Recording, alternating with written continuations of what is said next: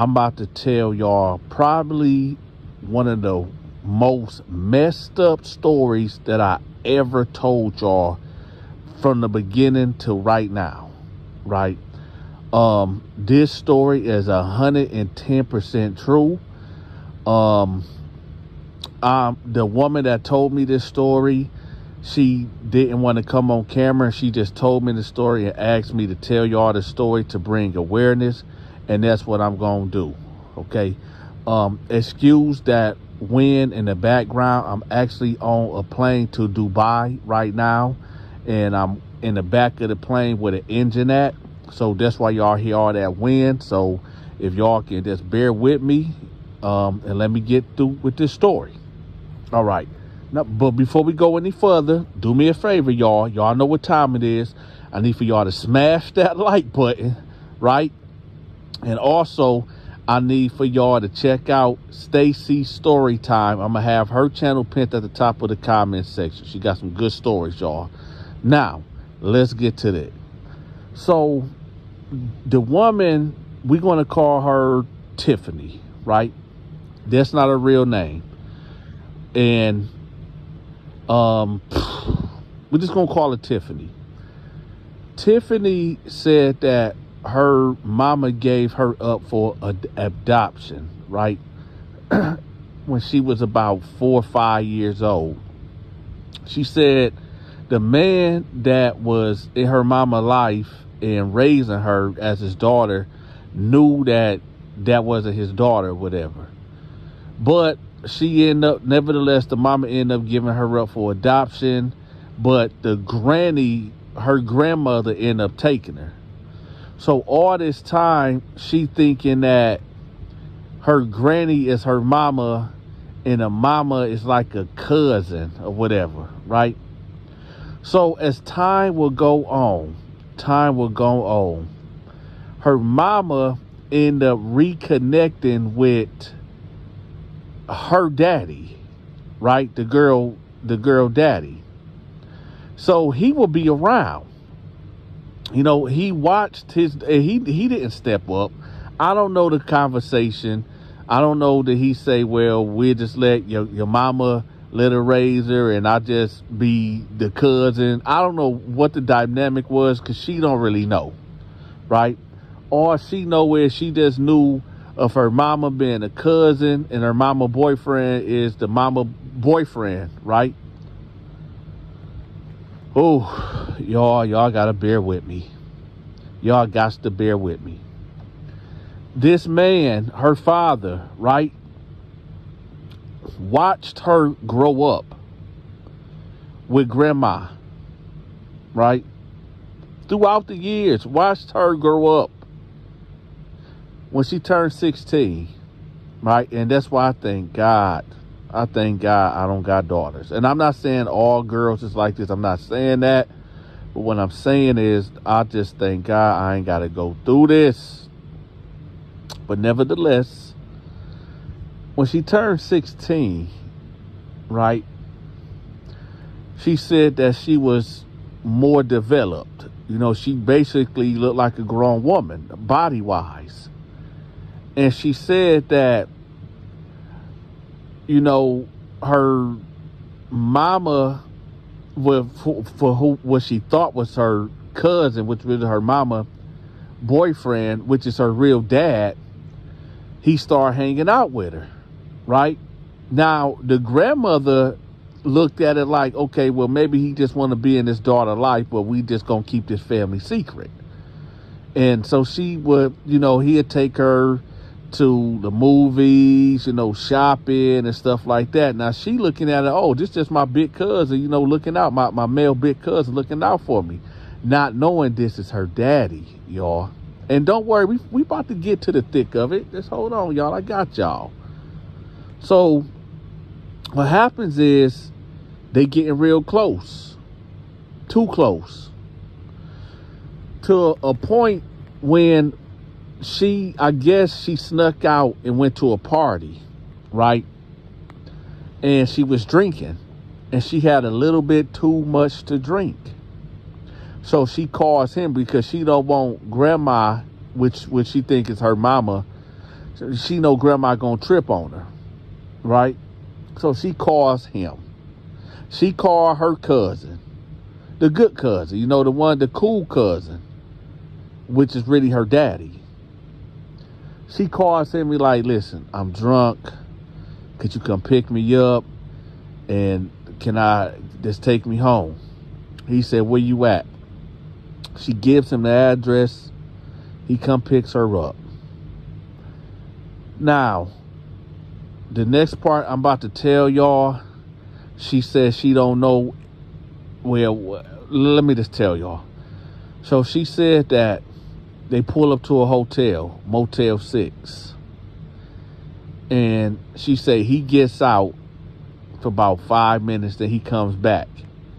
And he tell her, look, I'm going to get you a room so you can sleep this off. I don't want you going back to your mama house, you know, which is her granny. I don't want you going back to your mama house, you know, and you going to get in trouble. So I'm just going to get you this room and, you know, you just sleep it off. So she like, all right, bet. So he helps her and they go to the room. Now, she said at this time, y'all, she only weighed maybe a good 100 pounds, right? And she been drinking Henny, Patrol, Incredible Hawks. Y'all know what I'm talking about. So she through. She done. So she said the only thing she remember is she was like stumbling to the door. He was helping her and she laid down on the bed and then everything went black. Then she said maybe around 8 o'clock, she woke up, right? She woke up, she had a crazy hangover, and she said that her undergarments was missing. And she thought that was strange, like, why is my undergarments missing? Oh, well. So she noticed when she went to the bathroom, something wasn't right. Something wasn't right. She lost her virginity. And she said that she was a virgin at this time, but she knew that she lost her virginity because something happened. So she said she was just sitting there thinking, like, because she totally forgot, like, who was I with? How did I get here? She said the only recollection she remember having is going to this party, drinking, and now waking up. She don't know who picked her up. She don't know. It could have been a guy at the party. It could have been a girl at the party, right? It could have been anybody. And then she said, as she's sitting on the bed, right, after she come from the bathroom, she's sitting on the bed like, how the F did I get here? What happened? And then things start coming back to her. Flashbacks start happening. She like, okay, I remember I called somebody. So she go through her cell phone, and the last call was the cousin, which is her daddy. And so she like, okay. So she called him and like, hey, did you bring me to the hotel? And he was like, why you say that? And she was like, no, I just need to know because I don't remember what happened last night. He was like, yeah, I brought you to the hotel. You was drunk. And she was like, okay. She was like, did anybody come with me? He was like, no, I just picked you up and brought you there and then I left.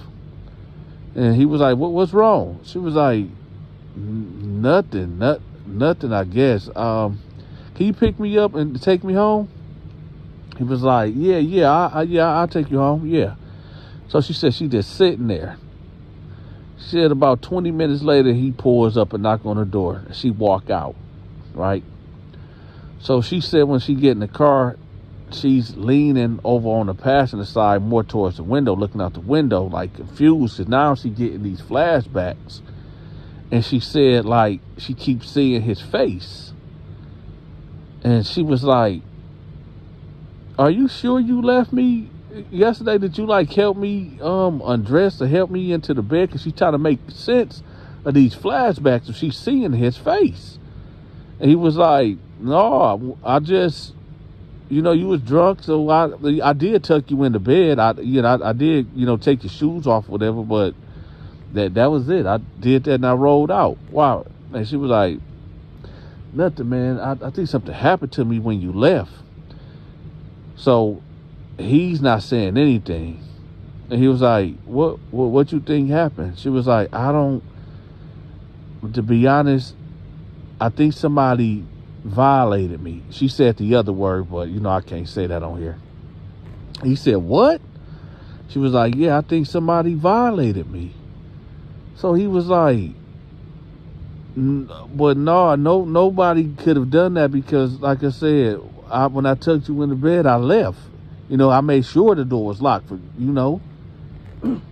So she was like, yeah, never mind.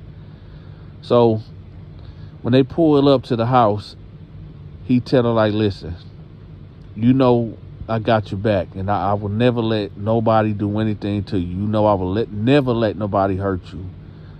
She was like, yeah, I know. He was like, I love you, man. I love you. She was like, yeah, I love you too, cuz. She get out the house.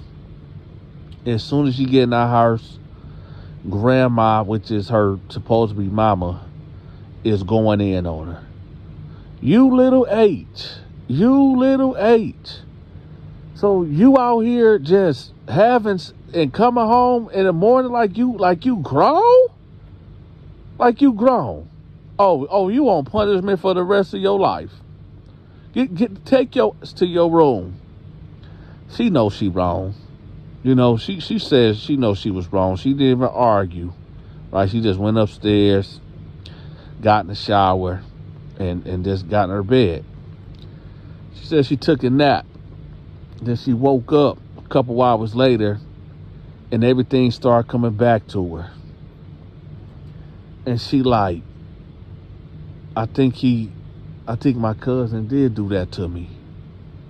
I know he did. He had to. Now I'm getting a clear picture. He did do that to me. Now she's sitting in the bed confused. First she said she felt a lot of anger. And then she said it turned to being sad. Like, how could he do this to me? Why would he do this to me? We are family. Right? So she said, you know what? I'm just going to leave it alone. I'm going to leave it alone. I'm going to pretend like this never happened. Right? Before we go on, let me give a disclaimer right quick, okay? I looked at my analytics and it says that 60% males watches my show and 40% women watches my show. Women that's out there that may have went through this or could possibly go through this, report it. Go to the hospital. Get that, kit done.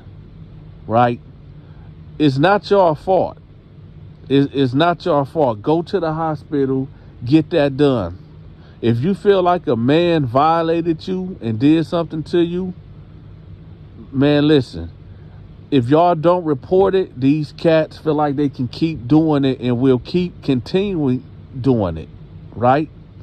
So make sure, report these dudes, man, right? Because if you don't, they just going to keep doing it.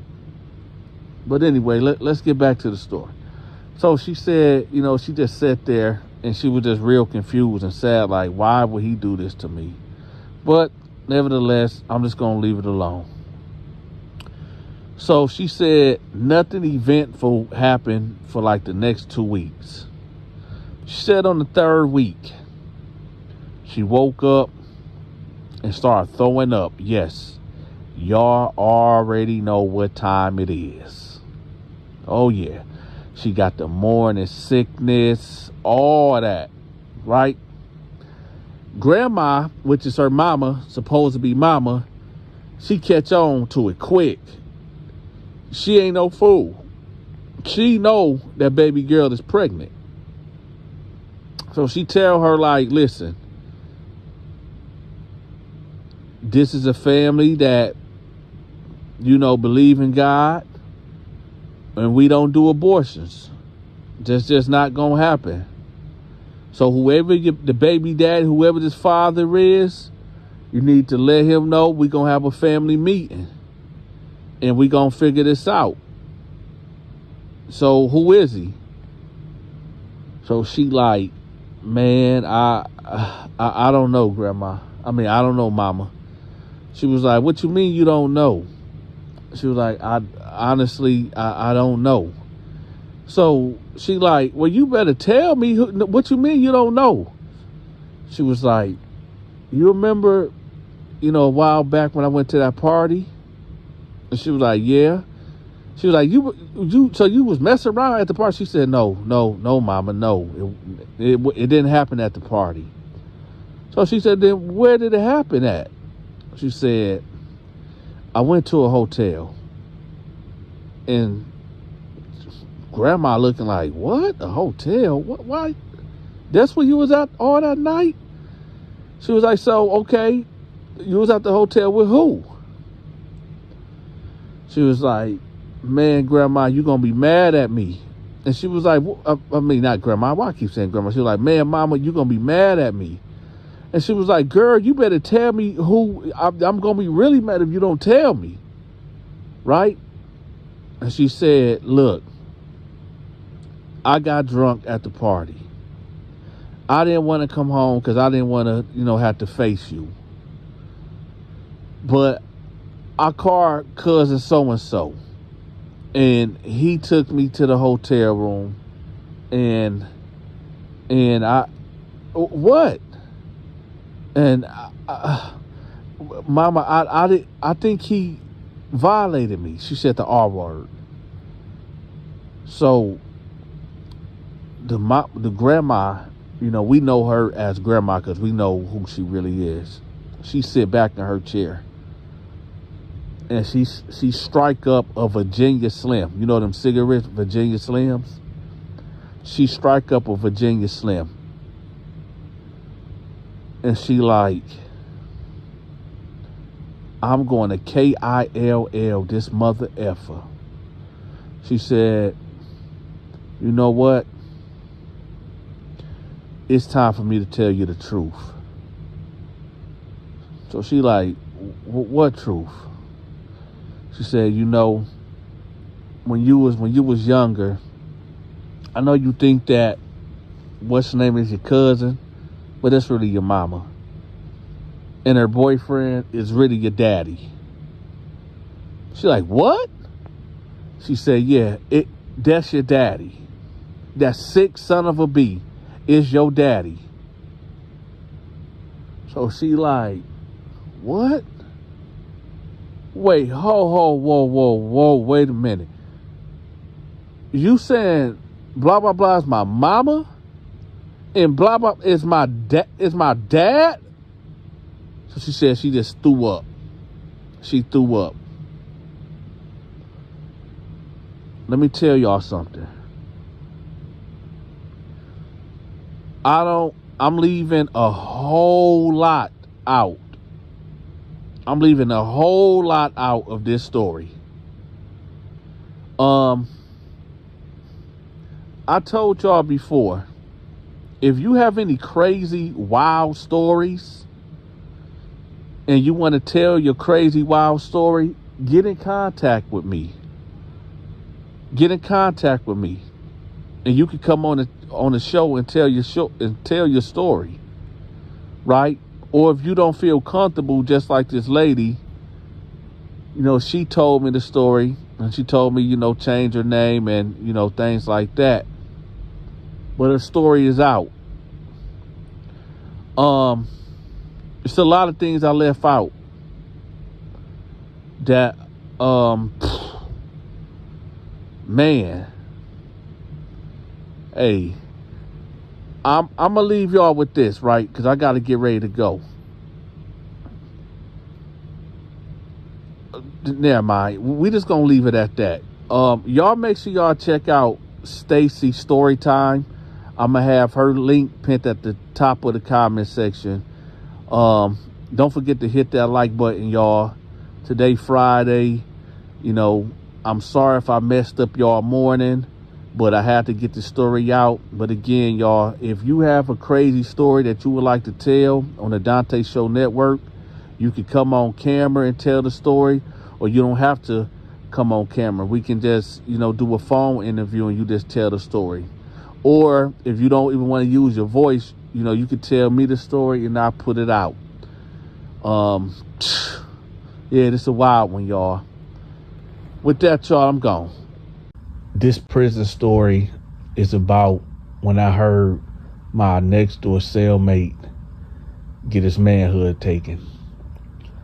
Now, for the record, y'all, a lot of people be asking me in the comment section like, yo, Dante, why you always telling, these type of stories?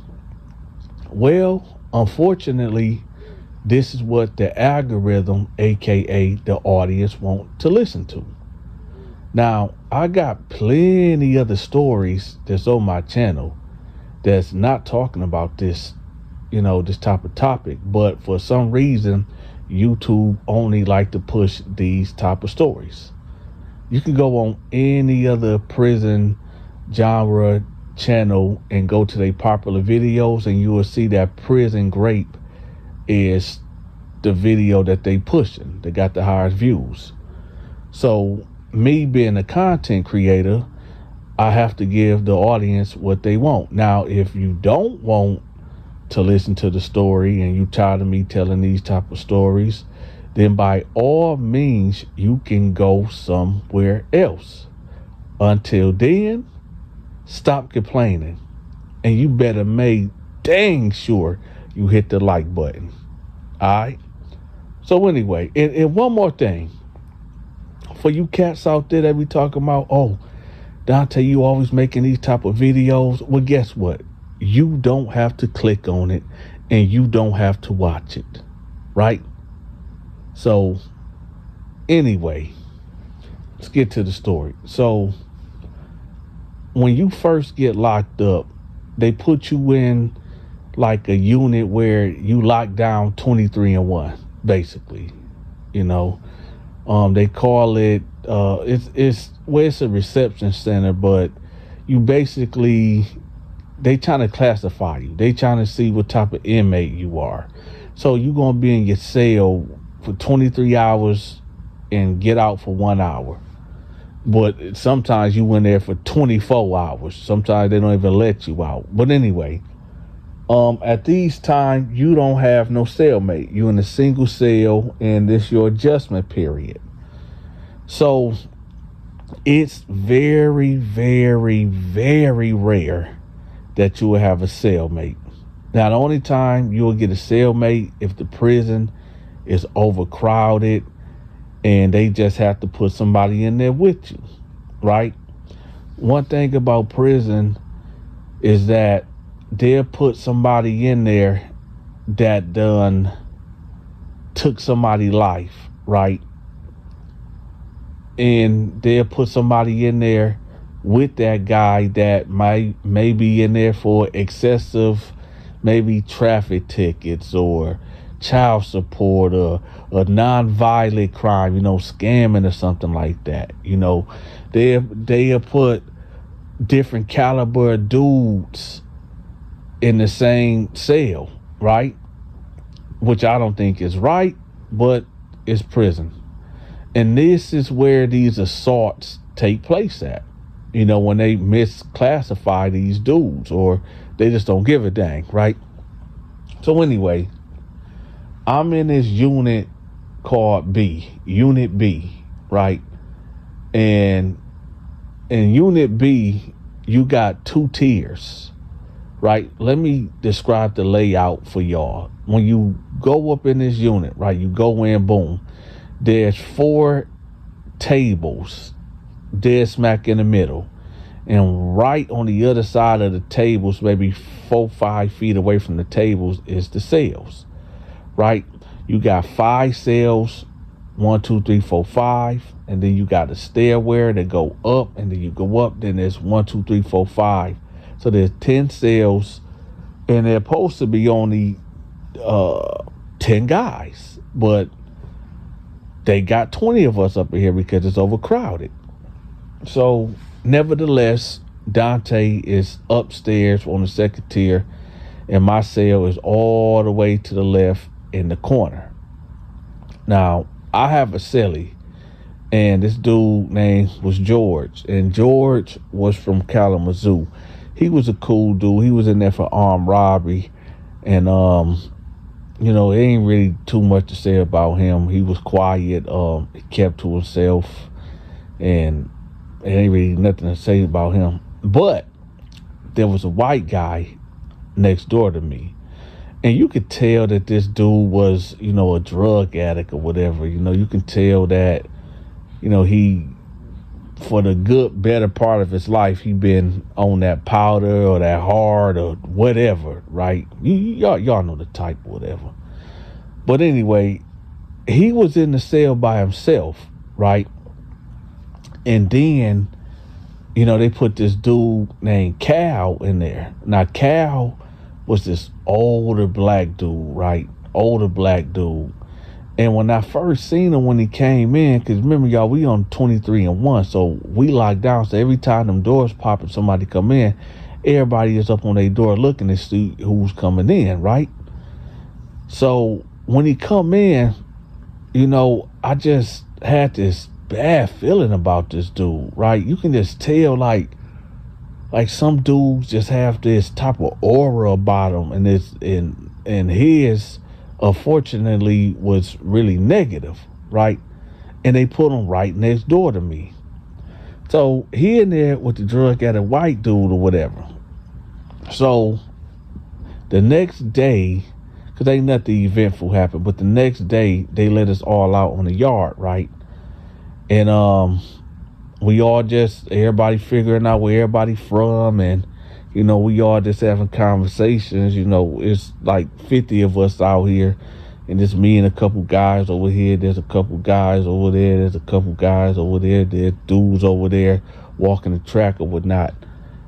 So we over there talking, and this dude named Jimmy, he was like, "Hey, y'all know that's Felix, right?" And I'm like, who is Felix? What's a Felix?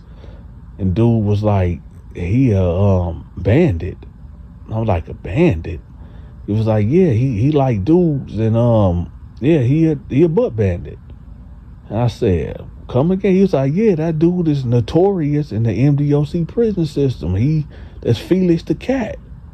I said, Felix the Cat? I said, what's up with him? He said, man,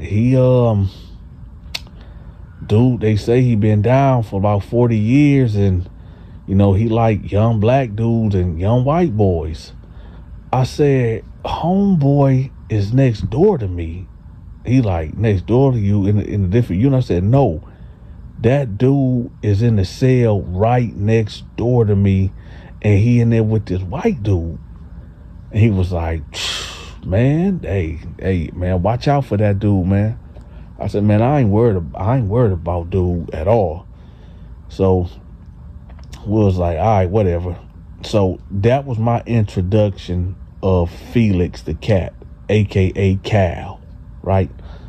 So they end up calling us back in. We got our little hour out, whatever.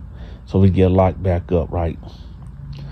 So I'm talking to my cellie, and I forgot exactly what we was talking about, but the conversation came up, and I told him, like, hey, you ever heard of a guy named Felix the Cat?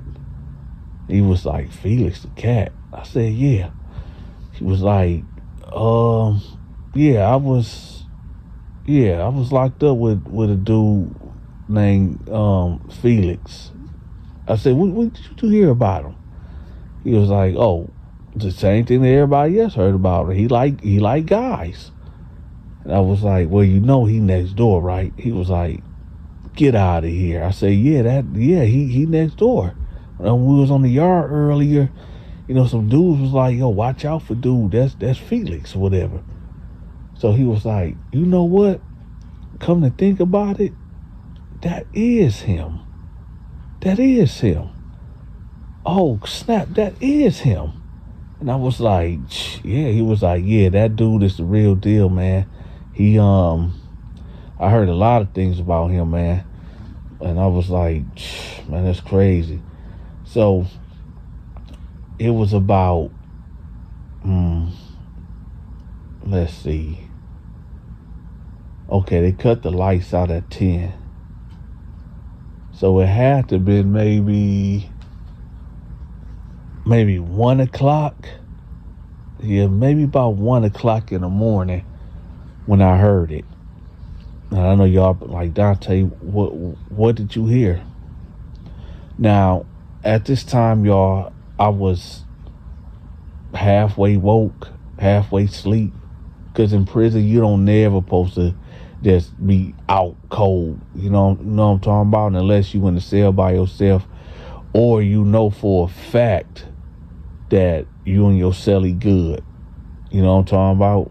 And I should make a video explaining to y'all, the do's and don'ts about prison. Actually, you know what? Let me go ahead and do it now, just in case if y'all missed this video or whatever. But anyway, one thing about prison, yeah, you can get a good cellie. Y'all can be celled up for years. Y'all can be brothers, right? And then one day he can just put that knife in you. You're like, huh? Yeah, you can be celled up with a man for a year, 2, 3 years, right? And for some reason, his mind could just snap. And he feel like just taking you up out of there, right? And it could be a million different reasons. It can be because he want to get transferred. He just having a bad day. Maybe you said something and he ain't forgot about it, or maybe he took something that you said the wrong way, and it could be a million reasons why. So, just one thing, always understand this. Never, ever trust your cellie. Never, ever trust anybody in prison for that matter. Because at any given moment, anybody can snap and take you up out of there. But that's a whole nother conversation. But anyway, so I'm halfway asleep, halfway woke. And then I hear the noise. At first, it was like a low, like moaning noise or something. But it was like, I heard it. It was loud enough to wake me up out of my sleep. So I'm laying there and I'm like, am I tripping? And then I heard it again. And then I heard it again. And then I hear the guy say, man, shut up. So I'm like, what the So I sit up. Now I'm at the bottom rack, right? And my bunkie, he at the top. So I stand up and my bunkie is knocked out cold, right? And I like tap his shoulder. And he like, what's up? I said, man, you hear that? He was like, what? Then we heard the noise again. Then he was like, man, what the I said, yeah. Man, I think dude over there, he was like, yeah, I think Felix over there doing it to the white guy over there. So my bunkie was like, man, what should we do? Should we, yell for help or something? I said, I don't know. Right? So I sat back on the bed and my bunkie jumped off the bed and he was like, man, that ain't right, man. That ain't cool. I said, man, I don't know what to do. Now, look, I know a lot of y'all, and I'm going to tell y'all what happened. I know a lot of y'all wondering, like, with Dante, why didn't y'all just yell for help? Why y'all didn't, bring attention to the guards or whatever? I'm going to tell you why. I always tell y'all, one of my favorite sayings to y'all is that I can't tell another man how to program. And that I can't. In prison, you must mind your own business. And I'm going to tell you why. Now, in this situation right there, Felix could have been victimizing the white dude. He could have. He could have been strong arming him and, doing the unthinkable to him against dude will. Or they could have agreed to do this, right? Maybe Felix was giving him food or whatever for exchange of that. It's many different reasons why this could be going on.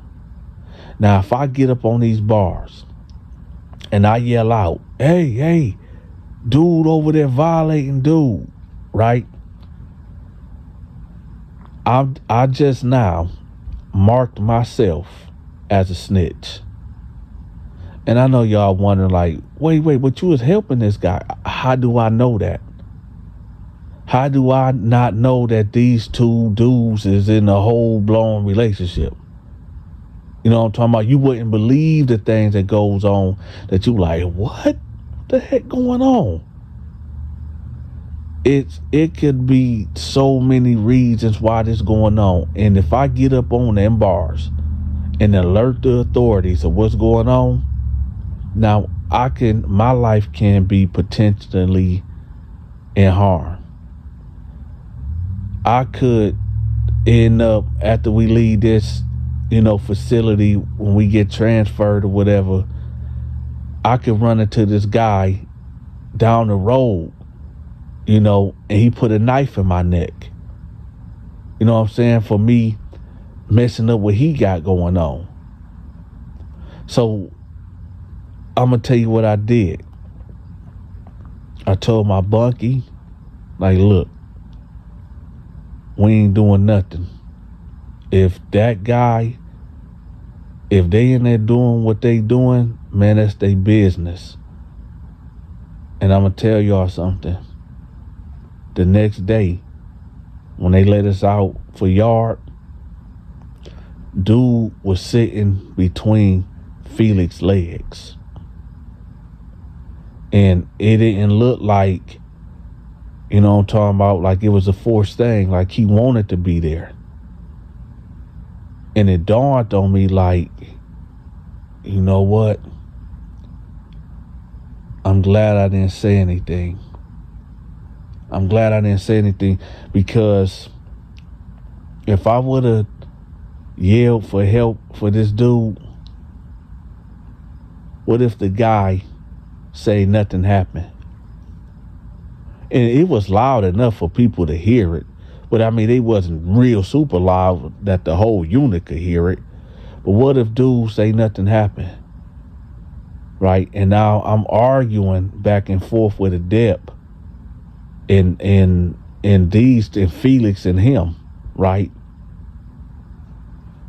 But anyway, nevertheless, I see this unfold, and I'm like, man, prison, I can't be here. That was one of my moments. People ask me like, Donta, what was your moment where you felt like, I can't be here. I just can't be here no more? That was one of them.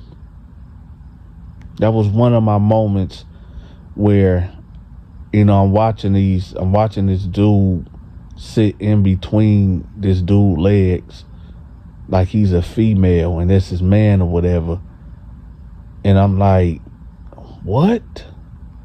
I mean, yeah, you see, certain things out here in the streets, when two guys, be holding hands or whatever, but you can escape that. You can get away from that. You know what I'm saying? You don't have to be around that if you don't want to. You can just get up and go, or, you know what I'm talking about? Get away from it. But in prison, nah, you ain't getting away from it. It's right there, put on full blast. And to be real with y'all, I honestly think that's a part of the system, though.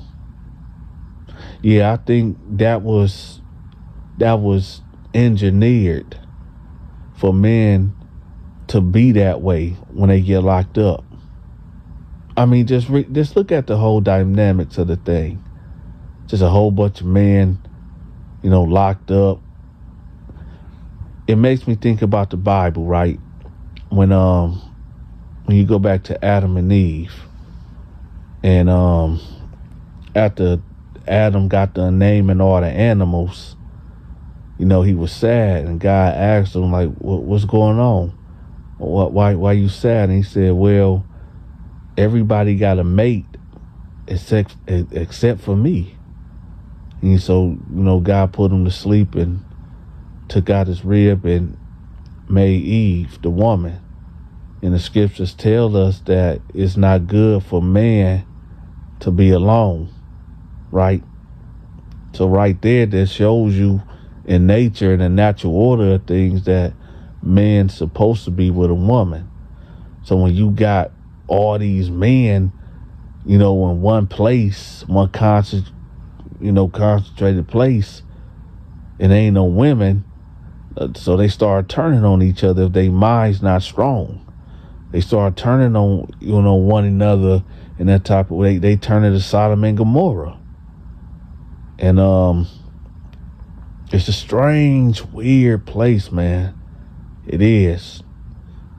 But anyway, y'all, the point of me telling y'all this story is to spread awareness, man. It's a lot of dudes, young dudes, that's going to prison.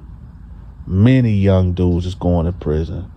I see a lot of these dudes, in my city that be walking around with choppers, walking around with extendos. Not the other day, but a couple months ago, I was at Walmart, and I was walking through the parking lot heading back to my car, and there was this young dude, maybe about 20, 21, right? He's driving, and there's this black guy, older black guy with his little daughter, whatever. And the young guy was in the car. He said, just give me a reason to slide. Give me a reason to slide, right? And to my understanding, what that meant was he just want to take this man's life for no reason, right? And then it dawned on me, like, dog, I mean, it was a lot of, and I had to ask God to forgive me for the thoughts that came to my head about this young man that said that, but it dawned on me, like, yo, these cats ain't got nothing to live for. I don't know what's going on, what happened in this dude's life for him to have that type of mentality of give me a reason to slide. You know what I'm talking about? And it dawned on me, like, when I make these videos, I do appreciate everybody that hit the like button and comment on the videos, because that right there shows the algorithm, like, to keep pushing the videos to a broader audience. But one of the most things I really, really appreciate is when y'all actually share the video, like on Facebook, TikTok, whatever platforms y'all got, Instagram, because there might be somebody out there that might be thinking about committing a crime, right? There might be a situation that, you might find yourself in the heat of the moment. And in that heat of the moment, 10 seconds of you committing a crime or whatever, going to give you 15, 20, 25, 30 years of life without parole. Ain't that a trip? Like a 5-second decision can get you life without parole. That's crazy, right? So this is why I do it, y'all. I don't know how far this video gonna go, but I hope it go far enough where somebody can, hear this story and be like, you know what? Nah, I'm gonna give that dude a pass. I'm gonna give that girl a pass. It ain't worth it. Or, you know, maybe I shouldn't trip. Maybe, yeah, I know dude owe me $20, but you know what, man, he can keep it, man. He can keep it. I ain't tripping. Cause believe it or not, y'all, a lot of people are in prison for very small, minute things on a grand scale, all that time they get, right? But anyway, so tell y'all something right quick though. There's a woman by the name of Stacy Storytime that is telling some phenomenal stories, y'all. If y'all like my stories, y'all gonna love her stories. I'm gonna have her channel pinned at the top of my comment section, so y'all go over there and go check her out. And with that, y'all, this is the Donta Show Network. I'm gone. Oh, shit. Here we go again.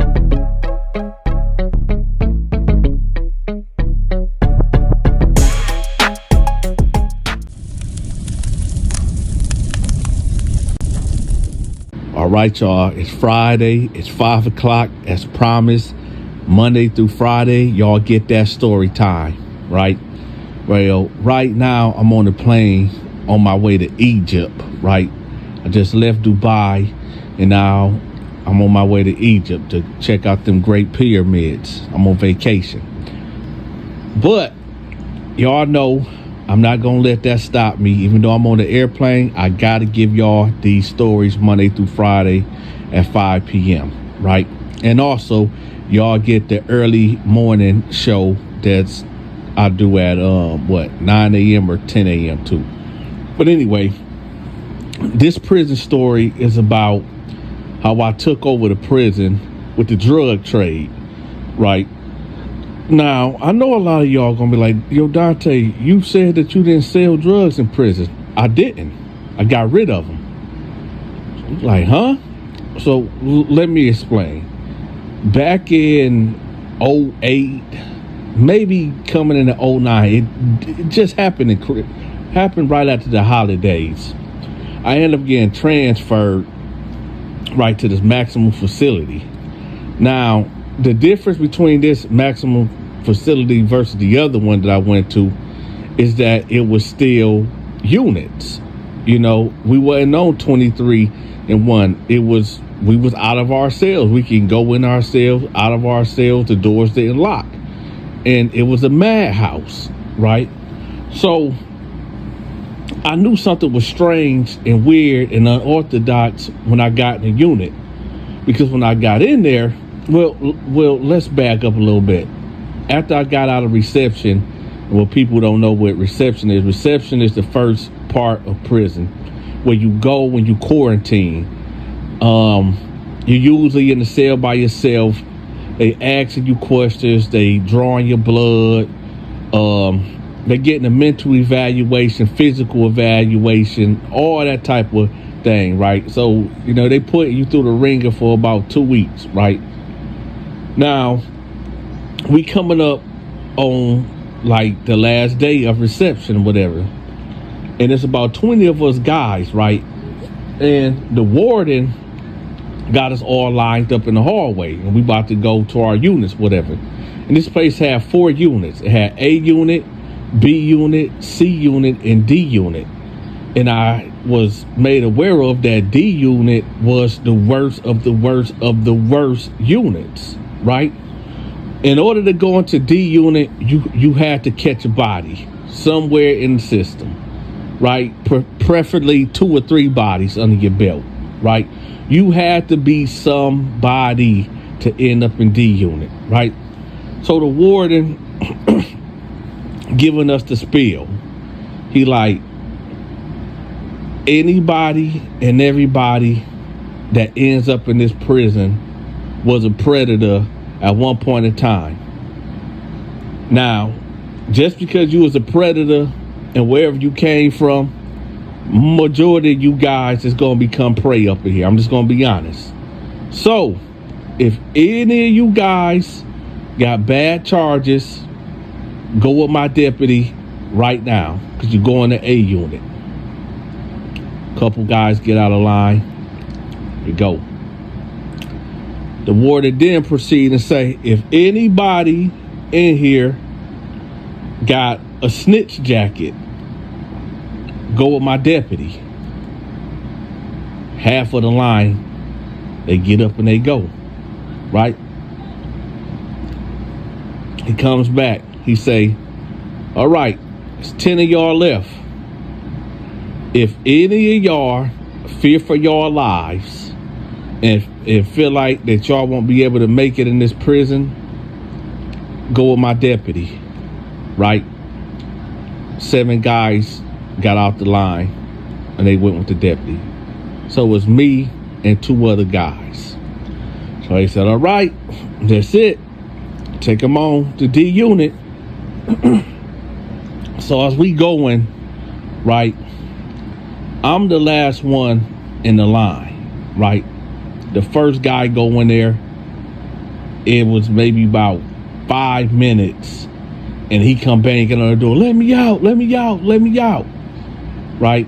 And the deputy grab him, snatch him out, and they whisk him away somewhere. I don't know where they take him. So the deputy look at me, and the other guy was like, y'all sure y'all want to go in there? So I'm like, man, in my head, I'm like, man, I'm from Flint, Michigan. My bones was made in Detroit. You know, I grew up in Bowen Holes projects in Atlanta, right? So anything was behind that door, it's just deja vu. You know, it ain't nothing but a rerun of me, right? So the second guy goes in there, right? Because I guess he getting it. I guess they got to let people in there one by one and give them a cell assignment or whatever.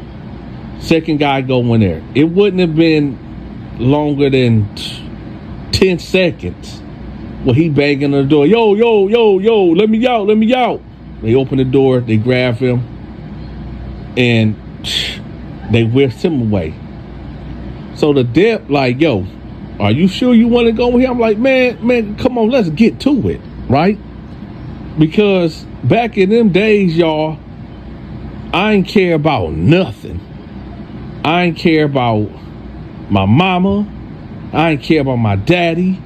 I ain't care about my grandma. I ain't care about nobody. I ain't give a dang about myself. So in them days, it was like whatever. I ain't give a right. So I'm like, come on, let's get with it, right? So they open the door, and I walk in. What I'm about to tell y'all gonna be like, Donta, you doing too much. That ain't what was going on in there. I mean, y'all hear about these USPs and all these federal prisons and stuff like. None of these prisons had nothing on this prison right here.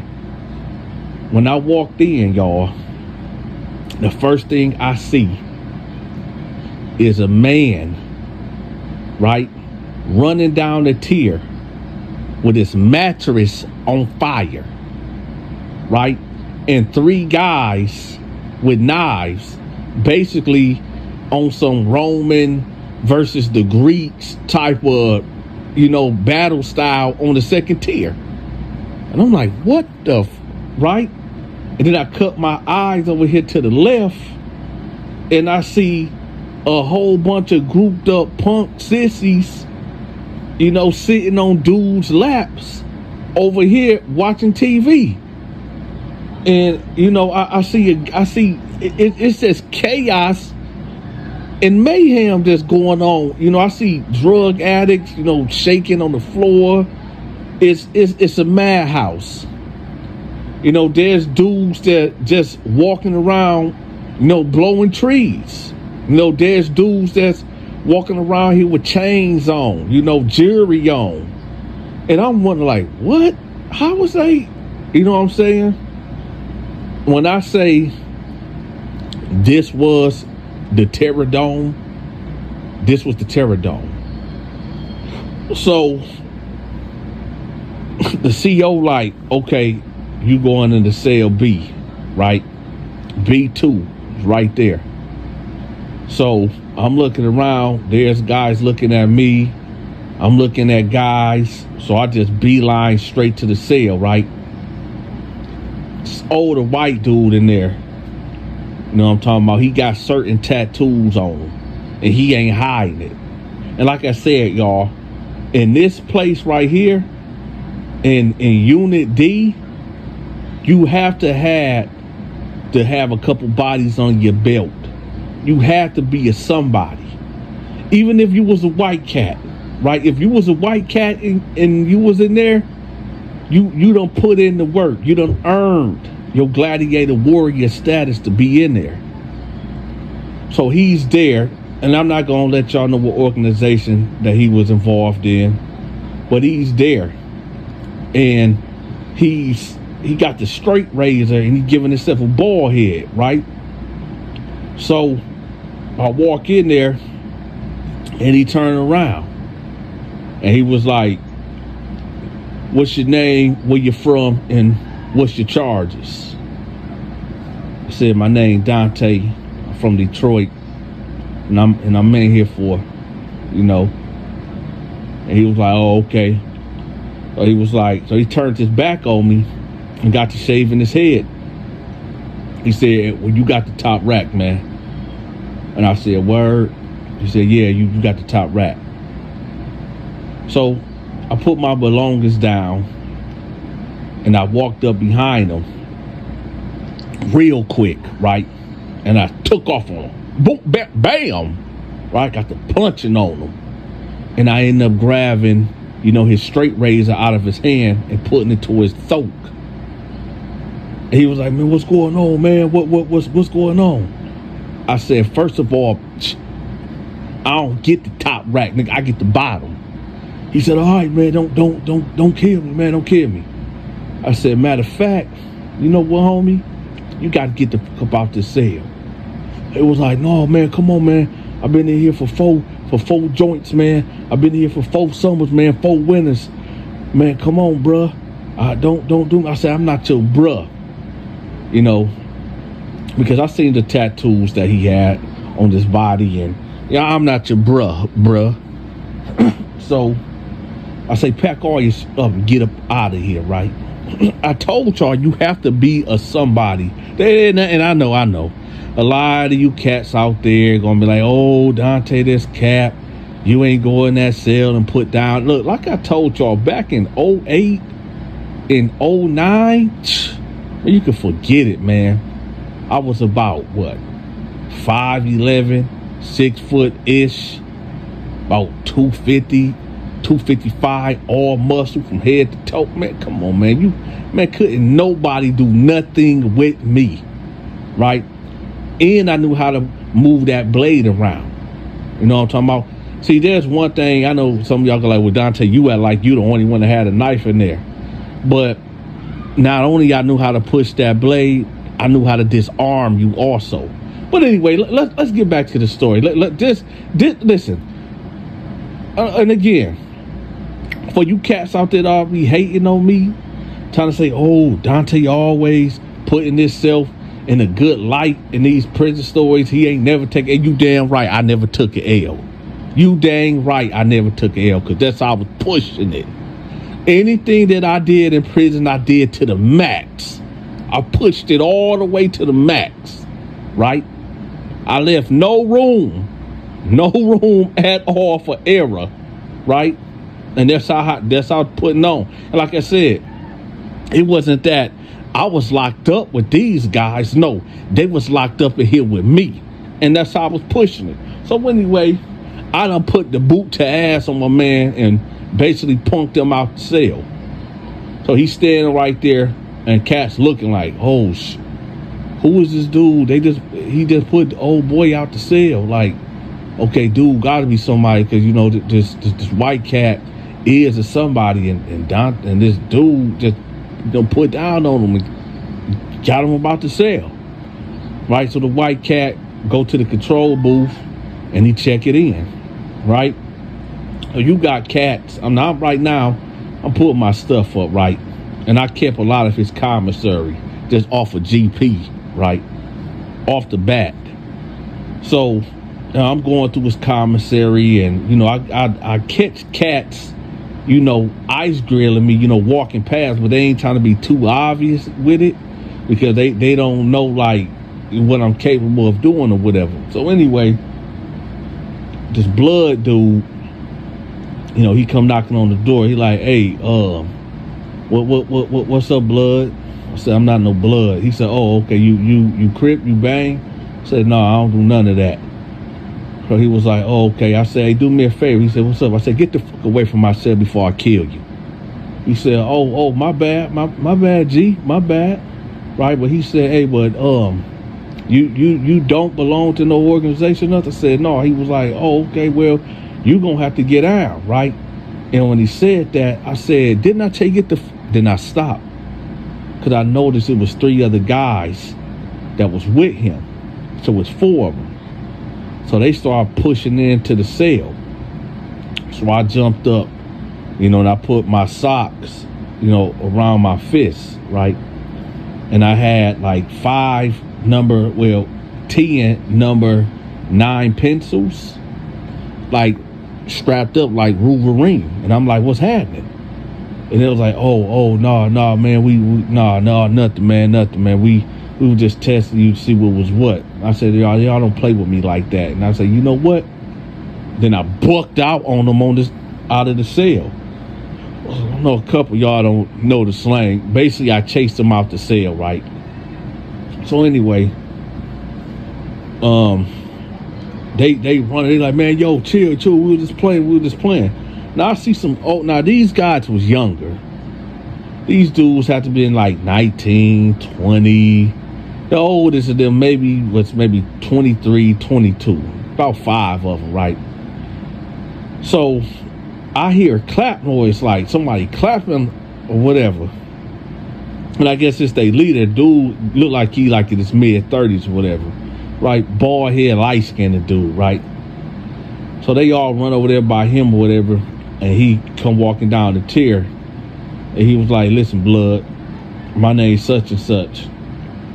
And at this time, I don't know who this dude is, but this dude is the leader of the Bloods in this prison, right?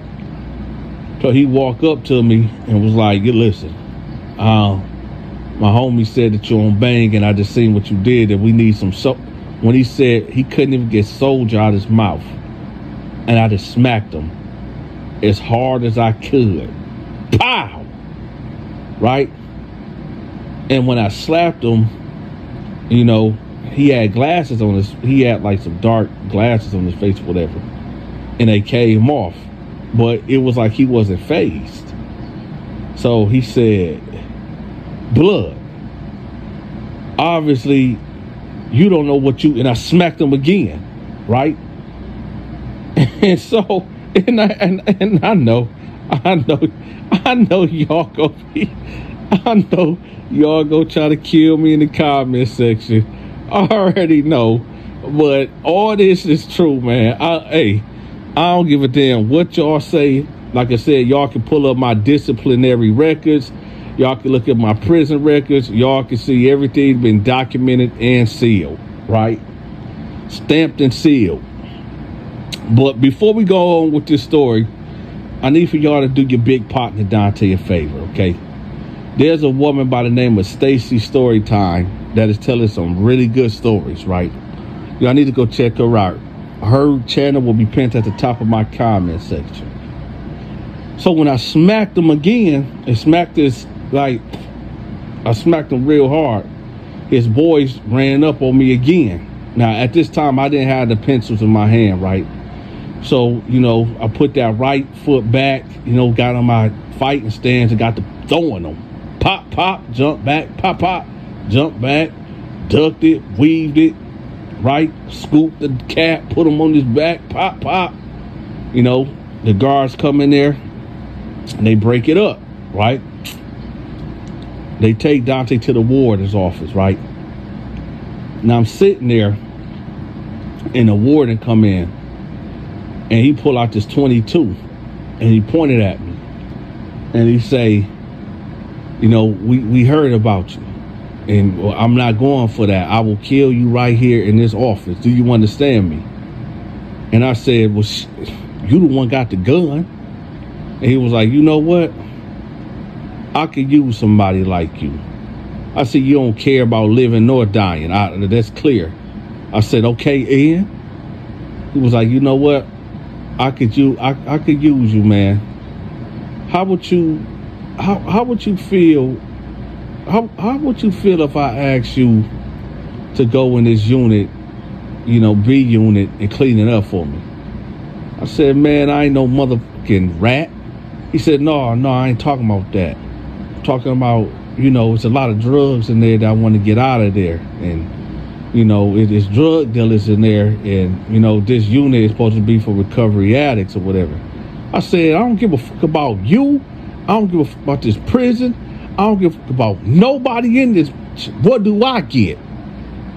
He was like, well, I can get you sent to a minimum security, so you can have visits and, all them luxuries. Now, I haven't had a visit from my girl or family in about 3 years at this point. Dante, I kind of miss my family or whatever. So I sat there and I thought about it. And I said, yeah, I do it. So I said, what exactly you want me to do? And the warden said, I want you to go in there and stop all the drugs from flowing in that unit. So I said, all right. So they took me to the unit. And when I got in there, it was a scene like off of New Jack City to Carter, right? Like New Jack City. You got dope fiends everywhere. I see a figure that kind of looked like Nino Brown. Dude had gold ropes. Actually, dude kind of looked like Wesley Snipes, right? But just a little shorter. So I'm sitting there, and I guess one of his minions walk up to me, and he like, hey, you get high? And I said, what you got? And he come up with this, this capsule. So I said, let me see, what is this? He said, man, I got hard air and I got soft. I said, let me see it. So he gave me the capsule, and then I grabbed him by the back of his neck and I smashed the capsule in his mouth, right? So you got everybody looking at this point now. And I say, hey, listen up. Everybody listen up. My name is Dante, and from here on out, all the drug sales, all the crime and foolishness that going on up in this pod, in this unit, it stops effectively right now, or y'all gonna have to deal with me. So you got the Nino Brown dude, he just looking down at me, right? He got a gold rope on, he got a black Kango hat on, and I'm just, you had like a stare down. I'm looking up at him, and he looking down at me. Y'all stay tuned for part 2. What's up, y'all? I need for y'all to check out my homegirl channel called Lost and Brown. Basically, what she do, she report on all the black people that have gone missing all across America. The work that she putting in, y'all, I don't see nobody else doing this, and it's spreading awareness. So y'all make sure y'all check her out. I'm gonna have the link to her TikTok channel pinned at the top of the comment section.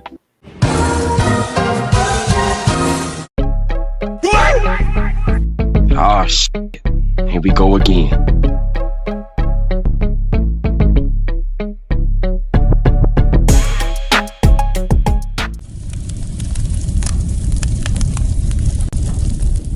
This prison story is about my homeboy trying to save the new white young boy from getting his butt cheeks clapped.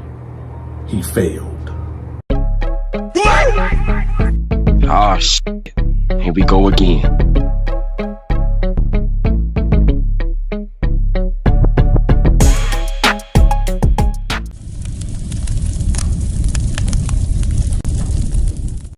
What it do? It's your boy Dakota Honor, and you're locked into the Donta Show Network.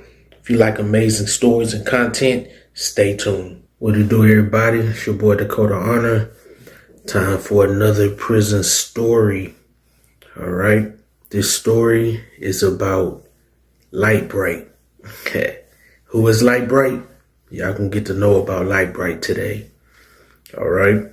So get in line, get your ticket, because it's time to order at the meat market. Meat market. It go down in prison, man. I did a little time in prison. And when I mean little, I mean little, right? But you don't have to do a lot of time to see a lot in prison, right? Like I say, this story is about Light Bright, right?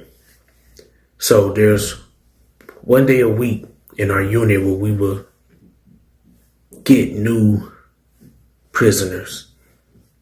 And this was referred to as it's time to go to the meat market. For those who like, for men in there who like other men, right? To them, it was like going to the meat market, pause, right? So one day, I'm in the day room, and it's a day where we get new inmates. And I am checking. Everybody's checking. Some people's checking because they want to see the new guys that's coming in, see if there's any boys coming in. Some checking to see if they homeboys coming in. Some checking to see if, fellow gang members, family members, whoever's coming in, right? So there's 4 empty cells in our unit. Mine's is one of them. How I got it, don't ask. Hey, it's just the way the cookie crumbled for me, right? So I'm looking to see how many new inmates we're getting in our unit. So I see one guy walk in, see another guy walk in, see another guy walk in right behind him. I'm like, okay, that's 3. Then I don't see anybody, and I'm like, okay, maybe I'll still get to be solo dolo, right? Nope. The first 3 people that walked in, chocolate milk, right? They were brothers. 4th one walked in, straight milk and magnesia, right? Straight white rice, right? And I'm not racist. This is not a racial thing to try to put down a race. But when we're talking about prison, race plays a part, right? So he walks in, so instantly the whole mood in the pod changes. All right. You have to realize one thing. If you look around the unit, you'll see all black, brown. All brown rice, black beans. No white rice anywhere, right? So one white guy walks in, right? So instantly I jet up to my room, right? I already know I'm going to have to turn around, cuff up, all that.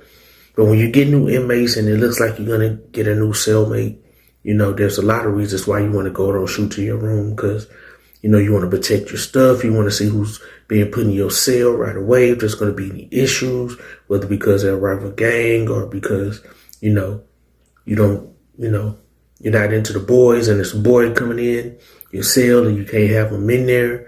It's a lot of reasons.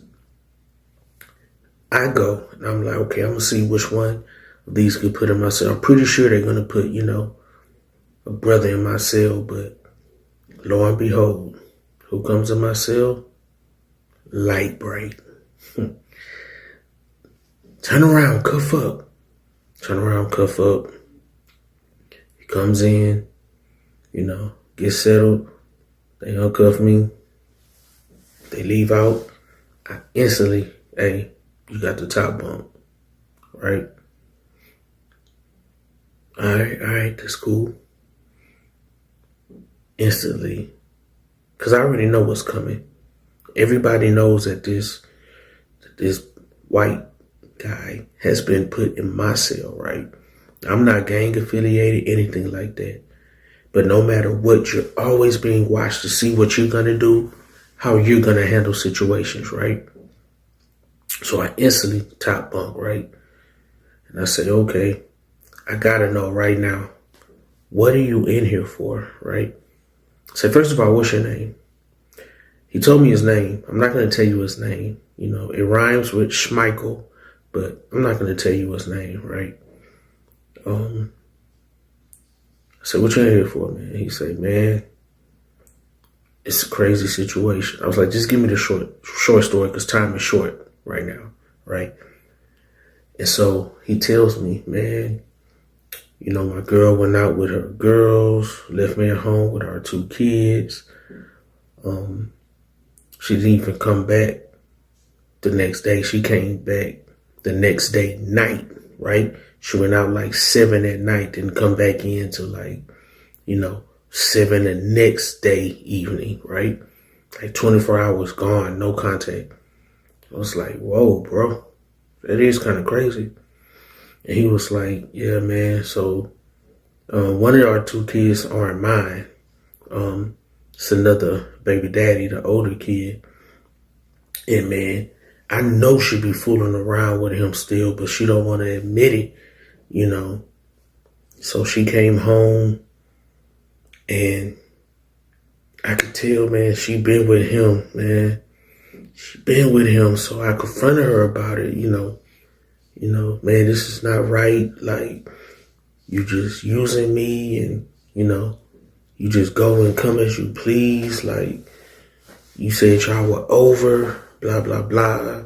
And she was arguing back. And next thing you know, I told her to get out. She wouldn't get out. So I told her I was going to leave then. She was like, no, you're not leaving me. You're not leaving me here with the kids by myself and blah, blah, blah. So she said, if you leave, I'm going to tell the police you hit me, right? And he was like, they're not going to believe you. You have, no marks or anything on you. I haven't touched you. And so what she did was how can I put this? She harmed herself, right? He say that she started hitting herself, thrashing herself around. And he was trying to stop her, but she wouldn't stop. So he was like, the only thing he could think to do was leave because he knew that if she's doing this, she's going to call the police and they're going to come arrest me, right?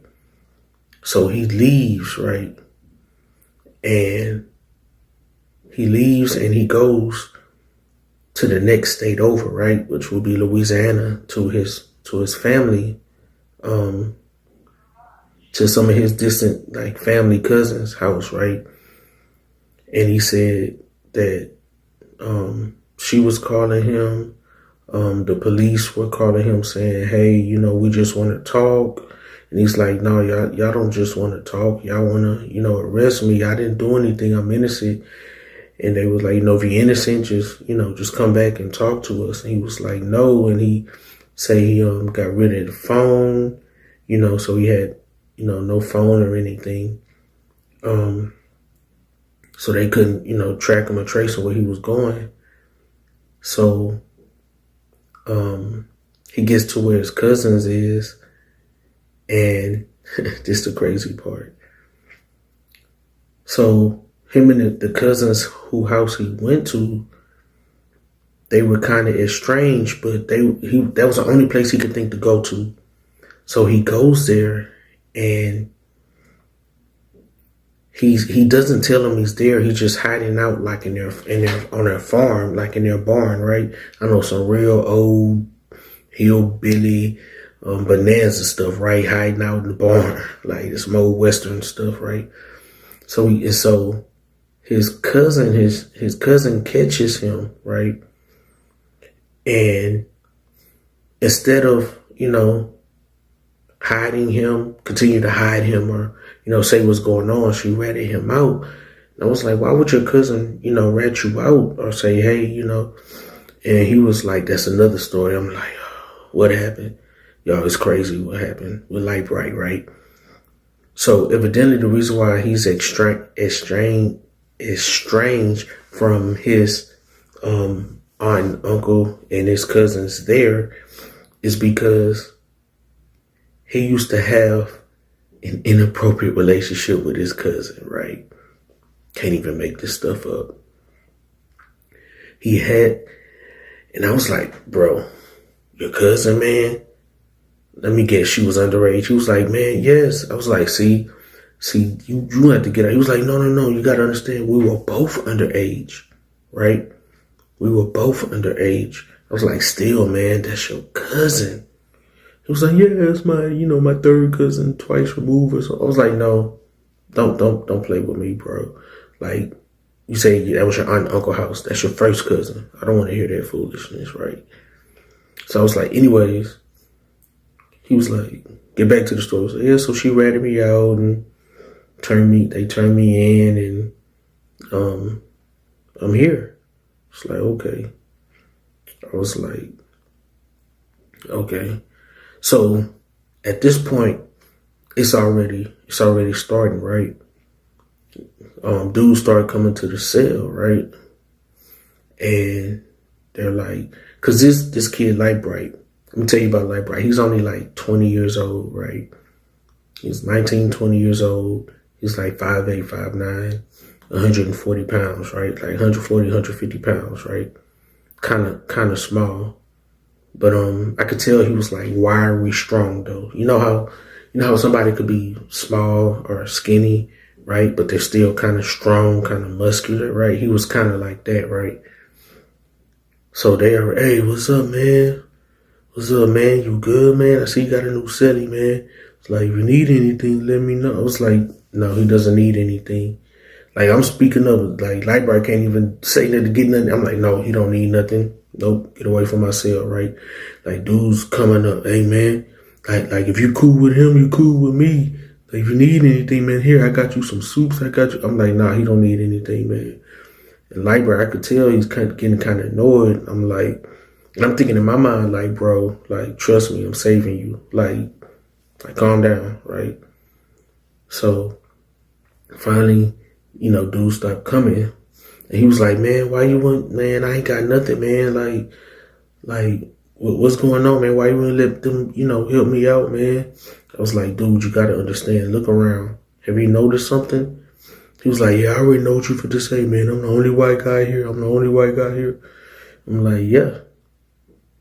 And trust me, they're not being nice to you because they want to get in good with the white guy, to be nice with friends or have a white guy friend, right? They say, hey, every black guy need one white guy friend. Like, no, that ain't the case, bro. They want something else from you, right? So I believe he understood what I was saying. I was like, see, those are all soft presses, man. Like that, those aren't hard presses.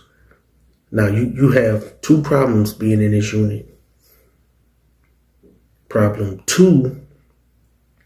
one, I don't know if you have to worry about problem one right now. But problem two is going to be coming soon, right? So it's like, what's problem two? I was like, listen, just let me see what's going on with problem two, right? So I look out the cell, right? And sure enough, problem two, big, burly, silverback brother, right? I'm not going to say his name. Rhymes with Schmelvin, right? But I'm not going to say his name. I see him. He has a bag. And he looks up at our cell and I'm like, okay, listen, problem two is on his way. What you need to do is leave out this cell right now and do one or two things. You either need to go check in, say you fear for your life, or you need to stand outside this cell and tell Schmelvin that I don't need anything and you're going to have to fight. Because he doesn't soft press, he hard presses. And I say outside the cell because I don't need him in the cell. I don't need to be in the middle of this. I don't need any issues with Big Schmelvin either, okay?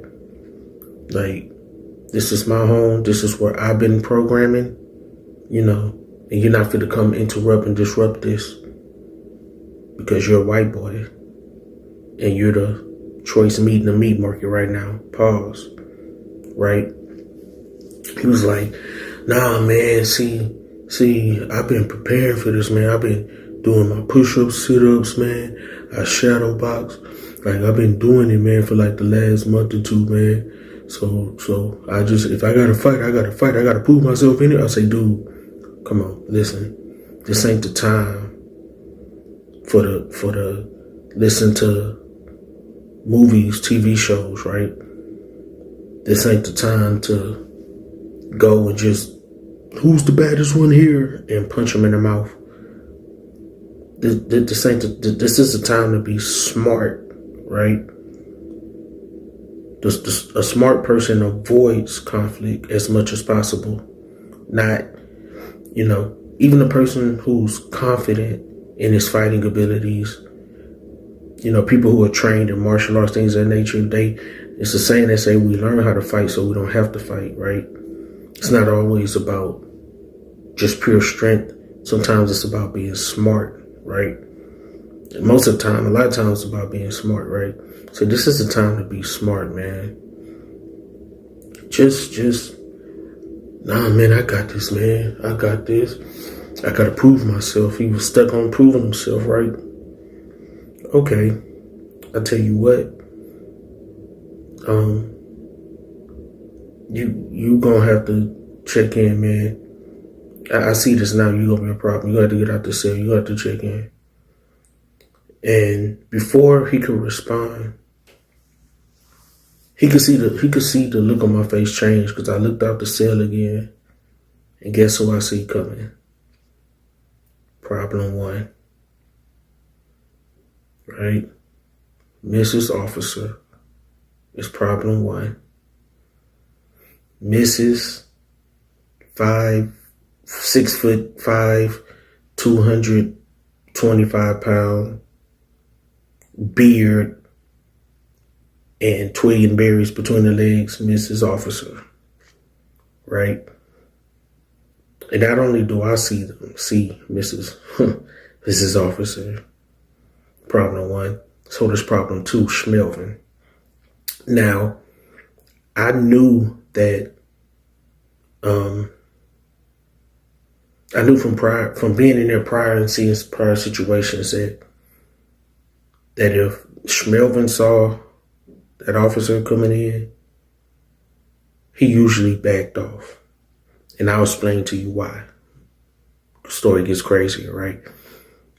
So I was like, okay, see, now you don't have to just worry about problem one. Here comes problem two. Here comes problem one, right? It's like, what you mean problem one? I was like, you fit to find out. All I can say is, just say no. It's like, what you mean? Somebody gonna offer me drugs or something? No, this ain't a 80s, this is your brain on drugs commercial, right? This is, just say no, right? You don't have much time, just say no. So sure enough, Mrs. Officer comes around, pretending like he's doing the check, and he comes in and he talks to Light Bright. You okay? Because Mrs. Officer is also white, okay? So he made it seem like he was just checking on another white person, right? Light Bright fell for it. Oh, yes, sir, I'm good, man. I'm good. I'm just trying to, make it in here, whatever. All right. You get settled in? Yes, sir. Yeah, I'm settled in. I'm good. It's like, okay. I'm on duty tonight, so come back by again and check on you. Make sure you're good. May have a proposition for you for the help you out, man. Make sure your time here goes good. So, oh man, I appreciate that. Mrs. Officer leave. Now, there are times when Mrs. Officer walks in to the pod and it's all business, right? And problem two, Schmelvin, it doesn't faze him. He'll still go, whatever. But when Mrs. Officer is walking, got a little sauce on it, right? Got some of that Chick-fil-A Polynesian sauce, right? Some of that Hawaiian barbecue sauce on it, got a little sway to it. Yeah. Problem too knew to stay away because Mrs. Officer was, he's on it, right? So, Lightbright still doesn't realize that Mrs. Officer came in to size him up, right? Never noticed it. All he saw was one white guy talking to another white guy. He's the only white guy, right, in the pod. I say, okay, I see how this is gonna go. So as the day goes on, we're getting ready for a lockdown. Everybody's running around, shower, making spreads, doing whatever, right? Microwave, whatever. So I tell Lightbright, it's like we're getting ready to lock down, man. I'm gonna tell you now what's gonna happen. Mrs. Officer is gonna come by and ask you to volunteer to clean the pod. What happens is when we lock down for the night, they pop the cell, they let one person out to come and clean up right around the pod. He's gonna offer it to you. And the reason why is Mrs. Officer, he wants you. He likes you and he wants you, right? And you're going to do it the easy way or you're going to do it the hard way. The choice is yours, right? Okay? It's like, exactly what I said and what I mean. You know what I'm saying. Like, bro, no, I don't think he's on that time, okay? I saw him look at you, and the only thing that was running through his mind is you look like you can suck a golf ball through a garden hose, right? He was like, man, I say he's going to come in, he's going to offer you that. You better say no, not just because of what Mrs. Officer wants for you. You got to understand that position is coveted in a unit because that's when, guys can get out and while they clean, they can, hit up the microwave or do different things for different people that's in there. That's when they can move around and move drugs, do this, do that. So they don't like when people, take that volunteer and take their position or whatever, because they're able to get business done. When somebody's out there, they're able to move around, do stuff, and give to people that's, locked up in a cell for the night. Just say no, man. And so I think that worried him more than Mrs. Officer, right? So sure enough, like clockwork, Mrs. Officer come through and offers it to him. And to my surprise, Lightbright turns him down. Mrs. Officer was not happy at all. At all.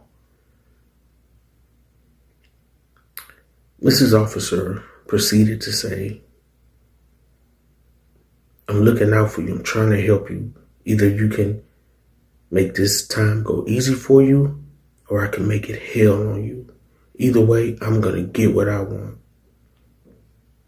Lightbright held firm. He said, nah, man, I can't do it. I can't do it. So I said, okay, don't worry about it. Okay, got you. Right? So as time would go on, right? Mrs. Officer lies and says that Lightbright volunteered. So now, when that night comes, Lightbright has to come out and clean, right? Now, the supplies aren't right there in the pod. What happens is you have to go out the pod, right, to the supply closet, get what you need, and come back in. And then when you're done, you go back out there. Let the guard know you're done. You go back out there, you put it up, and then, you go back to your cell, right? What happened is, when Lightbright goes out there, instead of the normal few minutes it takes for to go and get the broom and cleaning supplies and things you need. A few minutes. A few minutes turned into 30 minutes, right? And let's just say when he was able to come back and clean, he was whistling Dixie, right?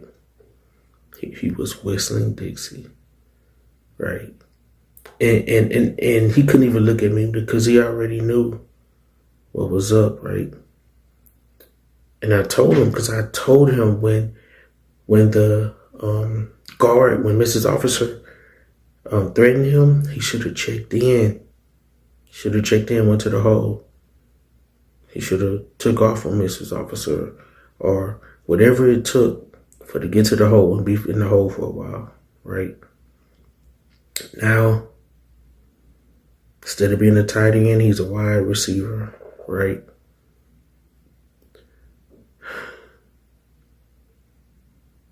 So the story doesn't end there. That chapter of the story ends there. So what happened was, it's a crazy ending to this story. What happened is, there was a person that was previously in a unit that got sent to another prison, right? And he ended up getting released.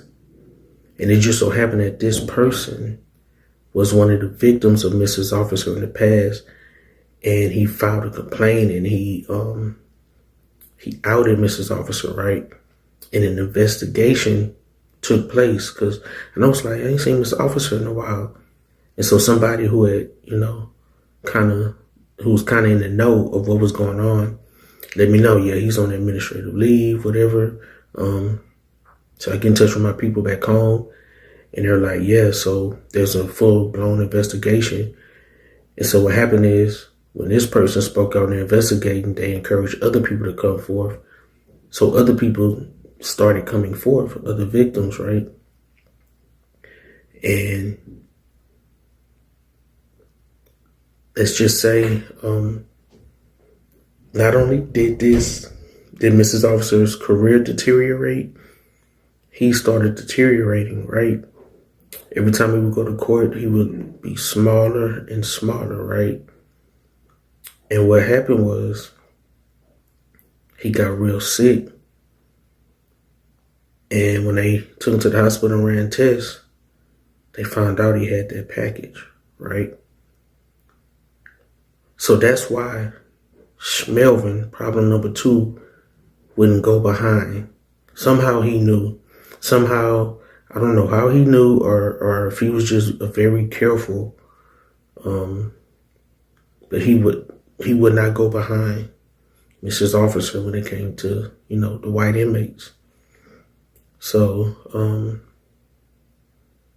I remember them coming and getting, once that happened to, like Brady couldn't be in my cell anymore. He ended up switching cells, and then he ended up being taken out because of the investigation, I guess, to get tested and things of that nature. And I never saw him again. So Schmeichel, Light Bright, man, if you see this, man, I hope all is well with you, man. But that's the story of Light Bright, man. Crazy, crazy, crazy story. Light Bright, Mrs. Officer, and Schmelvin, right? Problem number 2. But continue to tune in to these stories. I got more crazy, crazy, crazy story for you guys. Man, I got a lot of stories, but continue to tune in. Appreciate y'all tuning in. One love. Love y'all. Southside, hold it down. I'm out. Dakota Honor out. Check this out, y'all. I need for y'all to go check out my homegirl TikTok channel. She posts every day about stories about black people going missing. She doing God's work, y'all. Go check her out. I'm going to have the link to her channel pinned at the top of this comment section.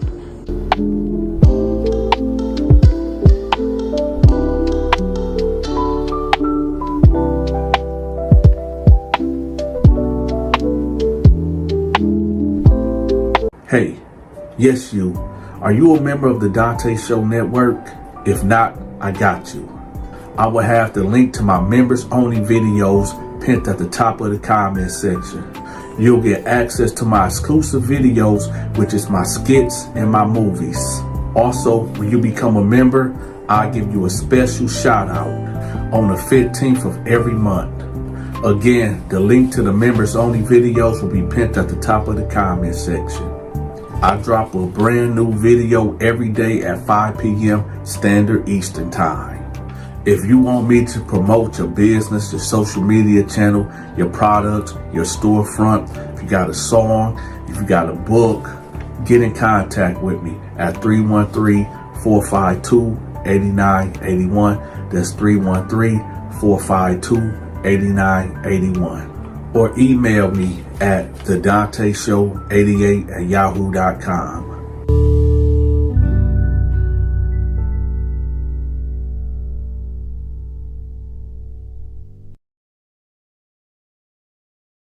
Mr. Dante, please help me. Big Larry is after me. He said he want to take my manhood over a can of soup. Well, did you eat the soup? Yeah, I ate the soup because I was hungry. Well, there's nothing I can do. But you know what? I tell you what. I'm going to give you a knife so that way you can at least fight for your manhood. Oh, please, Mr. Dante, please just help me. Okay, man. Prison rules are in full effect.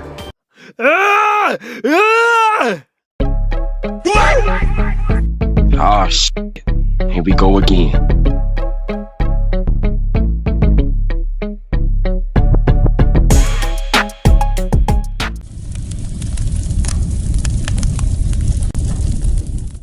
This prison story is about when Big Larry tried to take the white boy Andy cheeks over a can of soup.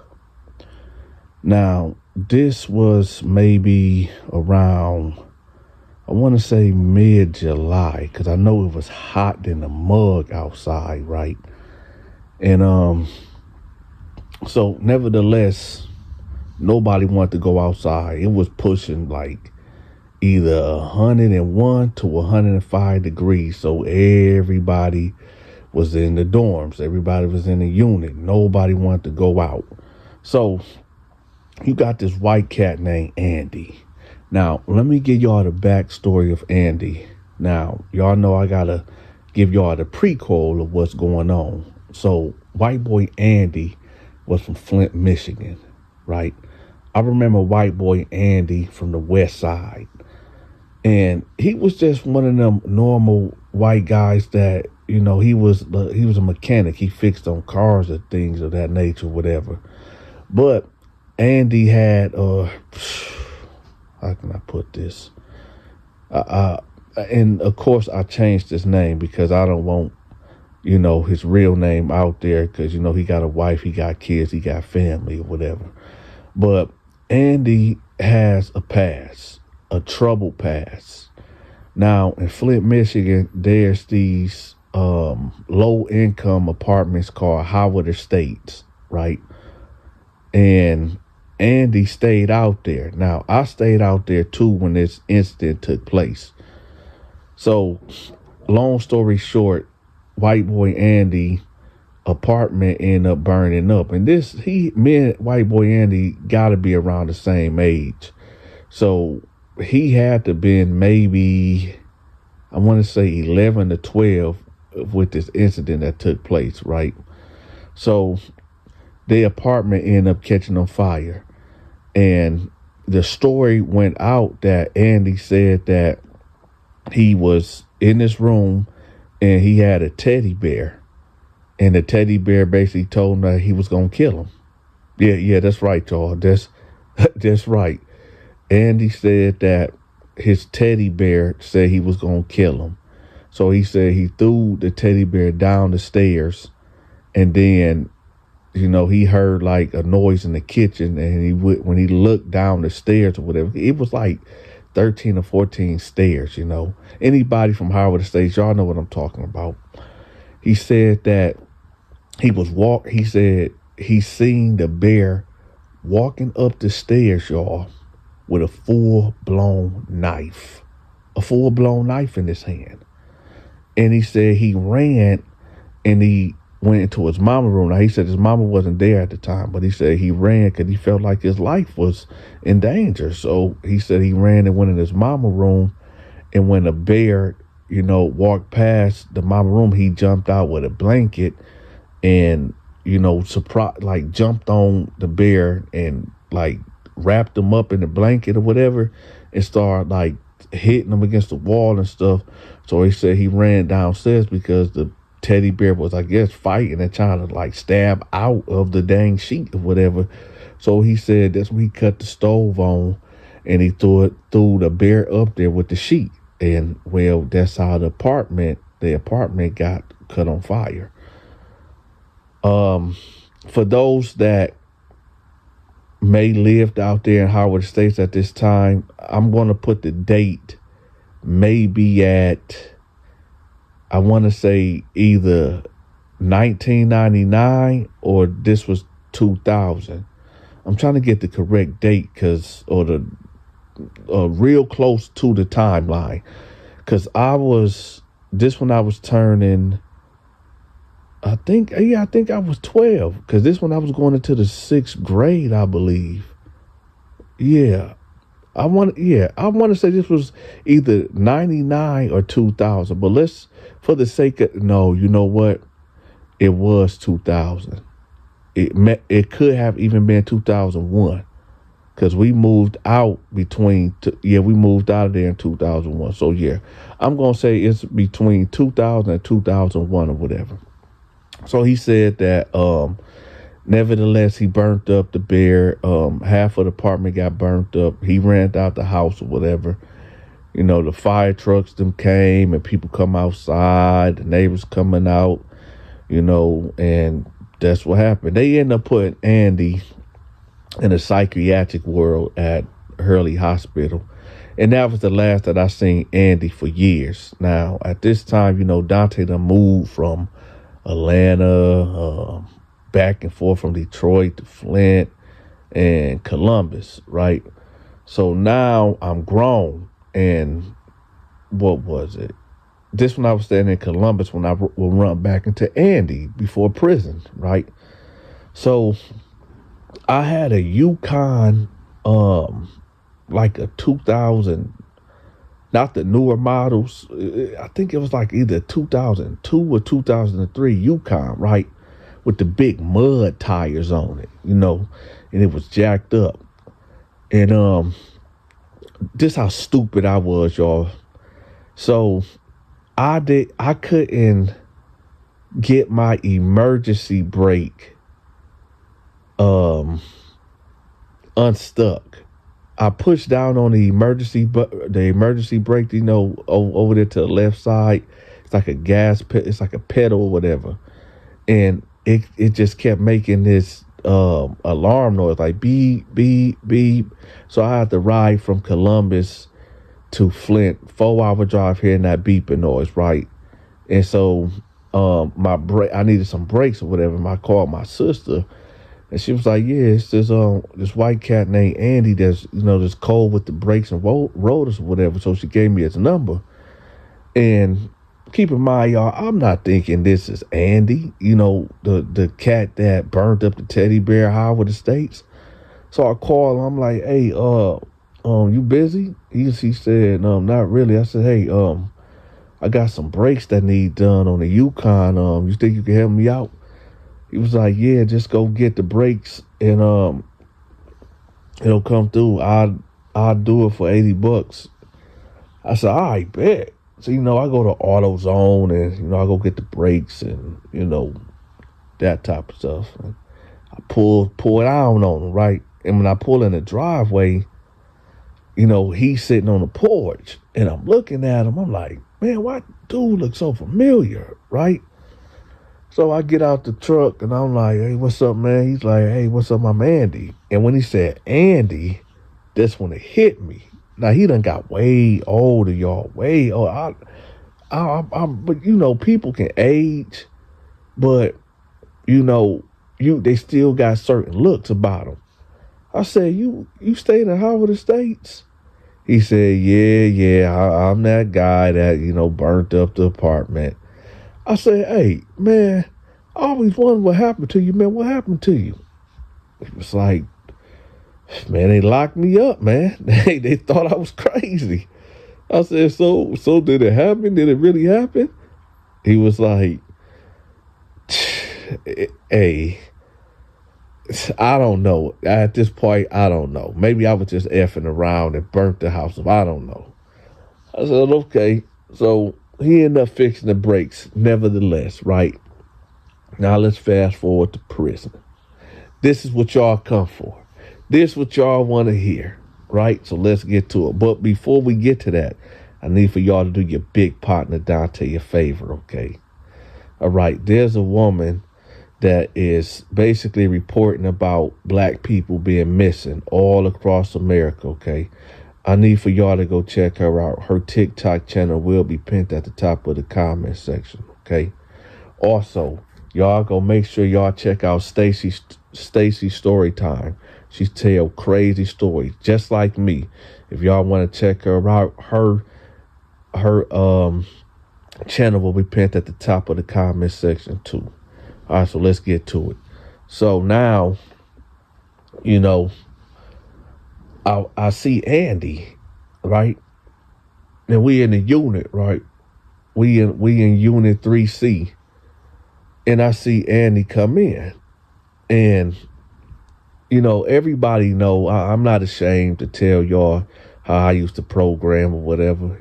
I was the guy that people would come to if they need protection, right? And, usually people will come to me. I wait for people to come to me.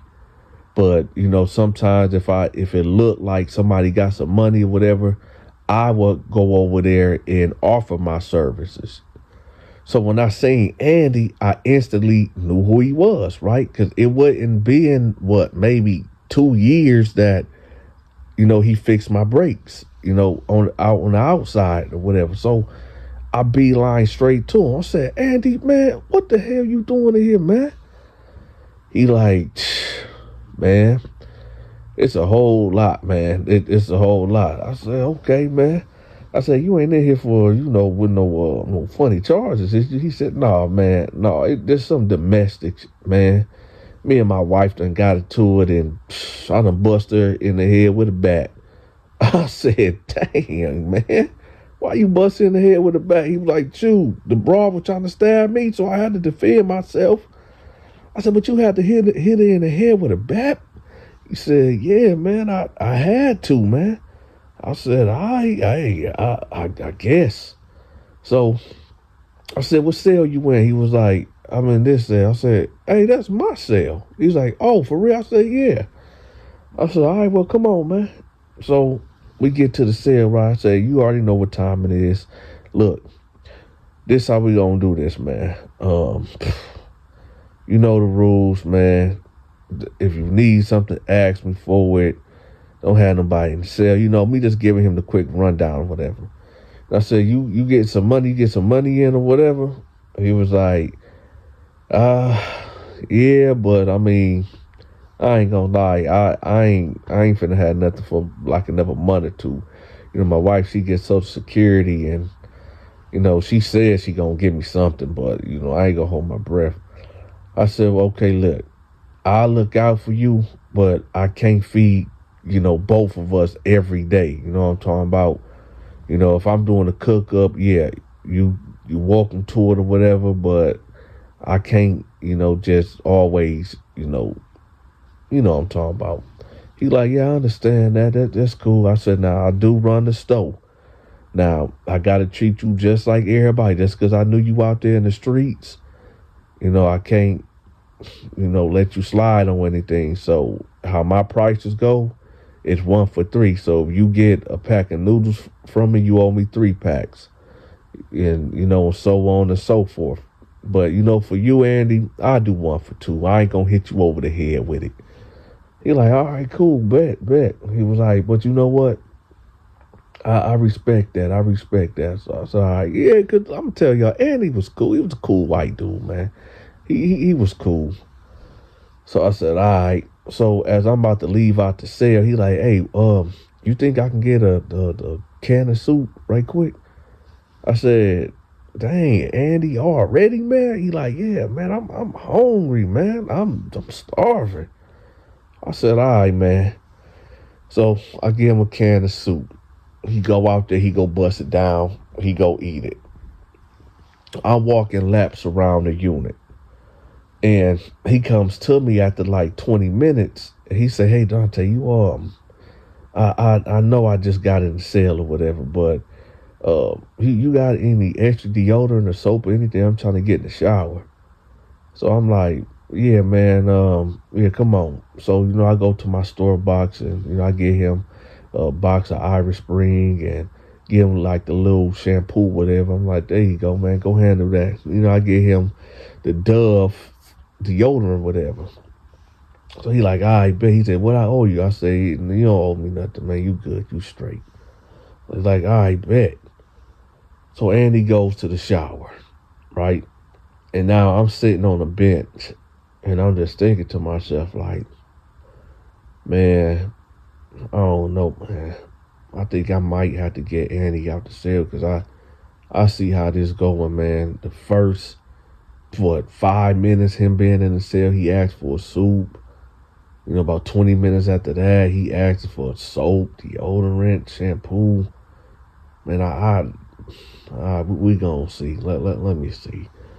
So he get out the shower, right? And I notice he's walking barefoot. So I instantly like, man, what? Now, I know some of y'all wonder, like, Donta, why you tripping off, Andy walking through, barefoot? I done told y'all in previous videos that that's a no-no. You do not go walking in the prison shower, let alone, the dorm or whatever, just barefoot. I don't know why white dudes be doing that, man. I ain't saying they all do it, but a lot of white dudes, man, be doing that, man. A lot of white cats be just, what I call it, riding the rim. You know what I'm talking about? If y'all don't know what riding the rim is, it's like these dudes be like Neanderthal, man. They sit down like if you doing a number 2 in a public bathroom, right? You should put down tissue on the toilet bowl, around the rim on the seat where you about to sit down at. I notice a lot of white dudes, they just sit down, just raw on the toilet. You know what I'm talking about? They just sit down, no tissue, no nothing. They just sit they bare ass right there on the toilet. And I notice, a lot of cats, a lot of white dudes would just go to the shower without their shower shoes. And I just, for the life of me, I didn't understand that because, all the nasty things that get put down on that floor, you got dudes banging one off, paws, and spilling all over the floor, man. Hey, it's just a lot of nasty that be going on in them prison showers, man. And then these white dudes just go in there and just put raw feet to the floor, right? But anyway, so I'm like, hey, Andy, where your shower shoes at? He like, they in there. I'm just gonna use them like as high shoes around the cell, I said, nah, Andy, I said, look, don't step in the cell. I'm talking to him literally right outside of the cell, y'all, because I didn't want him coming in there, tracking nothing in there. I said, listen, where your shower shoes at? So I give it to him, right? Because his shower shoes on his bed. I said, listen, go back in there and go wash your feet. And then you can come back in here and just leave your shower shoes right here because obviously you don't know how this go, right? So he like, all right. So he go back to the shower and he wash his feet off and, he come back and take off the shower shoes and leave them right there at the front of the door when he come in. I said, Andy, have you been locked up before, man? He was like, nah, man. I mean, I did county time, but I mean, That's about it. I said, listen, don't go to the shower without your shower shoes anymore, man. And, I told him the reasons why, like I just told y'all. He said, all right, bet. I said, matter of fact, Andy, listen, let me run some things down to you right quick. If you borrow something from somebody in here, make sure you are able to pay it back. And I'm not talking about me. You good with me. I'll never let you, I'll never let you run up a debt on me that I know you couldn't pay back. Cause I ain't just trying to, you my celly, and I ain't trying to go there with you. But there's dudes in here that will do that to you. They'll let you borrow a whole lot of things, and they trying to get you in debt so they can, whatever.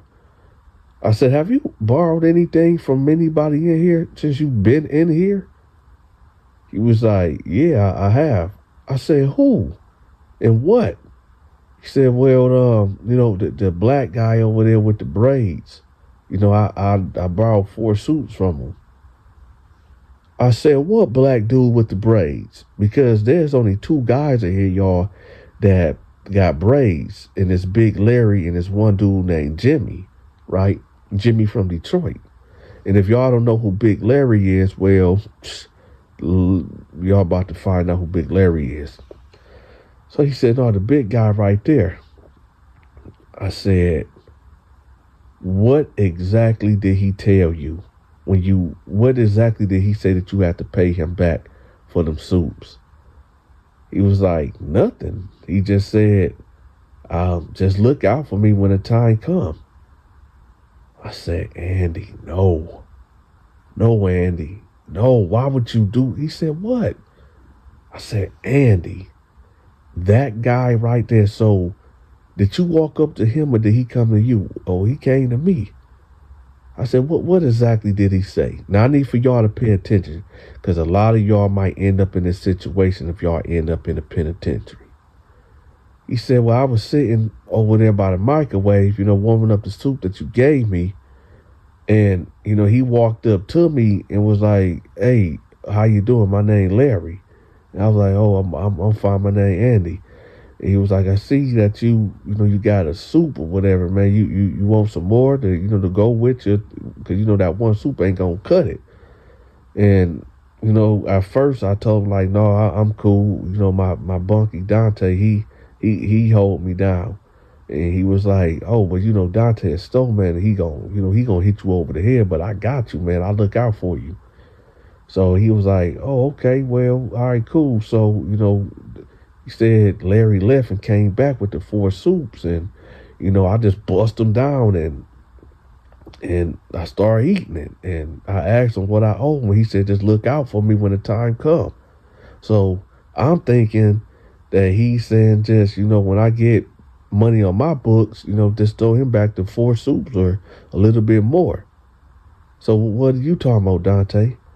I said, listen, that's what he does. That is exactly what he do. See, well, he like dudes, and he wait. So and like wait. He's the guy that they were talking about? This Freaky Freddy? I said no. That Freaky Freddy is a different guy. He's in the next dorm that's over there. I said no. The way that Freaky Freddy and Larry, they 2 whole different dudes, and they program 2 whole different ways. Freaky Freddy will let you know off the rip what he won't. Freaky Freddy will let you know like, hey, if I give you these items and you can't pay me back, well, I want something else and I don't want no commissary. Right? So Freaky Freddy put it out there. Big Larry, he was one of them dudes that he wanted to be secretive about it. He wanted to put you in a trick bag and give you something, and then when it's time to pay him, he'll hit you with, oh, I gave you 4 soups, so you owe me 20 soups, right? And you like, what? I can't give you no 20 soups, man. No, I give you 5, and he like, no, that ain't gonna work for me, right? And then they hit you with, well, I want something else, and that'll clear your debt. So that's how Big Larry programmed. So he was like, man, Donta, I'm not gay, man. I'm not doing that. I said, listen, right now, I'm in a situation because you my celly, and I can't really have you in here, man. And these type of activities going on. He's like, wait, Donta, you got my back, don't you got my back? I said, honestly, man, listen, I run a business also, and I can protect you, but you have to pay me, man. And he was like, well, I told you, my situation. I ain't got no money. I said, well, I mean, I can't, there's a lot of guys that's from the city, man, that, I just can't pick and choose, man. It's a business, man, because if I put you under my wing and protect you, you know what I'm saying? My homeboys, that's a part of what I got going on, they need to get paid. Because they putting their life in jeopardy. They putting their body in jeopardy. Them going to the hole if we had to do something to somebody on behind you. And I'm not getting nothing out of it. They not getting nothing out of it. So I'll tell you what, man, because, we is from the same city and you is my celly, I tell you what, I'm going to give you a knife. And you just protect yourself. If Larry come to you, well, it ain't even no if, it's when.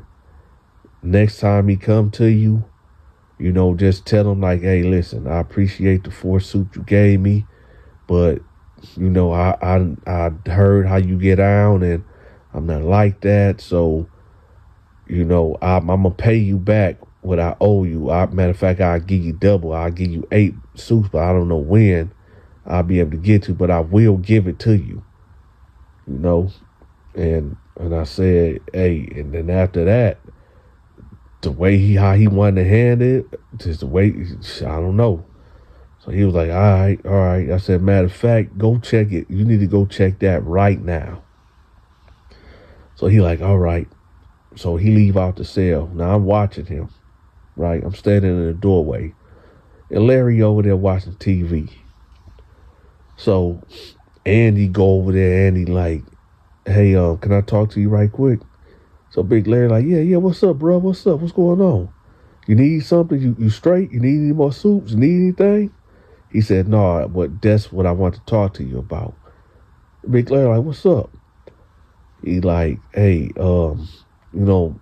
my silly Donta told me that, the way you operate. As soon as he said that, Big Larry looked right at me, y'all, right? And he gritted his teeth. Then he looked back at Andy, and he was like, well, what'd he say? He was like, well, it don't matter what he said. Listen, I'm going to give you back your soups, man. I'm going to give you back the soups. And you ain't got to, you ain't got to worry about me asking for anything else. And he was like, okay, so, now, when he said these things, right, when Andy said this to Big Larry demeanor changed.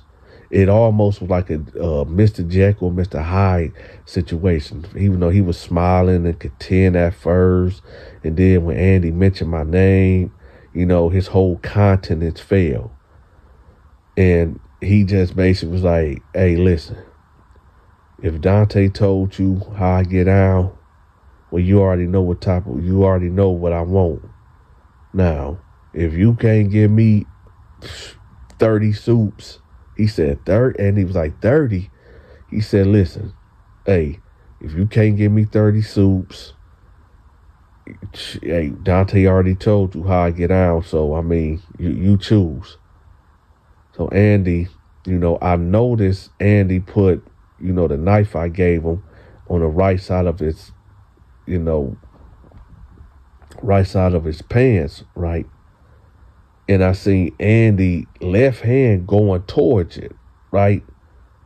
And Big Larry was like, if you even think about grabbing that knife, I'ma knock your mother effing head off your shoulders. And Andy was like, huh? He said, yeah, I know you got that knife right there. I dare you to grab that knife. I want you to grab that knife. And it was like, hey, listen, man. And he started walking back, right? And Big Larry started advancing on him. And Andy's like, hey, listen, man, I don't want no problems, man. I'm going to give you your stuff. So Larry seen one of the guards walking by. And the guard was like, hey, what's going on? What's going on? And Big Larry was like, nothing, man. We over here playing, man. This my buddy, man. So the guard was like, hey, chill out, Larry. Chill.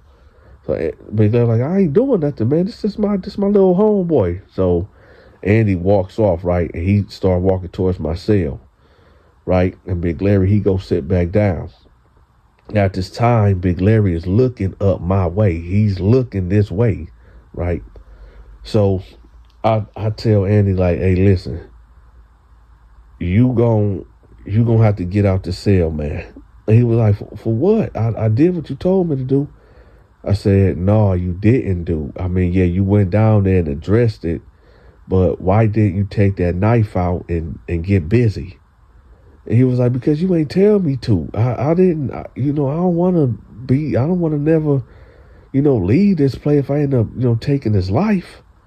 I said, Andy, it ain't, dog, listen, I'm not telling you that you had to, take his life, but you should at least pull it out and, but he said he was going to knock my head off. He said he was going to knock my head off my shoulders if I would have done that. I said, Andy, listen, this is I said, you know what? I'm not explaining no more. Keep the knife, man. But you need to get all your stuff and you need to go. Go tell the guard that you fear for your life.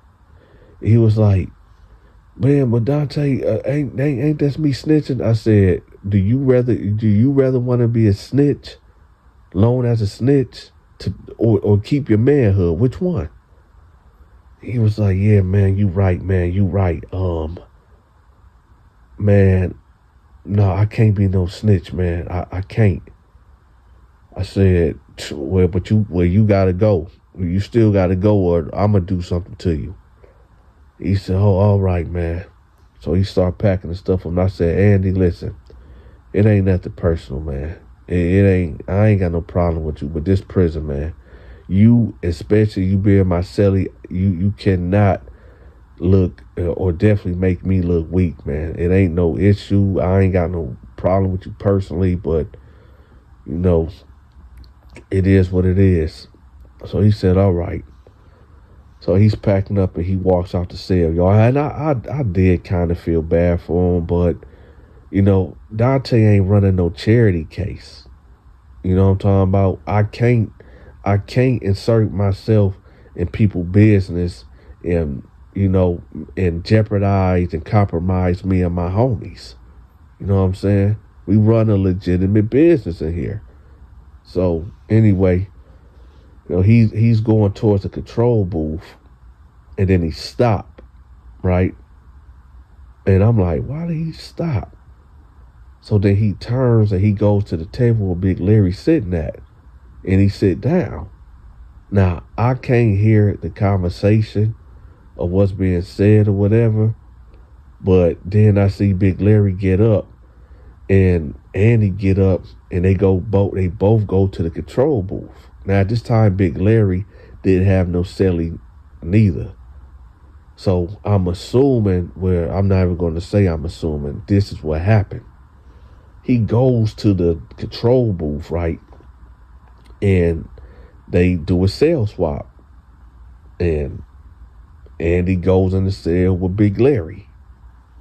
Now, I'm going to end it right there because I don't want to go into great graphic details of what happened later on that night, because I noticed, I don't want this channel to turn into some weird Sodom and Gomorrah type story times, The point of me telling y'all these type of stories is to, put fear into people that might be thinking they're about to go out and commit a crime. Because you can easily end up in this situation. These are the things that you have to worry about when you go to prison. And this story right here shows you exactly what could happen to you. When you put yourself in situations like this, of borrowing things or taking things that dudes are offering you. And you end up in situations like this, whether you pay them back, snitch, go to the hole, or lose your manhood. Now, if y'all want me to go into details, well, let me know in the comment section. I will hope not, though. But y'all let me know in the comment section. Y'all stay tuned. Check this out, y'all. I need for y'all to go check out my homegirl TikTok channel. She posts every day about stories about black people going missing. She doing God's work, y'all. Go check her out. I'm going to have the link to her channel pinned at the top of this comment section.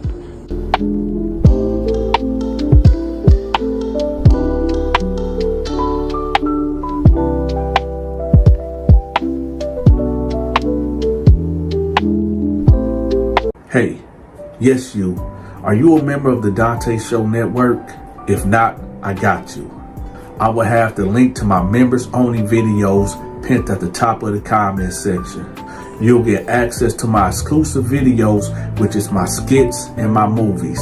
Also, when you become a member, I'll give you a special shout out on the 15th of every month. Again, the link to the members only videos will be pinned at the top of the comment section. I drop a brand new video every day at 5 p.m. Standard Eastern Time. If you want me to promote your business, your social media channel, your products, your storefront, if you got a song, if you got a book, get in contact with me at 313-452-8981. That's 313-452-8981. Or email me at thedanteshow88@yahoo.com.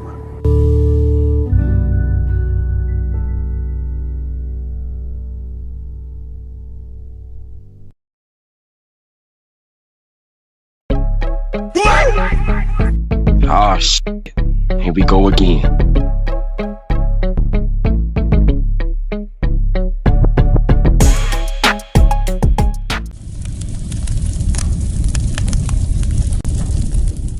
It's about the boy known as Tweety. Let's get into it. So, from south side of Houston, Texas, did a little time in the Texas system, right? And when I mean a little time, I mean a little time. I wasn't in there long, but it don't take a lot of time to get a lot of stories, right? Something's always going on in there. Stories about Tweety, right? Tweety, I never called him Tweety. I called him by his real name. I'm not going to say his real name, right? It rhymes with Bobbert, but I'm not going to say his real name. So Bobbert, he got brought into the unit, right? On the day when we got new inmates. Whenever a boy that's obviously a boy, proud of being a boy, flamboyant like a boy comes in, it was like seeing Michael Jackson in concert in the 80s. I'm talking about just pandemonium, right? So Bobbert is not a big guy, right? About 5'7", 5'6", about 120 pounds, maybe 122 when he take a deep breath, right? So he comes in the pod, right? When a guy like Bobbert comes in, what he immediately does is he links up with someone who can protect him and provide for him, right? Survival, right? Everybody's trying to survive in prison. Survival of the fittest, right? Some people call it the terror dome, right? Some people call it the jungle, right? Bobbert has to survive just like anybody else, right? So, of course, the courting start. He comes in, everybody's, putting on their best they prison's best, right? Bringing them the finest ramen, the finest Mountain Dew, right? All that trying to impress the boy, right? And Bobbert is not mild-mannered. He's the definition of attention seeking, right? Gotta have all the attention, gotta be over the top, right? And remember, he's small, so I'm not saying that he couldn't fight or anything, but there's some gorillas, and I'm not being facetious. There's some dudes that look like straight up gorillas, just almost walking on all fours, like in prison. Big gorilla dudes, right? All they do is work out and just all day, right? So he needs protection, right? So, of course, two main suitors emerge, right? In the Tweety sweepstakes. Two main suitors emerge, right? I'm not going to say their names, right? I want to say their names, but I'm not. Because I don't know if they're still locked up. They could be free. They could be watching videos. I'm not trying to out anybody, right? But they emerge as the main suitors for Tweety, right? Bobbert. All I can say is, one name rhymes with Schmigel, and the other one rhymes with Schmoze. All right. So Schmigel and Schmoze,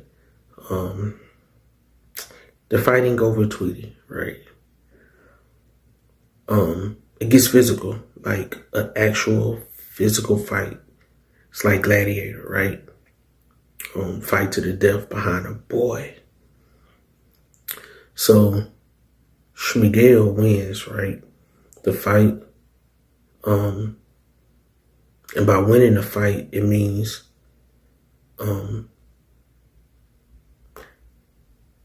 he poked up Schmoze, but they fought in a blind spot, right? By the time the guards got wind of it, everybody dispersed, right? Schmoze, they see him leaking, but by this time, Schmigel's already gotten rid of the banger, right? He's already gone. Schmoze's not a snitch. He doesn't want a snitch jacket. So he doesn't tell, he goes to medical, right? And of course, there's no footage because it's a blind spot, right? So Schmoze is gone. Schmigel wins.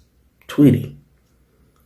So they full-fledged relationship, right? He moves in, right? He moves in. They're one big happy family, right? So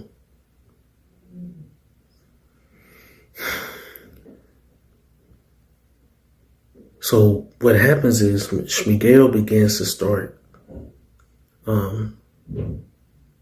taking advantage of Bobbert, right? If everything short of flat out pimping him out. So the main thing he would make Bobbert do is on weekends, right? Weekends, he would make Bobbert put on a show. So he knew the personality Bobbert was, right? He knew that he was flamboyant. He needed attention. So what he would do is, him and Bobbert were in a cell together, right? So when they close the doors, what you could do is you could put something in the door to jam it so it don't close all the way.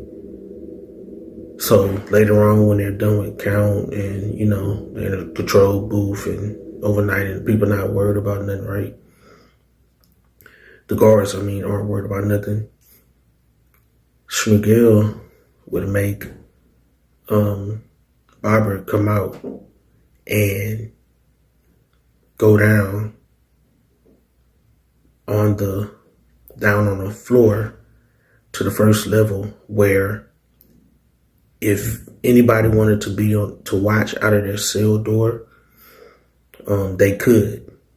And he would make Bobbert put on a show. I'm talking about. So you could tell Bobbert was like cheerleader, dancer, whatever, in his day.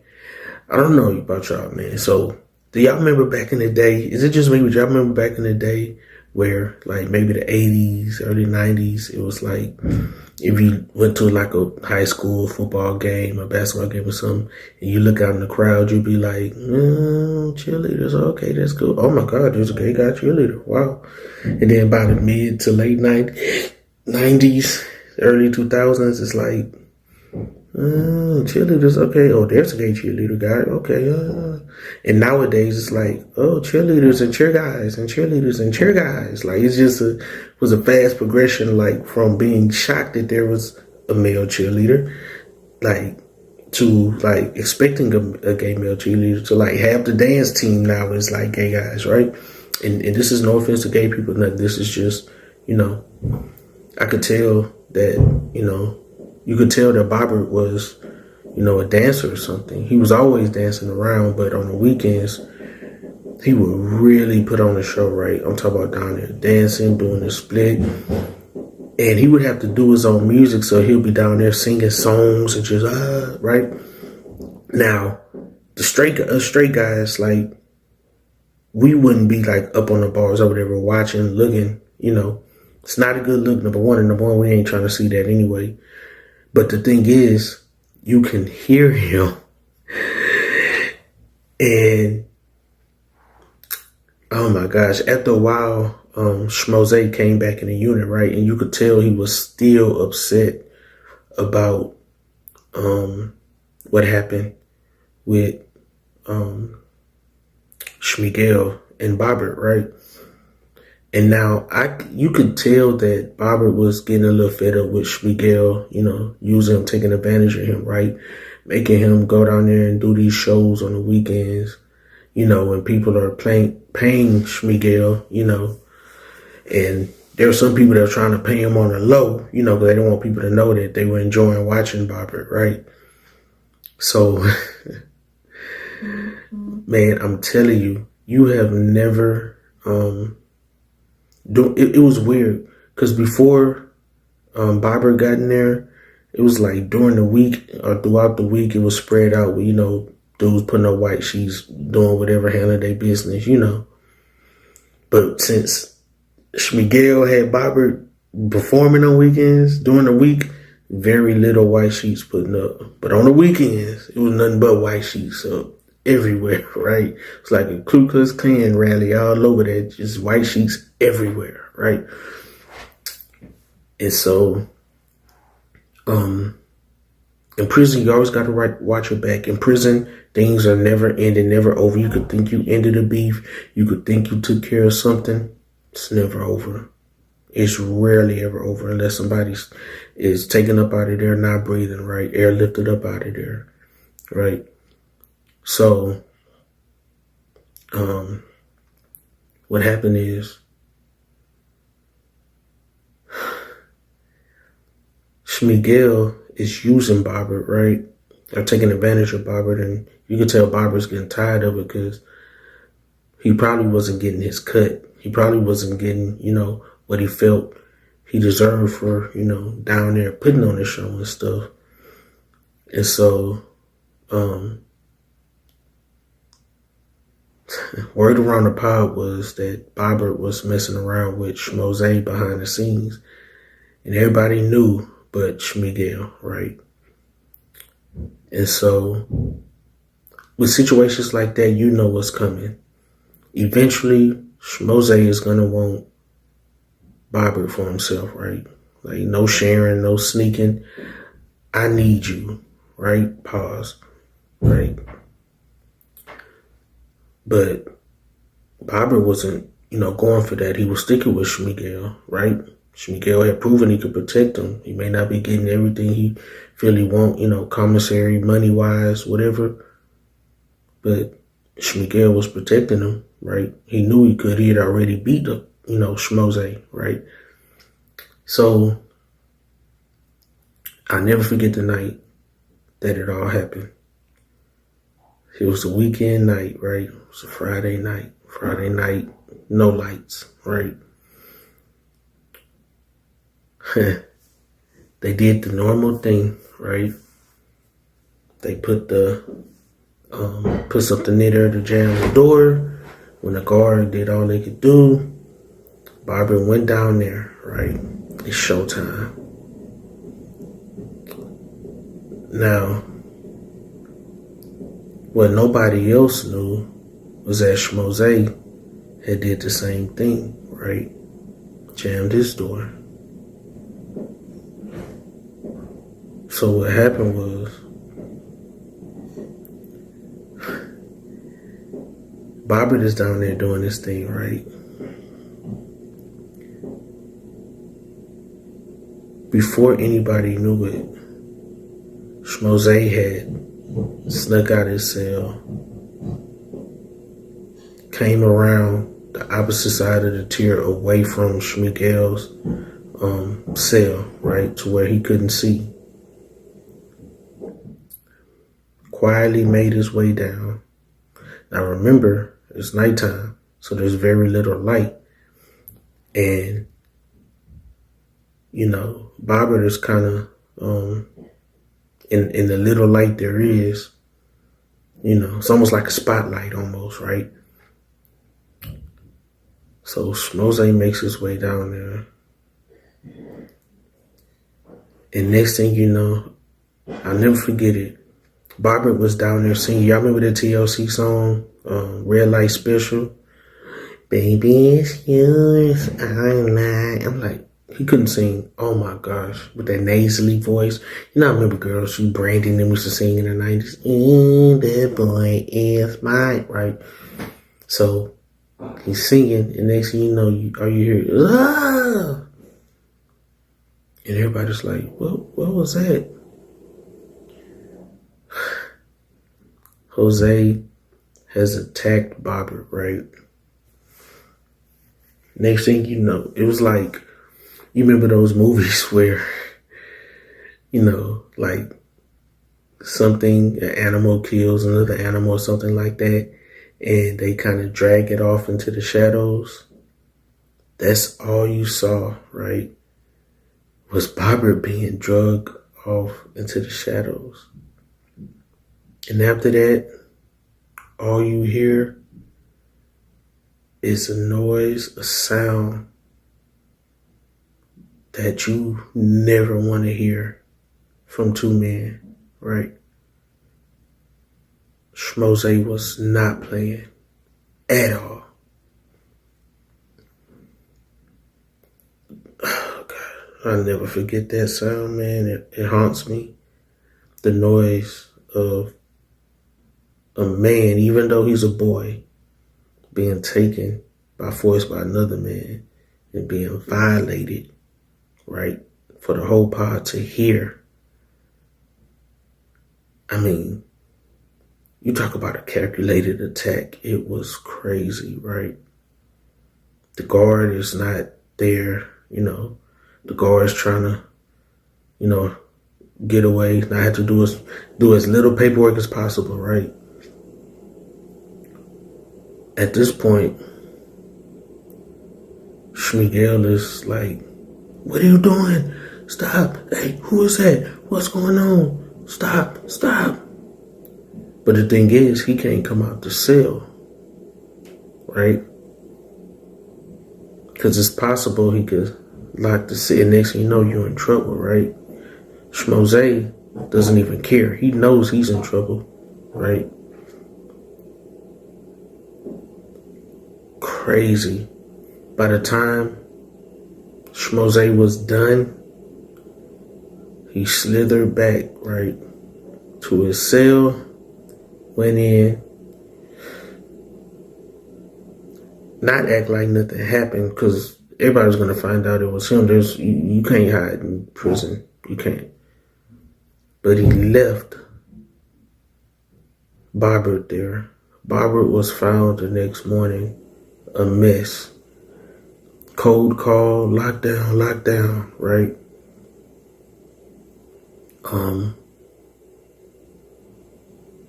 Bobber was taken up out of there, never to return to that that pod again. Crazy story of Tweety, aka Bobber, Schmigel, Schmoze. Of course, they found out it was Schmoze, and they got him up out of there.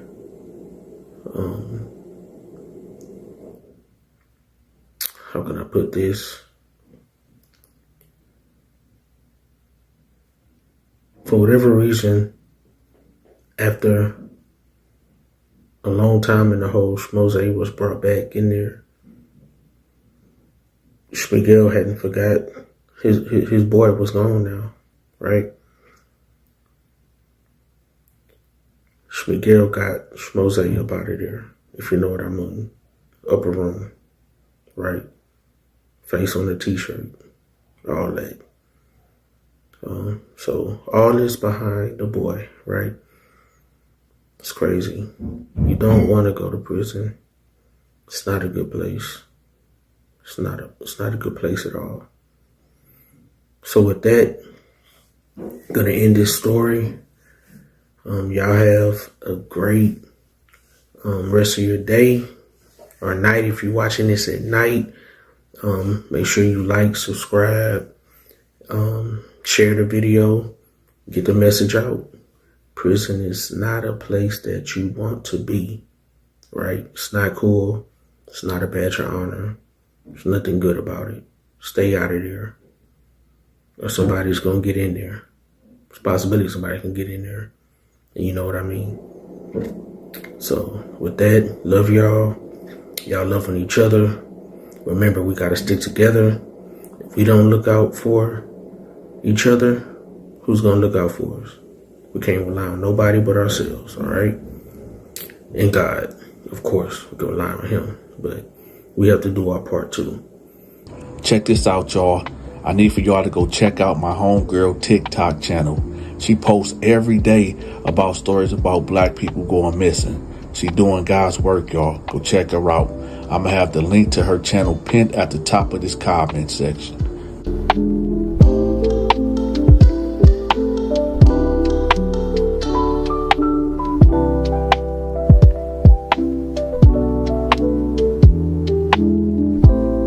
Hey, yes you. Are you a member of the Donta Show Network? If not, I got you. I will have the link to my members only videos pinned at the top of the comment section. You'll get access to my exclusive videos, which is my skits and my movies. Also, when you become a member, I'll give you a special shout out on the 15th of every month. Again, the link to the members only videos will be pinned at the top of the comment section. I drop a brand new video every day at 5 p.m. Standard Eastern Time. If you want me to promote your business, your social media channel, your products, your storefront, if you got a song, if you got a book, get in contact with me at 313-452-8981. That's 313-452-8981. Or email me at thedontashow88@yahoo.com.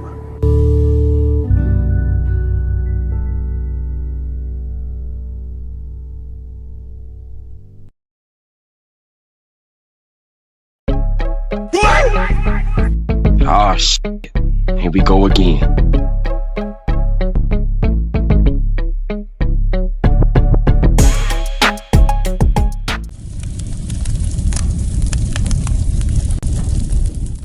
So I'm in the law library and my homeboy Tar T come in there.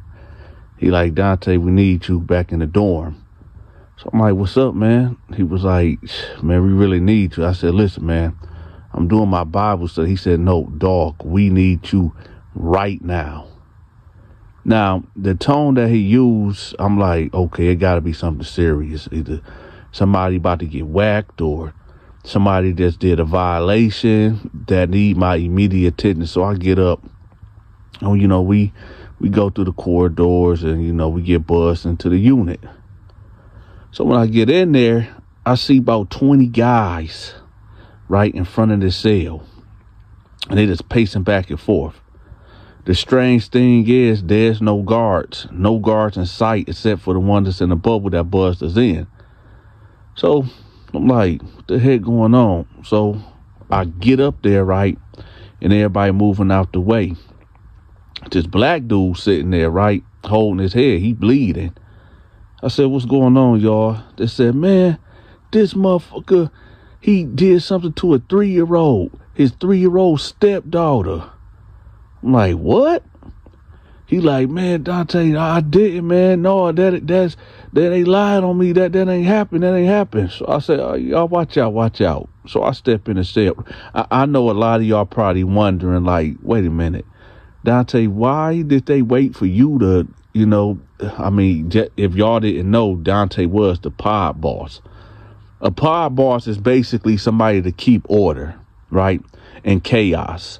When I got up in this pod, it was in chaos. You had the Bloods running crazy, the Crips running wild, the white boys doing crazy. Man, it was lawlessness. But when Donta came in here and I put together my crew, we shut it down. We had law and order in here. And in a society of lawlessness and establishing dominance, you have to have a king. And well, hey, it is what it is.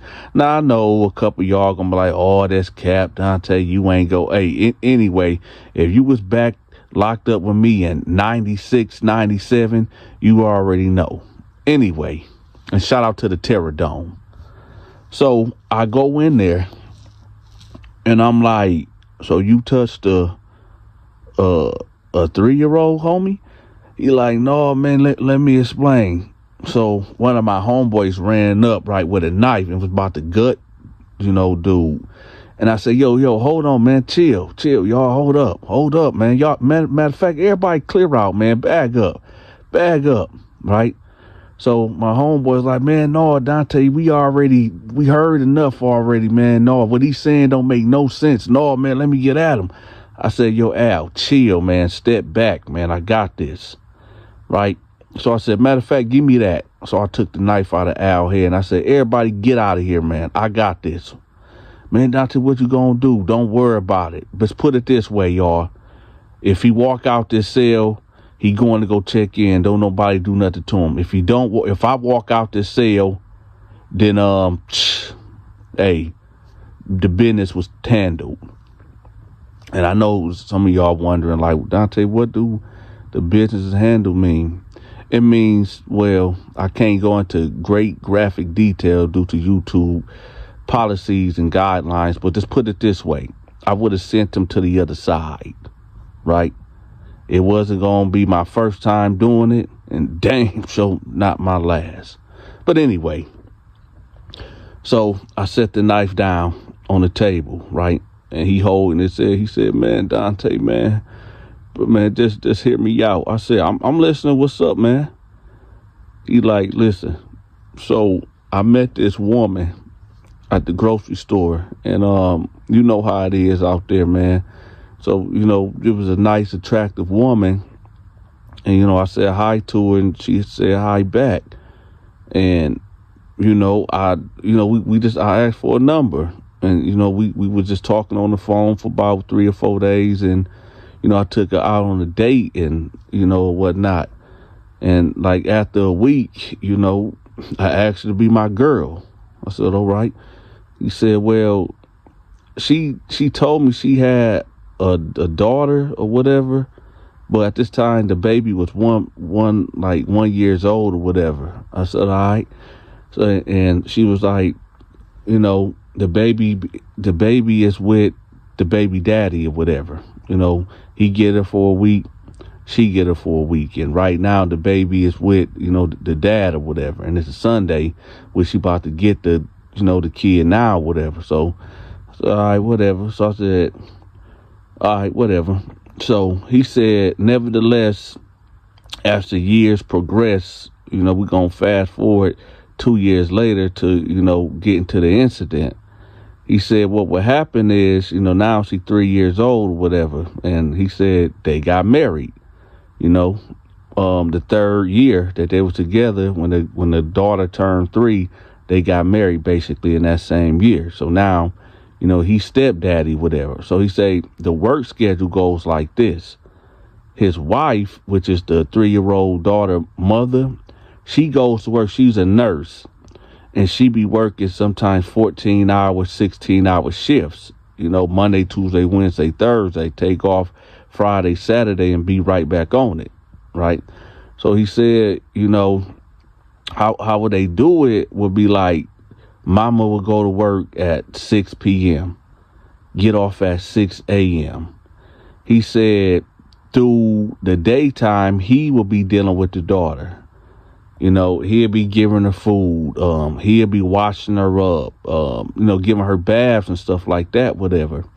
And he said, it was, I stepped up, I stepped up to be her father, when about a year prior to, when she was 2, dude ended up getting with a girl, and they ended up moving to Las Vegas or whatever. So I had to step up, he became a deadbeat. So I became her father. I said, all right. So he said, nevertheless, they grew close. She calling me dad now or whatever. So I said, all right, man, listen, man, take me straight to what happened with the incident, man. That's what I want to know. So he said, all right, man, this is what happened. Now, before we go any further, y'all, I need for y'all to do me a favor, right? There's a woman out here that is reporting on black people going missing, okay? Her TikTok channel will be pinned at the top of my comment section. So y'all make sure y'all go check her out, y'all. It's real important. Also, if y'all like the stories that I tell, there's a woman by the name of Stacy Storytime that is telling way better stories than me. I'm going to have her link also pinned at the top of the comment section. Y'all make sure y'all go check it out. So he said, okay, it was a Saturday, right? And his wife, which is the girl mama, is off, right? She's off the schedule. Like, she just did her last 12 hours or whatever from Friday going into Saturday. So put it this way, y'all. It's 6 a.m. in the morning when mama get off, right? And she's coming home. Now, at this time, he said that around like 2, 3 o'clock in the morning, the daughter came in the bedroom and got in the bed with him because she was scared. Now, I'm not going to lie. My kids, well, the 6-year-old, he just now stopped trying to come and get in the bed with us, right? What we would do, because he the youngest and he got his own room also. But what we would do, we definitely got him up out the room, right? But what we'd do, we'll leave a cover or a pillow or whatever, on the next to the bed or whatever. So when he gets scared or whatever, he can come in and just grab that, because he dang sure ain't getting in the bed with us, right? So nevertheless, dude say like, yo, she got in the bed with me and I was just in my boxers or whatever. So he said like, what happened was now this is where he said that the daughter ended up peeing in the bed, in they bed, right? So he said like, when he noticed like it was wet in the bed or whatever, and he smelled the pee, he got up and he told her, come on, let's go get in the shower, right? So at this time, unbeknownst to him, his wife, which is the girl's mama, tells, she basically leave work early, right? She's supposed to get off at 6, but she's currently on her way home, right? So he said they get up, him and the 3-year-old, he go run the shower. He claimed that, well, I wasn't thinking all the way. I was like woke up out my sleep with the bed being wet and, the smell. So he said he just figured, okay, well, let me just hop in the shower with her right quick and just hurry up and wash up and just get out, no harm, no foul. Now we gonna put a stop right there immediately. Now I could be wrong, y'all. Donta could be wrong, because there's people out there and you wouldn't believe. So I need to ask y'all a question in the comment section and be honest. When is it the appropriate age to stop taking a bath or shower with your child? Me, because I heard women say that. I never heard no man do that, but you never know, man. We live in the 2025. But I have heard women say that they got in the shower with their kid, right? Now, let me ask y'all, what do y'all think is a inappropriate age for a woman, a mother and a child, and a daddy and a child? Me, I can somewhat see a woman taking a shower with their child. I don't know, with an infant, maybe 1 year old, 2 years old. I'm not really sure about 3. I'm not sure. But with a dad, absolutely no. That's a no-go. I don't care how old, the child is. I don't think a man, even not on no nefarious activity, not even on no, sexual stuff. But I just don't think a man should ever be taking a shower with a kid, especially when you the stepdaddy, especially when it's a little girl. You see what I'm talking about? But hey, I could be wrong. Y'all. But so y'all let me know in the comment section, right? So anyway, nevertheless, he get in the shower and he put her in the shower and they washing up. Lord behold, mama come in the house, right? And she goes straight to the bedroom. She don't see husband. So she like, okay, but she hears the water running. So she think, okay, well, maybe he in the shower for whatever reason. I don't know. Maybe he was hot or, was sweating or whatever. Just got in the shower. Okay, whatever. So then she go check on her baby girl. She go up to the door. The door was open. Usually the door be cracked, but the light was on. So she like, that's odd. So she said that she go in the room and she don't see her daughter. Now she panicking, her head spinning, and she like, where the F is my baby? Where the F is my baby?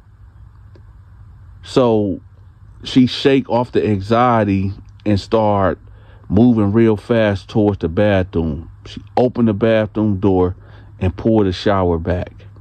And she said she just lost it. Now, according to her, no.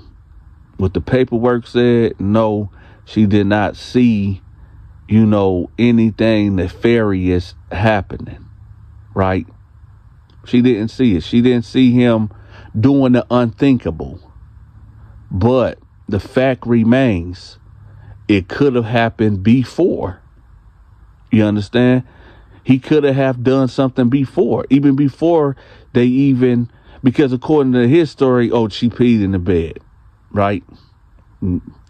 He could have done something, you know what I'm saying, trying to wash away the evidence. Who knows? Another key thing that I just thought about now, after all these years, why was her bedroom light on? You know what I'm saying? Why he didn't cut, I don't know. It ain't, anyway, let's get back to the story. So anyway, she said she just freaked out. Like, what are you doing to my baby? What are you doing? And she said she lost it. And they started hitting them, right? Hitting them, grabbed the daughter, the daughter crying. She confused. She don't know what's going on. She grabbed her daughter. He like, man, what are you talking about? I ain't do nothing, man. I just got in the shower. We just got in the shower. I'm just, she peed on herself. And she's like, no, what did you do to my baby? And she talking to the little girl like, what did he do? Did he do something to you? Did he hurt you? Did he hurt you, baby? And he like, no, man, I ain't hurt her. And she's like, get away from me. Get away from me. So nevertheless, she called the cops and he telling her like, man, listen, I ain't do nothing to her, man. She's like, why the F was you in the shower with my baby, man? Why? What are you doing? Why would you do this? So nevertheless, the police pull up, and she hysterical, and she like, take him, get him out of here, get him out of here. He did something to my baby. He did something to my baby. And so you got one cop over here talking to her, another cop over here talking to him. You know, the cops, they like, nah, something don't seem right. 2-3 o'clock in the morning, she peeing in bed, and you decide to get in the shower. We just, you know what? You know, we would let you go, you know, go to a relative house or go to a hotel, and, you know, but that don't sound right, man. You could have just put her in the shower and washed her up. You ain't have to get in there with it. Nah, come on, put your hands behind your back, homeboy. So they end up taking him to the county jail. Now, he ended up taking it to trial or whatever. Of course, he blew trial. So now he in here with us. Now, I never really paid attention to dude at all. When this incident took place, he had to been in the pod for maybe, I don't know, 3 days or whatnot. See, he was telling everybody he was in there for aggravated assault, right? And when something is aggravated, that means a weapon was involved, right? But, you know, the proper cats was asking like, yo, let me see your paperwork. And he kept talking about, I threw it away in the county or this and that. Whenever somebody say they threw their paperwork away, that's a big red flag. And now when we was at y'all, true enough, you can get a write-up if, you know, somebody snitch on you or tell that you asked for their paperwork. You know, that is a write-up or whatever. You know, you get some privileges taken away from you. But, yeah. But nevertheless, when somebody, you can still ask, but, hey, it is what it is. I always ask. But, yeah, I guess prior to, he was talking about he threw his paperwork away and he didn't really feel like it was important to have and all this and that. So, you know what the homies do? They go get on that phone. They go get on that jack. They get to calling, ask a question. Hey, man, pull this dude name up, man. Let me know what he in here for. Right? Word get back. Hey, man, dude is no good. No good. Yeah. So, nevertheless, you know, in this paperwork, eventually, you know, when I got this paperwork, eventually, days later, you know, we gonna get back to the story, but when I looked at the paperwork, it didn't say anything about him, you know, doing the unthinkable. It was just said having a kid, a minor in danger, something like that. It wasn't. It didn't go into detail, so the black and white never said that.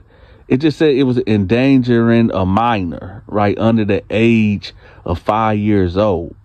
You know, and when you look at that, that could be, well, maybe he was smoking around a kid or had a gun around a kid or something like that, you know, but in the paperwork, it brought up the shower. So automatically, you know, we gonna think the absolute worst. And to me, I'm gonna say he guilty. Now, I don't know if he, you know, touched the kid, the 3-year-old or not. I don't know. But if I was a betting man, yeah, because I done woke up at 2 or 3 o'clock in the morning, you know, hot and went to go jump in the shower. You know what I'm saying? I'm not too out of it. You know what I'm talking about? To not know what I'm doing. I'm not no irrational thinker, even if I'm tired. You know what I'm saying? And that right there, hey, man, he did that to himself, y'all. Y'all let me know how y'all feel about this video. Let me know if y'all think that he did do something nefarious. Let me know. Me, and don't let my answer motivate or dictate what y'all, you know, choose. I think he did it. Maybe somebody else might got a different solution to what happened. Again, y'all, there's a woman, right? And she's, you know, reporting on missing black people. You know, a lot of black people go missing every day. And you know, the big media companies, they not really reporting on it, man. But this woman, she is. And I'm going to have her TikTok channel pinned at the top of the comment section.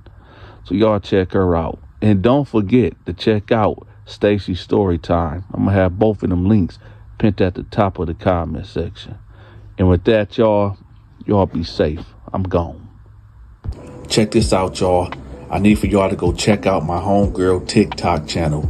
She posts every day about stories about black people going missing. She doing God's work, y'all. Go check her out. I'm going to have the link to her channel pinned at the top of this comment section.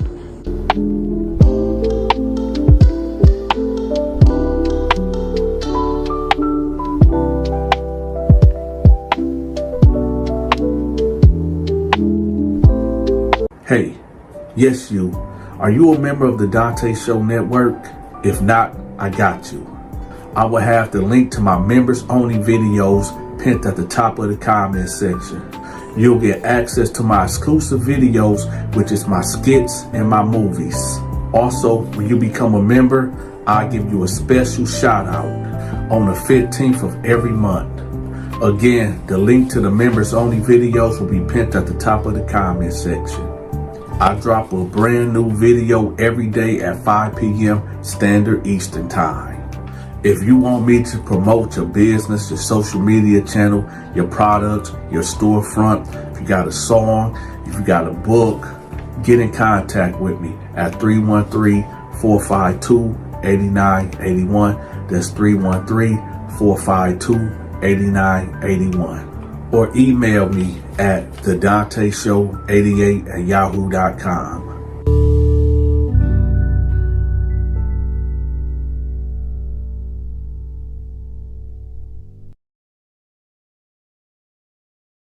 What's up, y'all? This prison story is about when inmate Sweet Low tried to turn out white boy Tommy.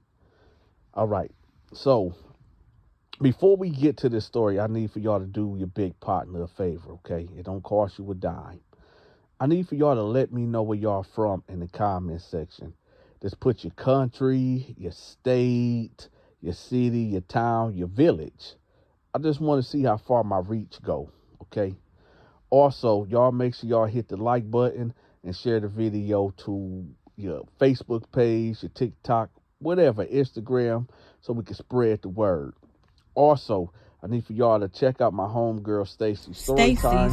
The link to her channel will be pinned at the top of the comment section. If y'all think I tell incredible stories, hey, I ain't got nothing on her, so go check her out. Now, I'm coming in for my visit, right? I just met my mama. I ain't seen my mama in about 2 months, so, you know, I'm just going to fast forward the visit. So I end up giving my mama a hug, and I end up going to the corridor where you have to get strip searched. So I go in the corridor, and I'm waiting. So the guard come in there, and, you know, the routine is you got to strip butt booty naked. So I'm standing there, you know, I take off my jumpsuit, take off my shoes, take off my socks, take off my drawers, and I'm standing there Adam and Eve butt booty naked. Put my hands against the brick wall, spread eagle style. You know, the guard come in there with the flashlight, you know, stick your tongue out, lift your tongue up, spread your cheeks, bend over and cough. You know, the humiliation ritual. All you jail dudes, y'all know about that. So I'm good to go. So I put my clothes back on and I get shackled. So now they lead me back to the dorm. So I go in there, right, and I see Sweet Low standing under the TV, and he looking right across the way. And the way he looking is not normal. It's like, have y'all ever seen, like, on the National Geographic Discovery Channel where a lion or like a tiger is stalking its prey? That's how Sweet Low was looking. And I'm trying to see, like, who is he looking at? Now, remember, y'all, every Tuesday we get brand new inmates. So I do see a couple cats in here that I haven't seen before. So I'm trying to beam in, like connected dots, and I see him. It's a white boy standing over there that I ain't never seen before. And Sweet Low got his eyes on the white boy. So I said, oh, okay. So Sweet Low, he trying to, okay, I see what's going on. So I go to my cell, right? And I come back out and I see Sweet Low over there talking to him, right? So I'm nosy.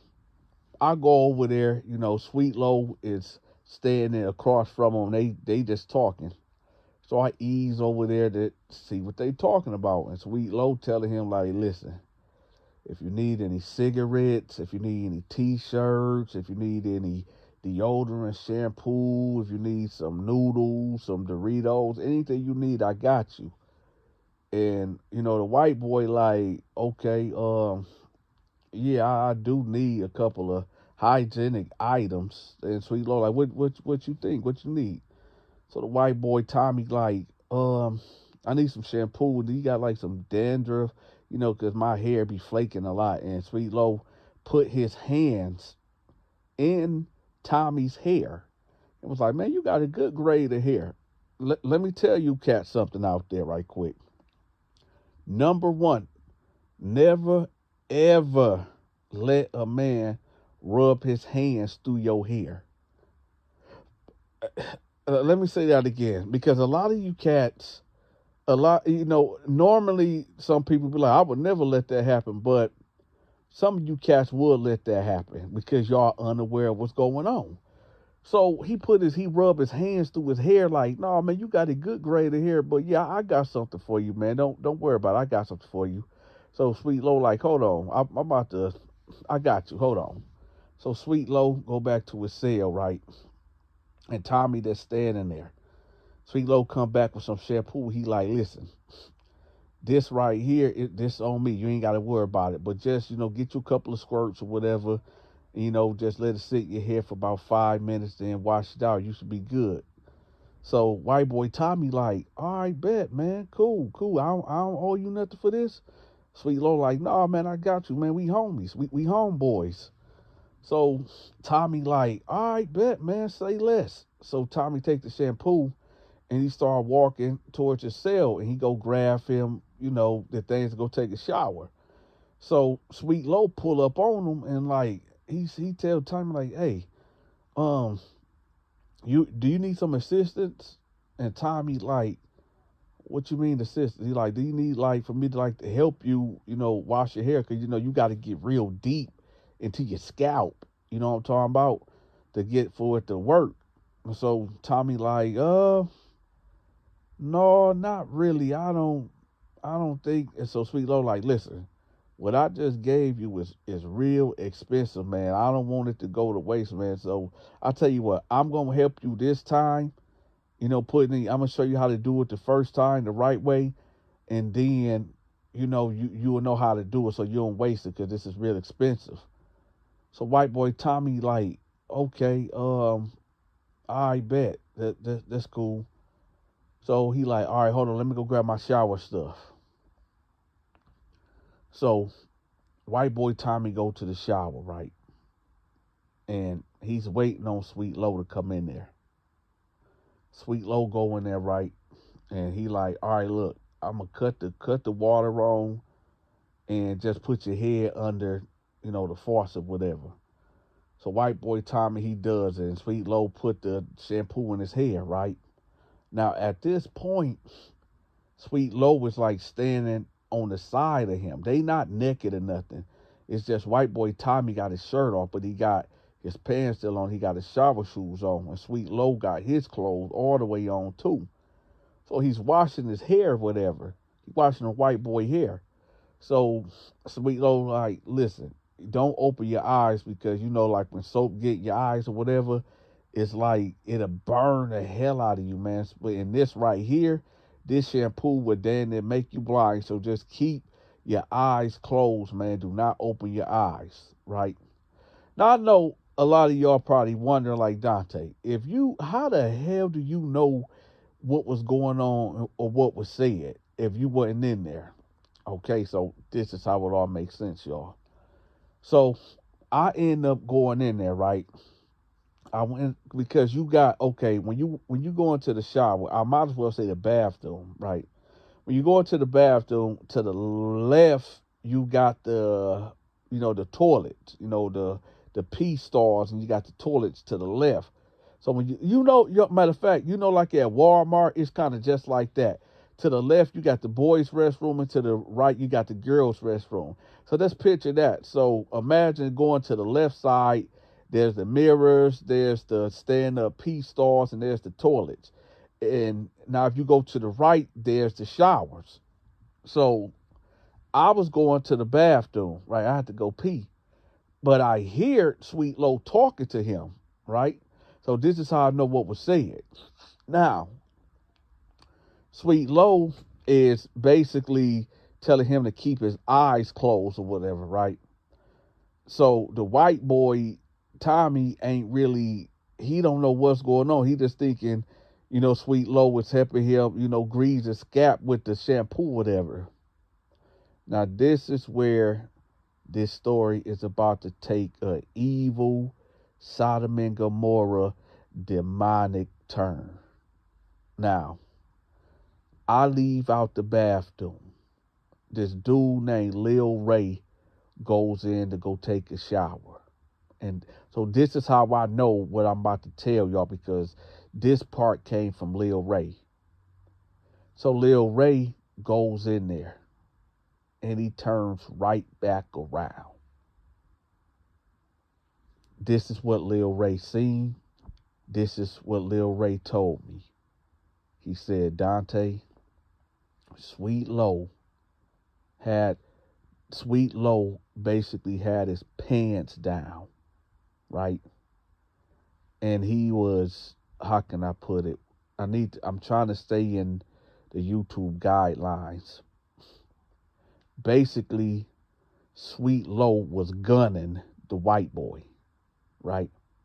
So all this time, Sweet Low got his right hand on top of the white boy head, massaging his head with the shampoo, and then Sweet Low left hand is how can I say, exercising his Second Amendment right, if that make any sense.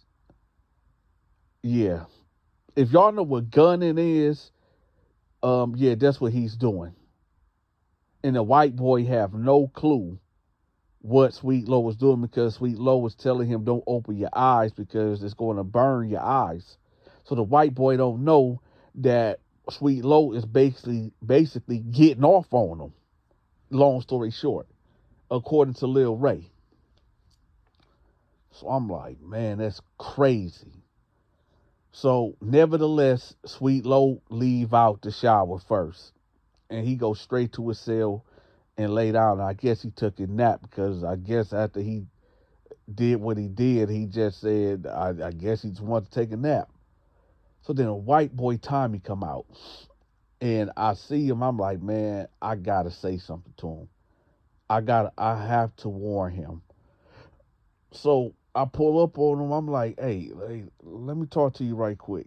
He like, what's up, man? I said, you ever did time before? He was like, no, I mean, in the county. I said, how much time you get? He was like, man, they gave me 4 years. I said, 4 years. I said, let me tell you something. What happened in that shower? He was like, oh, the guy S, because they called him S. They called Sweet Low S. He like, the guy S. He was showing me how to clear up my dandruff and putting the shampoo in my hair or whatever. But yeah, I was just washing my hair out. I said, and that's it? Nothing happened? He was like, no, nothing. Yeah, that was it. He just told me to close my eyes, and he was just rubbing the shampoo in my head. I said, listen, that guy S, they call him Sweet Low. And he was like, oh, that's a funny name. I said, it ain't nothing funny about that. I said, listen, I'm not trying to tell you what to do and how to do it, but if you not a homosexual, he like, oh, no, heck. I said, listen, man, stop cutting me off, man. If you not a homosexual, or you don't want to be involved in no homosexual activity, stay away from that guy. He was like, S, man, he a good dude, man. He the only person that's, since I've been locked up, since the county jail, man, he the only person that approached me and he's looking out for me, man.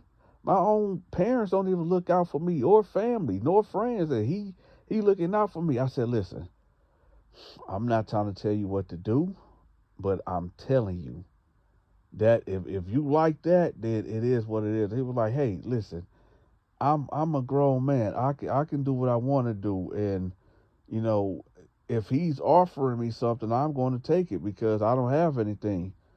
I said, all right, say less, and I walked off. Right, so he go to his cell. The next 3 days, it was nothing eventful took place. Right, but on the fourth day, this is where it happened. So me, Al, Torty, Homicide, JD, Lorenzo, we all sitting at the table, right? We're in the chow hall, right? And Tommy walks in, and he's in line. So it's probably maybe about 8 people in front of Tommy. And there's like 3 black dudes behind Tommy. So, they in the lunch line. Sweet Low comes in, and he's all the way in the back. And so he like jumped the line, and get right behind Tommy, like right behind him. And he like, oh, what's up, man? So Sweet Low like, hey, you, cause this is lunchtime, y'all. They had turkey sandwiches, apple, and like this big old cake, right? It's a plain cake. Y'all know like the yellow cake with no frosting on it. So Sweet Low, pull up behind him, was like, hey, you want anything on your tray? Like, is there anything that you don't want? And he like, no, I was planning on eating, everything. So Sweet Low like, all right, bet, well, you can have my cake. So he was like, for real? He said, yeah, you can have my cake, man. We good. You good. You my homeboy. So Tommy like, all right, bet. So Sweet Low like, where you sitting at? And he was like, I guess I'm sitting over there. He like, all right, bet. So Sweet Low go over there and sit right across from Tommy, right? Now, I can't hear what they talking about, but they both laughing. And, that's not out of the ordinary, but I know how Sweet Low get down. I know his tactics. I done seen it way too many times, right? So they over there laughing, and they over there talking, they over there giggling, right? And then you see Sweet Low get up, right? And he like, when you stand behind somebody, you like whispering. Now, I could be wrong of what I seen, but I know what I seen.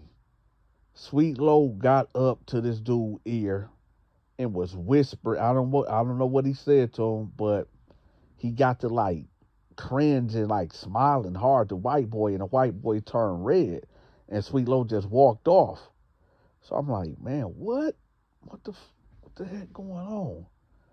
So nevertheless, I'm like, all right, whatever. This is where this story is about to take an evil turn. Now, on Friday night and Saturday, right, we get this CO by the name of Lopez, right?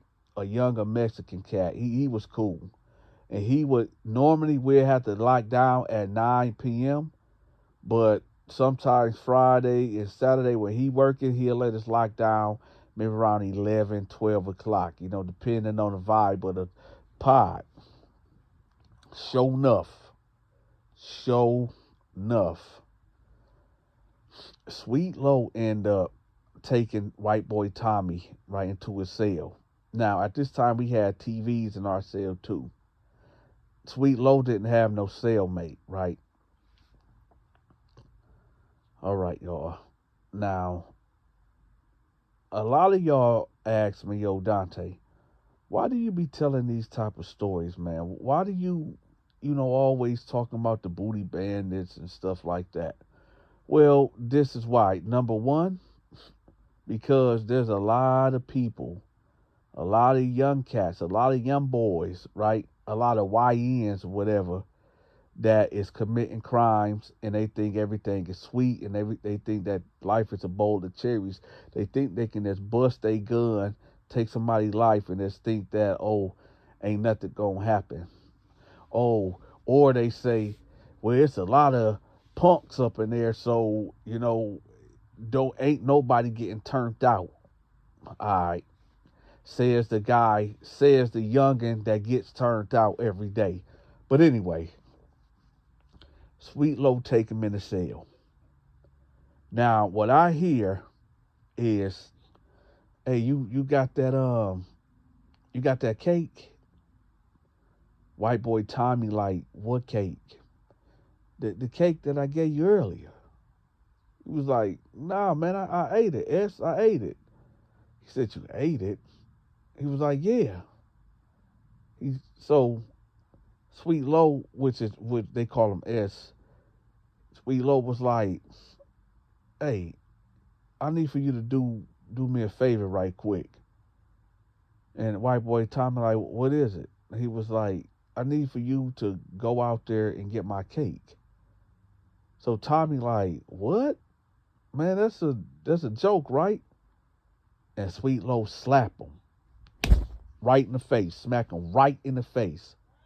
And white boy Tommy like, man, what you do? And Sweet Low grab him by his mouth, tell him like, shut up, man, shut up. And he punch him in the side of the head, shut your mouth, right? He said, since you can't get my cake, you gonna give me something else. So white boy Tommy like, man, wait, I'm confused, man, because up until now, y'all, Sweet Low been laughing with him, giggling with him, giving him commissary, so-called being his homeboy, right? And now he done went from Beauty to the Beast. Now he done went to Mr. Jackal, Mr. Hyde, right? He done switched on him in the blink of an eye. So he tell him like, listen, take this Vaseline and dip it in your fingernails. He was like, what? For what? What's going on? Put your hands in this Vaseline. And he was like, all right, man. Now, I'm going to stop the story right there. I know y'all want me to go into detail and tell y'all what happened, but I'm not going to do that because this happens to a lot of cats in prison, and so I don't want to have anybody to relive their trauma, right? Because I get a lot of people that contact me when they listen to my stories, and hey, I'm just trying to be social responsible. However, I have to proceed with this story. I'm going to tell y'all some things, but not all. Sweet Low basically, he ended up doing it with him. Yeah, he ended up doing, I'm going to say that. He ended up being intimate with white boy Tommy against white boy Tommy will. So, the reason why he told white boy Tommy to take the grease and put it on his hands and stuff, so that way, if he goes out and go tell the guard like, hey, he did this to me, Sweet Low would tell the guards like, that's a lie, man. Check under his fingernails, man. He greased himself up. And I don't know why he's trying to say, yeah, I did mess with him, but he wanted it. And when they do their investigation, they'll see that, white boy Tommy had the grease on his fingernails. So that right there would just conclude like, oh, I guess he did want it. They call that an old penitentiary trick, right? I actually heard that from this booty bandit named Lamarck Moore, right? And he went into detail on how he do that. It's on turned out sexual assault, right? And that's what happened to white boy Tommy. Check this out, y'all. If you gonna commit a crime, right, and you young and you don't want to listen to your mama, your daddy, your grandparents, whoever is taking care of you, and you end up striking out and ending up in a penitentiary, understand this. Nobody is going to give you anything for nothing. You understand? Nothing is free in prison. Nothing. So when somebody approach you being extra nice and trying to give you things, hey, don't take it. Or you might end up like white boy Tommy. Check this out, y'all. I need for y'all to go check out my homegirl TikTok channel. She posts every day about stories about black people going missing. She doing God's work, y'all. Go check her out. I'm going to have the link to her channel pinned at the top of this comment section.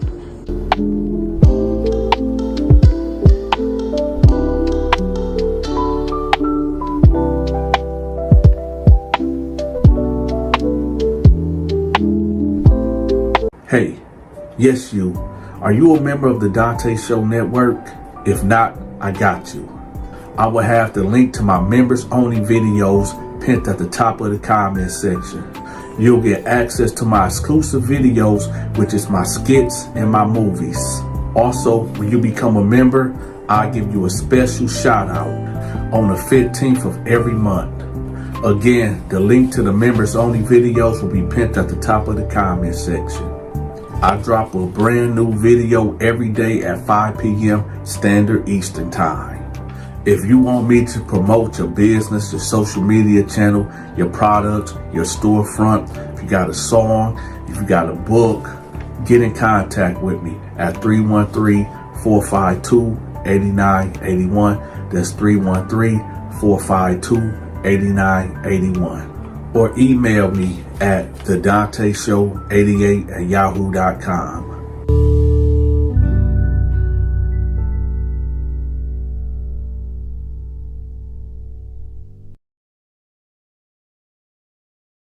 And he tell him like, hey, why the fuck you telling my business?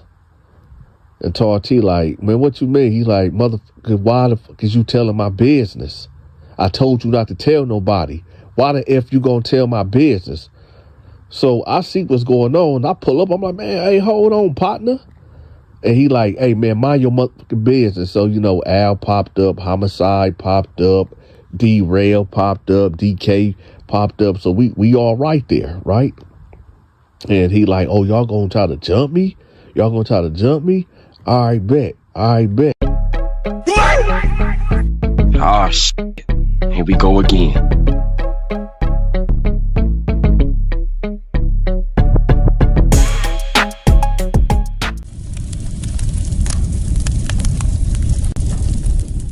This prison story is about when me and my homeboys had to air out the prison bully in the prison shower. But this story has a dangerous, crazy, horrible twist to it. Now, my homeboy Tweety, he a Crip, right? Donta wasn't in no type of gang politics, no type of politics at all while locked up, right? Now, I did run my own program, which did consist of gang members, and homeboys from my neighborhood and from my city. And again, by no means, I did not run no organization. I did not run no gang. In fact, my whole reason of having these certain brothers come together was to enforce my policies, which was protecting weak inmates from stronger inmates for a fee, of course. Now, Tweety, even though this was my guy, even though this was my brother from Atlanta, he ran his mouth too much. Tweety ran his mouth entirely too much, which is going to get us into a situation with the prison bully. So one day, Tweety go on a visit, and the prison bully is there also, speaking to somebody. Now, the person he was talking to was this older white chick, and Tweety knew who this woman was. So after the visit, Tall T approached the prison bully and tell him like, hey, how you know such and such? And dude like, man, that's my auntie. So Tall T like, yo, auntie? How is that? He said, man, mind your business, but why you ask me about my people? So Tall T was like, man, I know that woman. Like, I know that woman. So the prison bully like, well, how do you know her? And he was like, well, I used to talk to her daughter or whatever. So the prison bully sitting there, he was like, hey, come over here right quick, man. So we all looking like, the heck going on over here? Because from my understanding, the prison bully never talked to nobody. So this was surprising. So I went to go get the rest of the homies because I'm like, yo, this might turn ugly. You know, why is he over here talking to Tall T for? You know, so I go get the homies and we on standby, we watching, right? So the prison bully asked him like, so again, how do you know her again? And he's like, yeah, I was dating her daughter or whatever. So he was like, what year was this? Tall T was like, I mean, it had to be like in 04, 05 or something like that. So the prison buddy was like, you know what? You know what I'm in here for? I was like, what? He said, I ended up taking her life, dog. I took her life. So Tall T was like, what? He was like, yeah, I the one took Samantha life. So Tall T was like, you the one did that? You did that? He was like, man, let me tell you what happened, man. And before I tell you this story, don't tell nobody else this story. All right? Tall T like, man, what's up? So, you know, he tell him like, he met the chick at the gas station, whatever. And he moved out to Clio, Michigan or whatever. And Clio, Michigan is quiet. You know, it ain't like the city. You know, it's like a quiet backwoods town or whatever. He said, so one day he was passing through getting some gas or whatever, and so he said he met at a gas station, and, you know, he put the game on it like, hey, you got a man or whatever, and blah, blah, blah. She was like, dawg. So he said they end up exchanging numbers. So he said that, you know, he just straight asked her, like, hey, can I come through? Can I come through the crib? And she was like, yeah, but it's some things we got to talk about before we, you know, come to the house or whatever. And he was like, what is it? So she tell him, like, I got a sister that's bedbound, but she's not really bedbound, but she really don't get out the bed. You know, she was born with this rare disease that, you know, her bones is brittle, and it, like, made her bones kind of, like, stick out a little bit, and she's always in pain. So, you know, just my sister. So he was like, okay. And she was like, you know, we just gotta really, like, keep the noise down or whatever, because if she hear another voice, she try to get out the bed, and if she fall, you know, she might have to go to the hospital. So he was like, oh, okay, I guess, okay, whatever. So he said they end up going to the house. And he said, you know, they end up messing around, you know, the first day. This is like fresh from meeting her or whatever. So he said they mess around and, you know, everything fine or whatever. He said 3 days later, he said he didn't really have nowhere to go. He was kind of semi-homeless, really. So he said that he ended up moving in with her. Just like after the third day, he just moved in with her. He only had like 2 duffel bags worth of clothes and a TV. So he said he ended up moving in with her. And he said he never even heard the sister ever since he was there. He said that the girl would go up there because they had a 2-story house, and he said that he stayed on the first floor. He had no reason to go upstairs, but he said the sister, his girl would go upstairs sometimes and, I guess attend to the sister or whatever. So he said, like, he thought that old girl was like playing a game on him.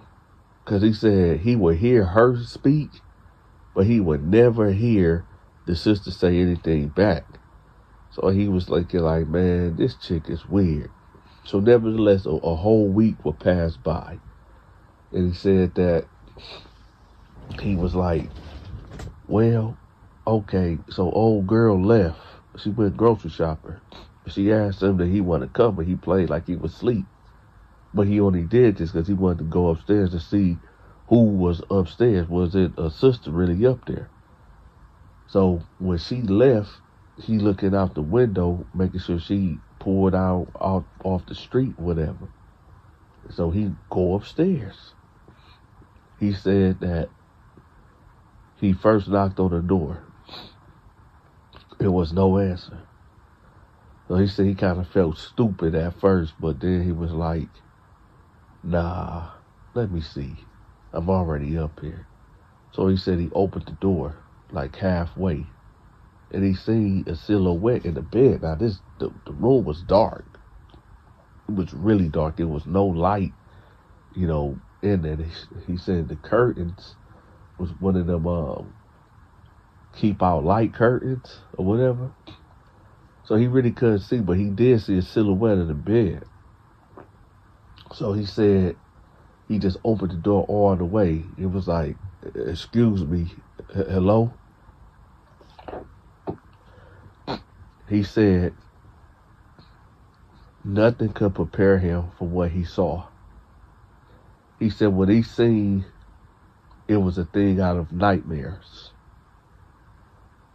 He said this woman snatched the cover off, right? And you see a lady that's looked at twisted and contoured. A horrible sight to see. And that she had no clothes on. And he said that he just knew she was a monster. Like a real monster. He said Tweety, ain't much that scares me in this world. Not much at all.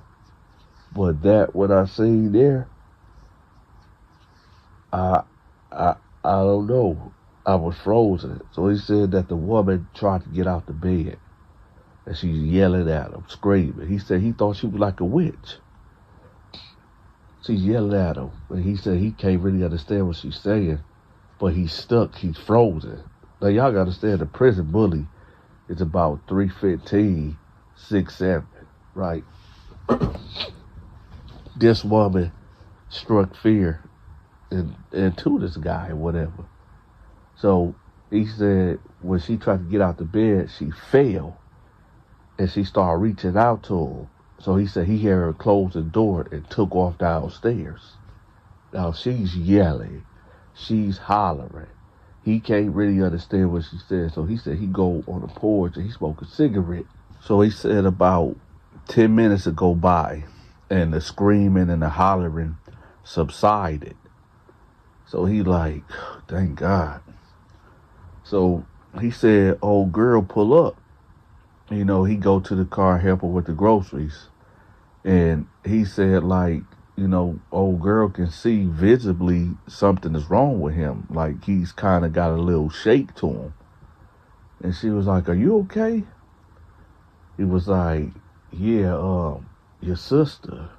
And when he said, your sister, she was like, what happened? He said, man, I went upstairs and I opened the door and she started tripping and she got out the bed. When I say this woman turned red like a strawberry, she dropped the groceries, took off running into the house, ran upstairs and started screaming. He goes in the house and he followed behind her. And he go up the stairs. And he looked because the door is open, all the way open. And the sister is holding the other sister, the one that got the bone disease. She's holding her, crying, sobbing. And says, she's gone, she's gone. Oh my God, she gone. You killed her, you killed her. Right? And he was like, I didn't do anything. I didn't. No, I just. She said, I told you don't ever look at her. Don't ever come in this room. You killed my sister. You killed her. Get out. Get out my house. Get out. Get out. So he say, because he ain't got no car, so he got to walking or whatever. So he figured in his head, like, I'm just gonna give her some time to calm down, whatever.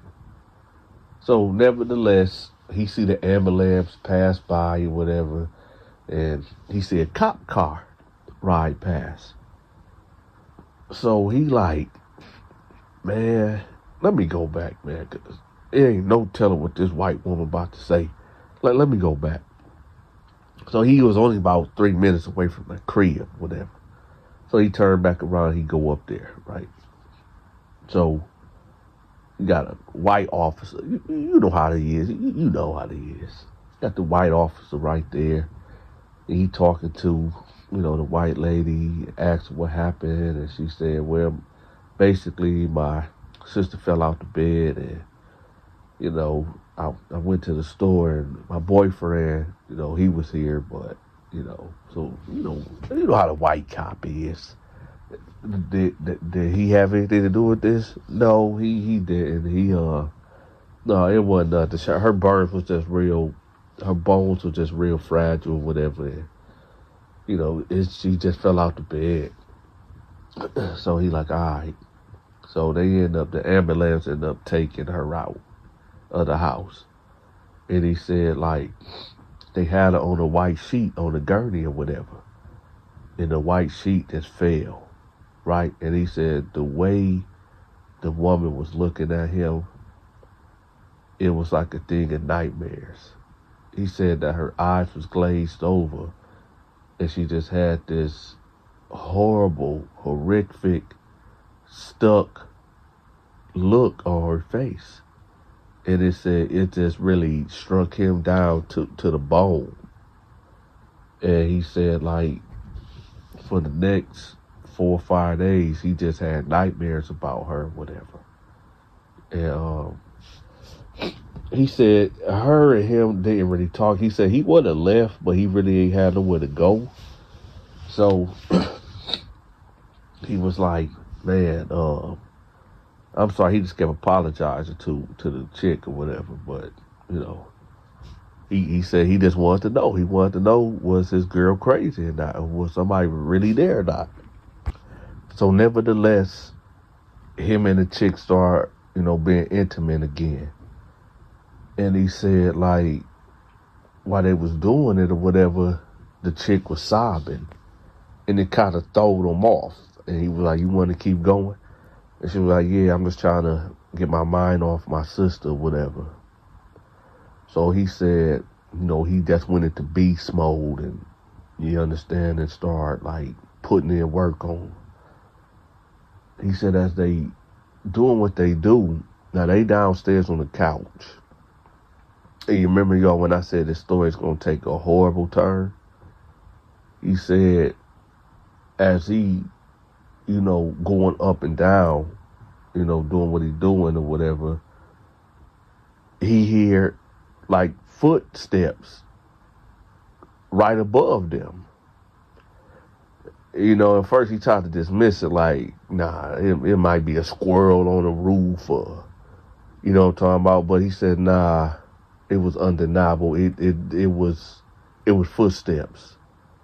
So he said he backed up out of it. He asked, like, hey, somebody else here? And she was like, well, what do you mean? He's like, you don't hear that? And she like, nah, keep going. I'm almost there. So, I guess he get back to business, and he hear the footsteps again. So he bag about it. He like, hey man, somebody upstairs, man. So she like, ain't nobody upstairs, man. You tripping? So he like, no, I'm about to go see. So he said he go to the kitchen, right? Now, normally they keep all the doors closed, from upstairs. There's no real reason for any doors to be open upstairs. So y'all know where we going, right? So he said he go to the kitchen, he go grab a knife. Cause he black. He ain't about to go upstairs and, get confronted by some, I don't know, some monster. So he said he go upstairs, and sure enough, that door is open. The sister door is wide open. So he say, he creeped to the door and he looked in, and there was nobody there. So he said he just closed the door and he go back downstairs. So, the chick like, man, you was tripping, man. He like, nah, man, your sister door was open. Then you close it? She was like, I don't know. I may have. I may not have. I don't know. But anyway, so nevertheless, they lay down together on the couch and they fall asleep. He said it had to been about 4 o'clock in the morning, and he hear like a noise, and it's like a voice at the same time. He keep hearing his girl name getting called, right? So he said he wake up and he like, man, what the heck going on? So he said he wake up and he know that tone, and the tone is, old girl's sister, her voice. So he wake the girl up like, hey man, wake up. Hey, wake up. So she wake up, she's like, what? He like, hey man, you don't hear that? She was like, hear what? He said, listen. And she hear it too. And she's like, oh my God, what is that? He said, I don't know, but it's coming from upstairs. So she was like, oh my God, what? So he get up, go to the kitchen, grab a knife. He say, look, you stay down here. So she was like, I'm not staying down here, man. So she followed him upstairs, right? When they get to the hall, they see like her door's open. So he tell her like, hey, did you open up the door? She was like, no, I keep all the doors closed. So he was like, man, somebody is in there, because they hear more footsteps. So he said, F it. And he just jumped like in the doorway. And he was like, hey. Right? Nobody was there. Nobody was there at all. So he cut the light switch on, and they just walked in the room and they looking around and they don't see nobody. They don't hear anything. So he look at her, he like, man, something crazy going on. So they hear noise in the closet, because he had a walk-in closet in here. So they look at each other and they both got this look like, whatever is here, whatever noise we've been hearing, it gotta be in this walk-in closet. It just got to. So they approached the closet real slow, real cautious, right? And he tell her like, motion to her like with his mouth like to be quiet, and he for her to open the door, and he just gonna go in and just, do whatever, whoever dirty in there. So, he motioned like, we gonna do it on the count of 3, like 1, 2, 3 type of thing. So he put his finger up, 1, 2, 3. And she snatched the door open. Nothing was there. So he said he was standing there puzzled, like, what the man, this is crazy. Okay, y'all, before we go any further, this is where this story is about to take a dangerous turn. If there are any women out there that's pregnant, please don't watch this. Don't listen to this no more. If you got a heart problem, you know, if the doctor told you do not get, you know, stay away from extremes and things that can put you in shock, turn the video off because it's about to get real hectic. He said when they like looked at each other and just like, well, I don't get it. He said as they start walking towards the door, right, the door slammed and the light cut off. So they are in this darkness in this room. He said that he had the knife in his hand and he panicked. He said the chick grabbed him. She grabbed him, you know, because she was afraid too. And he said in his shock, in his horror, he turns around and put the knife in her stomach. And then the light cut back on. And he see what he done did. He done put the knife all the way up in baby girl. And he panicked like, what the, oh my God. And she falls and hit the floor. Now, he said he panicked and he didn't know what to do. So he just ran out and jumped in her car and went to Flint, Michigan, right? So he said that, you know, he panicked. He said he didn't mean to, you know, knife her. And, well, they end up charging him with capital murder. And now he in here with us doing life without parole. So Todd T like, man, that's wild, man. I didn't know you did that. So, I mean, was it a ghost or what? And he was like, bruh, I don't know, man. I don't know, but that's what happened. That's the honest God truth. Todd T was like, man, that's crazy, man. I did date her.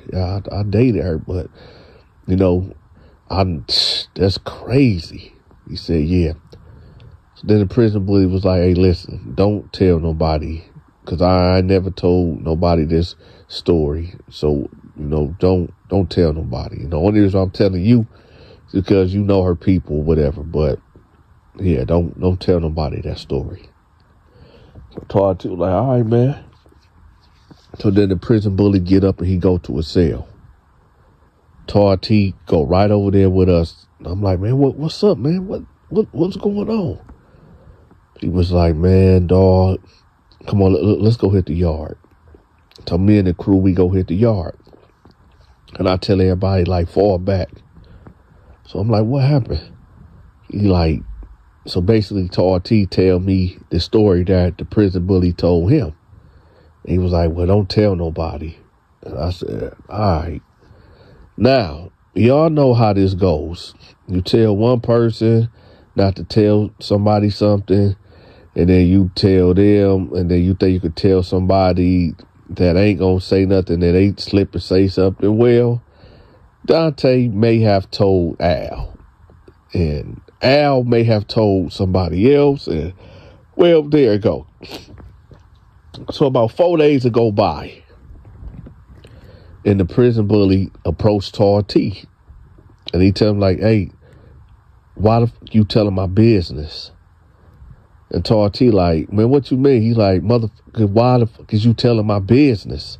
I told you not to tell nobody. Why the F you gonna tell my business? So I see what's going on. I pull up. I'm like, man, hey, hold on, partner. And he like, hey, man, mind your motherfucking business. So, you know, Al popped up, Homicide popped up, Derail popped up, DK popped up. So we all right there, right? And he like, oh, y'all gonna try to jump me? Y'all gonna try to jump me? I bet. And he walked off. So I told Todd T like, man, what's going on? He was like, man, this motherfucker gonna come to me talking about I spread his business around. This man, fuck him. I said, man, hey, man, y'all go get them things, right? So then I seen the guards coming. I said, no, y'all fall back. We gonna get at him later. We gonna get at this dude later, right? So about 3 hours have passed, right? And we looking at him. He looking at us. We all in the day room, right? Now I'm gonna be real with y'all. Yeah, we probably could get him like on a 3 versus 1. We have to dog pile him out, but I don't think none of us could beat this dude 1-on-1. So I said, you know what, y'all? I know what we gonna do so we don't have to cause minimum damage, minimum collateral. We gonna get him in a prison shower, right? So nevertheless, he get his towel, he get his soap, and he go to the prison shower. And I said, all right, y'all, come on, let's go. Now, he did have a guy look out for him, because normally most guys, you know, when they go get in the shower, they have somebody on lookout, you know, making sure that nobody trying to run in on them like what we about to do. So I'm looking at his lookout, and I, you know, show him the sword of justice. And he don't want no parts of that, right? So he just bag off from the shower and go about his way. So me, Al, Tweety, Homicide, Derail, DK, we boss up in there. And he's standing there, you know, and he turned around. He like, what the fuck y'all gonna do? Now, we have to end the story right there, only because the statute of limitation have not ran out yet. The statute of limitation for what we did to him is, there's no statute of limitations, right? And I don't feel like, you know, I'm talking about getting the investigation going on me and my homies and stuff like that. So we just gonna put it this way. When the guards found him, he didn't pass away, but he's in a vegetative state right now. And the last time I heard, he just really came out of it. And he's walking and he's verbal now or whatever. But we did him in. Listen up, y'all. I don't know if this story is true or not. I wasn't there. I don't know if it was a ghost up there in that room. I don't know if, you know, the prison bully was just deranged. I don't know. But a woman did lose her life. I don't know if the events played out exactly the way he told Tweety. I don't know. I just don't know. In fact, y'all let me know in the comment section, do y'all think this story is true, or this just a load of convict crap? Just let me know in the comment section, because on the real, I kind of believe it, because I can see something happening like that, where maybe they were so paranoid that maybe it was a squirrel on the roof, or maybe they had rats, and maybe they thought that, you know what I'm saying, that the footsteps that they heard was footsteps. It was really a mouse or something running around up there. And maybe it's just mass paranoia going on. I don't know. And then maybe the sister thought that she closed the door but didn't. And everything just played in the way that it played. I don't know, man. I don't know. So, like I said, y'all let me know how y'all feel about this one. Me, I'm kind of 50-50 with it. I can't say, man. I don't, because I do believe in the supernatural, but at the same time, it's like, I don't know, y'all. But y'all let me know in the comment section how y'all feel about this. Hey, y'all, if y'all can't get enough of this prison content, look no further. Check my man out, Pop Yash with JB, man. He got a great channel where he interviewed prior inmates and correctional officers. Y'all go check him out. I'm going to have his link pinned at the top of the comment section. Check this out, y'all. I need for y'all to go check out my homegirl TikTok channel. She posts every day about stories about black people going missing. She doing God's work, y'all. Go check her out. I'm going to have the link to her channel pinned at the top of this comment section.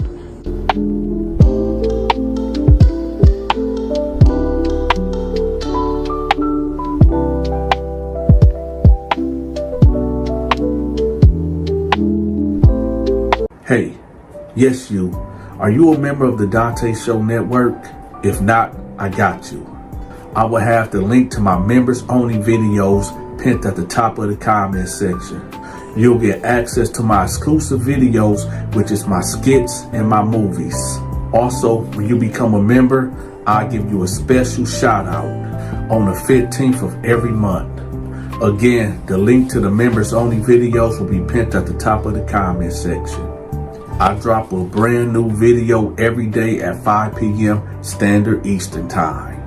If you want me to promote your business, your social media channel, your products, your storefront, if you got a song, if you got a book, get in contact with me at 313-452-8981. That's 313-452-8981. Or email me at thedanteshow88@yahoo.com.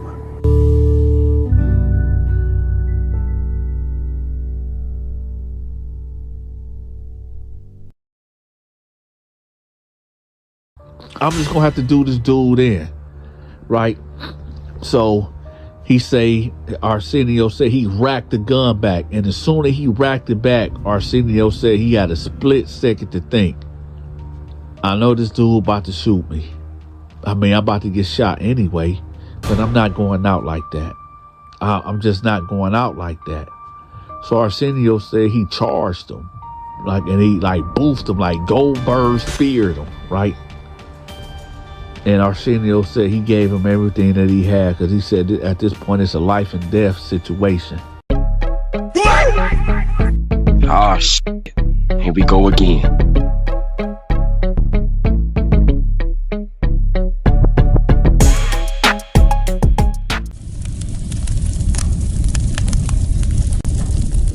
You know, I was just sitting back thinking about the most stupidest reasons that I done ran into cats that done got locked up in prison. And one of these stories come to mind with my homeboy Arsenio from Flint, Michigan. Now, Arsenio, he ain't never getting out of prison. And rightfully so. And I get it. Sometimes people make mistakes, but this right here, this was not no mistake. Let me get to the story. So you got the homie Arsenio. I knew Arsenio from Northwestern. I knew Arsenio from the 6th grade to maybe the 10th grade, somewhere like that. But then I also ran into Arsenio all through life. So it was no surprise when I run into Arsenio in prison, right? Now, at this point, I ain't seen Arsenio in maybe 8 years. And one thing about Michigan, if you don't see somebody in the streets or run into them at the grocery store or throughout the years, you best believe, and you just hope and pray that they not in the graveyard, but, you know, they're in prison. And most time, a lot of these cats that you don't see around, they in prison. If you find yourself in lockup, well, it's like a reunion or whatever. But anyway, so I'm up there bailing around the yard. And what bailing around the yard is just slang for, you know, walking the yard. So I'm bailing around the yard, you know, keeping my normal pace. And I see Arsenio. I see when he walk in. Now, Arsenio is a real big dude. And I ain't saying muscular. He like a big dude, like a fat dude, real fat dude, really big, tall, fat dude. Arsenio was maybe about 6'4", maybe 6'5", and a good maybe 350, 360. He was a very massive dude. Like, Arsenio should have been on the defensive line. He should have been a defensive lineman or something. You know what I'm talking about? He was like this big. And but Arsenio wanted to be a thug. Arsenio wanted to be gangster. And rightfully so, coming from Flint, Michigan, everybody there, hold on, y'all. Okay, it sounded like somebody was lighting firecrackers. What the heck was that noise? Anyway, y'all, my fault. Somebody, I don't know, it was like a loud banging noise outside. It wasn't no gunshots, though. But I heard them, like, yesterday. But anyway, my fault, y'all, my fault. So anyway, I see Arsenio, man, and I'm like, what is he doing here? So I'll get over there. I'm like, man, I said, Arsenio, what's up, man? And he like, Dante? I said, yeah, what's up? He like, oh, what's up, my N-word? What's up? I said, man, what's up? What you doing in here? He like, man, some stupid bruh. I said, what happened? He was like, man, let's walk the track. And I'm like, man, but how you doing, though? He like, man, I ain't doing too good, bruh. Man, I fucked up. I said, you fucked up? He said, yeah, bruh, I really fucked up. I said, what happened? He said, well, all right, this what happened. So he was like, he get his bridge card, right? And normally he'd sell his bridge card.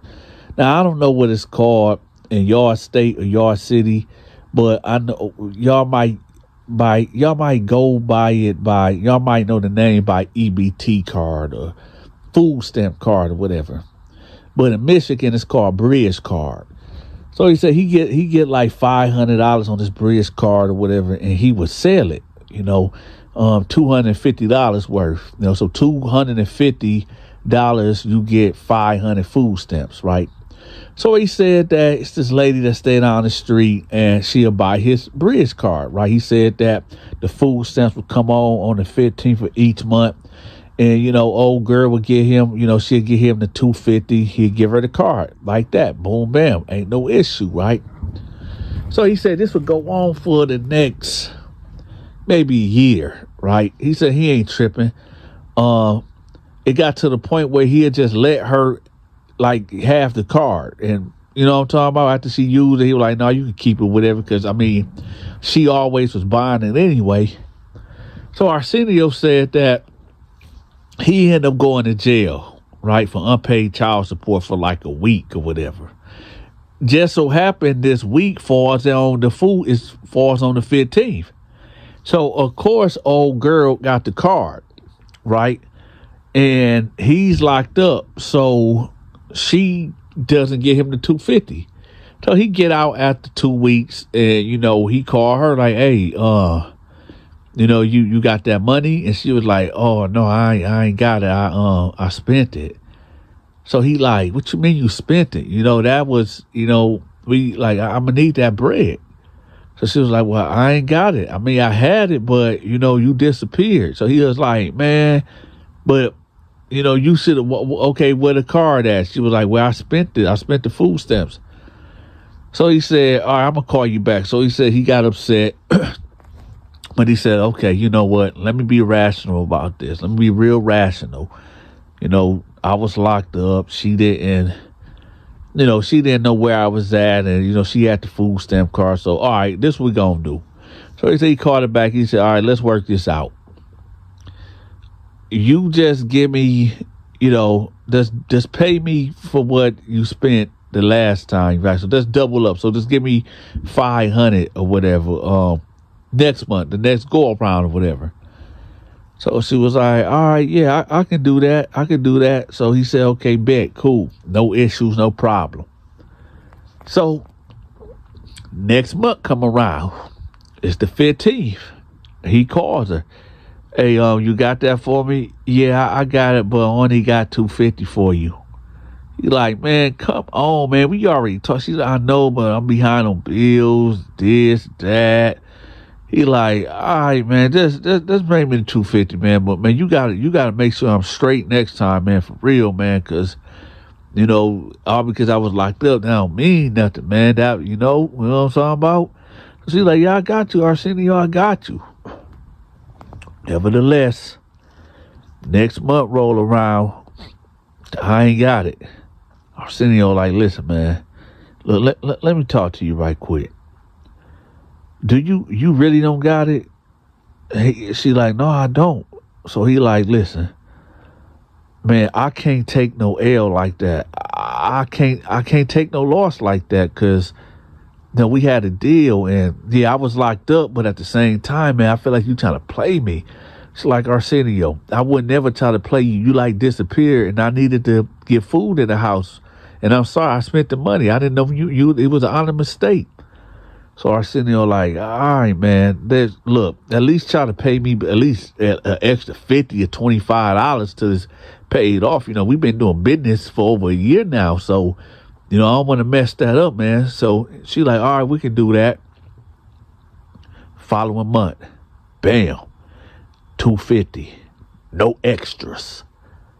Hey, listen, man, did you just disregard what we talked about last month? No, Arsenio, I'm for real. I ain't got it, man. So Arsenio like, you know what? I'm not taking no L. I'm just not taking no. I'm not taking no L. That ain't happening. And for those out there that don't know what taking the L is, it's basically taking a loss. He feel like, yo, I've been violated. I've been wronged, right, in this situation. I'm not taking a loss. So he say, listen, check this out. Do you got a boyfriend? She like, yeah, I got a boyfriend. We've been together for a year now. He's like, all right, listen, I tell you what, and this just between me and you, let me hit. She said, what? He said, yeah, let me hit. So that way, we can be good. We can be even. Let me hit. She like, no, I told you I got a boyfriend. He like, man, I know, but I mean, can you ask your boyfriend for the $250, whatever? She like, no, man, that's disrespectful, man. No. So he like, well, I mean, I need something. I done let you slide about 3-4 months already, man, and you ain't producing nothing. Like, what's happening? What's up? That you gonna let me hit or what? And she was like, no, man, I'm not doing that. So he was like, all right, well, then I need my money. I need my card then. I need my card. She like, listen, Arsenio, all right, okay, but I'm on my menstrual cycle. I'm on my period. He like, for real? She like, yeah. So she like, what you want to see my pad or something? He like, nah, you just let me know when you get off. All right, so that's the deal. When you get off, you're going to let me hit, and that's just what it's going to be, and then we good. So she was like, all right, man. So a week go by. Arsenio called her, hey, you off? No, I'm not. Oh, okay. The next week go by. You off? No, Arsenio. So he started asking female family members in this family, like, yo, how long can a female be on her period? And, some of them say it depends. It could be a week. It can be a week and a half. It really just depends. So he's like, man, all right. So the third week he called like, hey, man, listen, is you going to let me hit or what? She was like, Arsenio, listen, I told you I got a boyfriend. Arsenio like, man, I ain't trying to hit none of that, man. I ain't trying to hear that, man. We already agreed. And man, just bring me my card, man. Bring me my card. Right? So she's like, Arsenio, I need these food stamps, man. I need these food stamps. You bugging. You tripping. Arsenio like, man, listen, is you going to let me hit or what, man? Because I'm tired of playing, man. I'm tired of playing with you. Is you going to let me hit or what? So she like, yeah, okay, we can do it tomorrow. He like, all right, bet. When? Where? So like, you can come to my house, man. Come to my house when I get off of work. I just come around 6 p.m. He like, I bet, say less. So when she get off the phone, she call her boyfriend. She tell her boyfriend, hey, listen, it's a guy that, been pressing me for about a year now. And he got a little money or whatever. And he basically want to trick on me. So the boyfriend like, okay, what's up?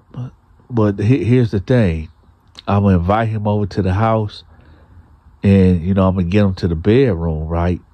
And then I want you to just come in and have like you robbing the place, and you just rob him and, tie both of us, tie both of us up or whatever, to make it look like a robbery, and let's take whatever off of him. And if he got some money or jewelry or whatever, let's take it. All right. So he like, all right, bet. That's a bet. That's all right. That's what's up. We'll do that. All right. What time? Well, he supposed to be coming over around 6 o'clock. So, I just leave the back door open. I thought he all right, say less. Bet it up. Right. So we gonna fast forward to the next day. Now, Arsenio called us like 5 o'clock. He like, you off of work? She like, yeah, just come by around 6. All right, I'm pulling up real soon. All right. So Arsenio say he pulled up, right? And he said like something just didn't feel right. He said he done been in situations like this before where, he'd meet a chick and, at her crib and something just didn't seem right, so he'd get back in the car and pull off or whatever. And he said it just something was telling him like, man, don't go in that house. Just get back in the car and go. But he said maybe that was just his paranoia, speaking to him, and him being paranoid or whatever.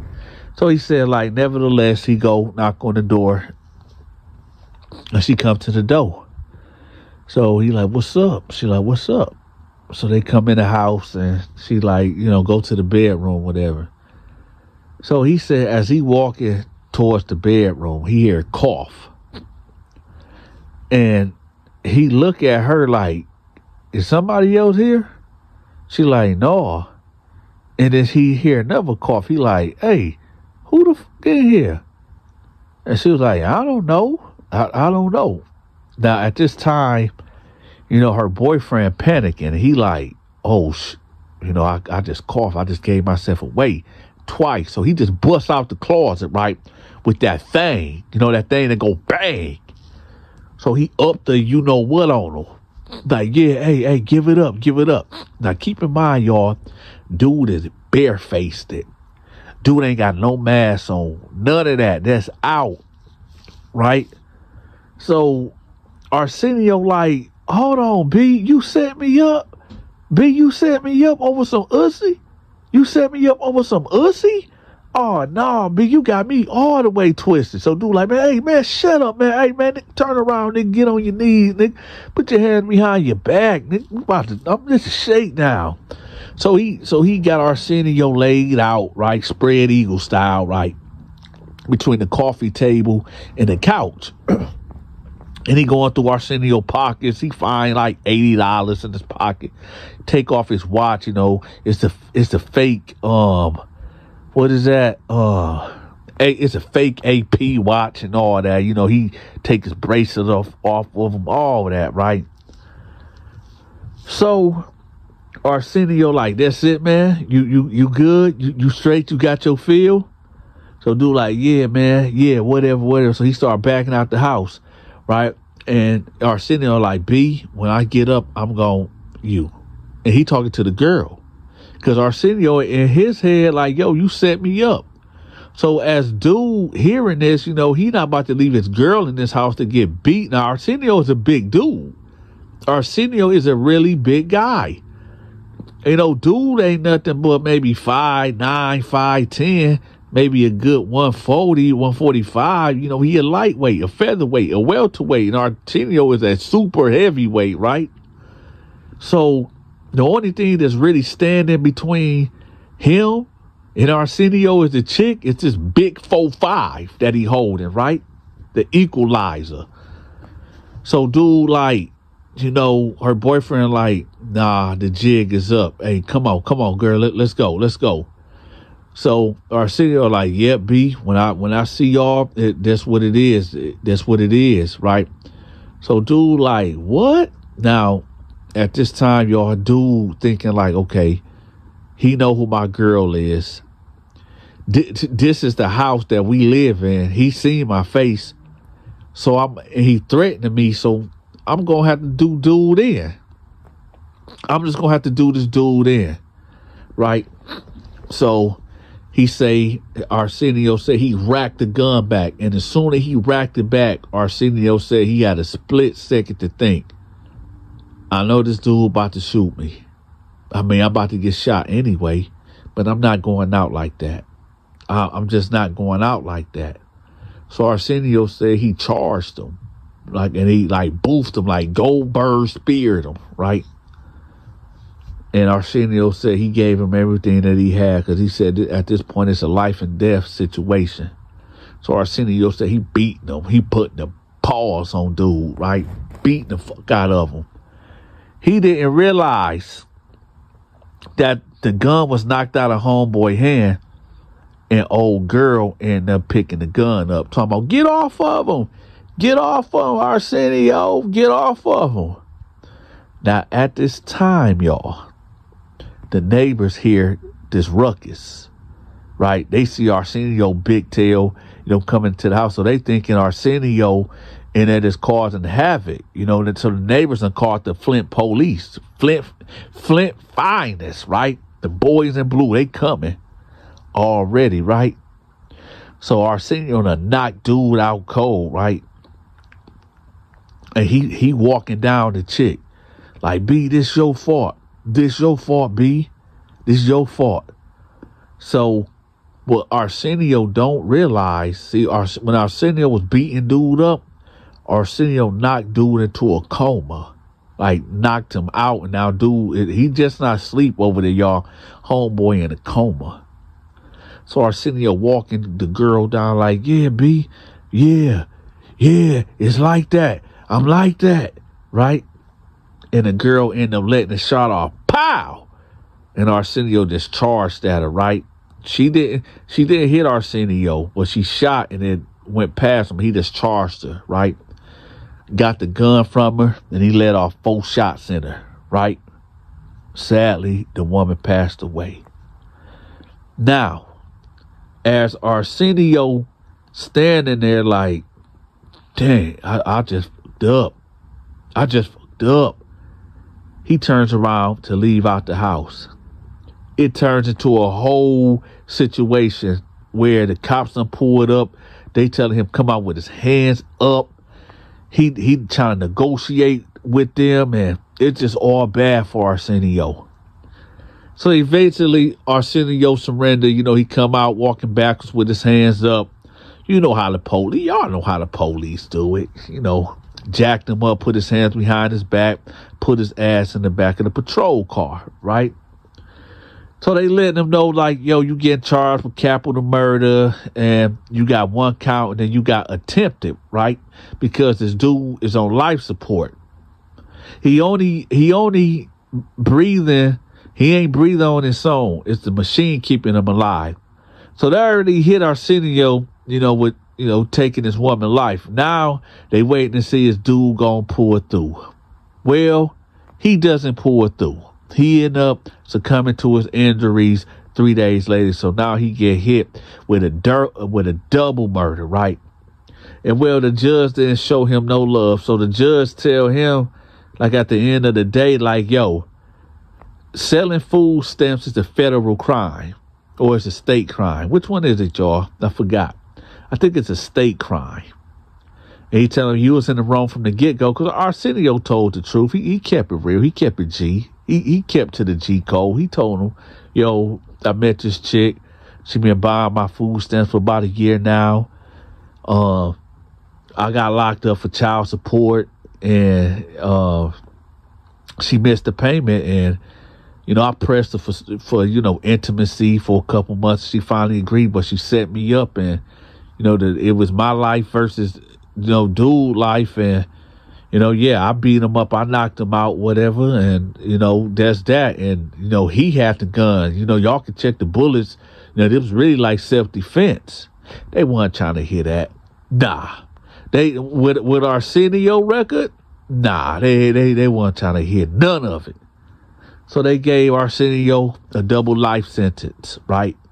And now he in here with Donta bailing across the yard. So I said, damn, Arsenio, for real? That's what happened? He like, yeah, bruh. Yeah. I said, he said, well, how long you got? I said, man, I got a dime, but I could be going, my minimum is 2 to 10. So I'm on my second year, so he like, yeah, that's a blessing, man. That's a blessing. I said, yeah. Let me ask y'all a question in the comment section. Y'all keep it a G with me. Do y'all think that Arsenio should get double life for what happened? Or do y'all think that he innocent? Or do y'all think that he need to do some type of time? I mean, just let's look at the facts here.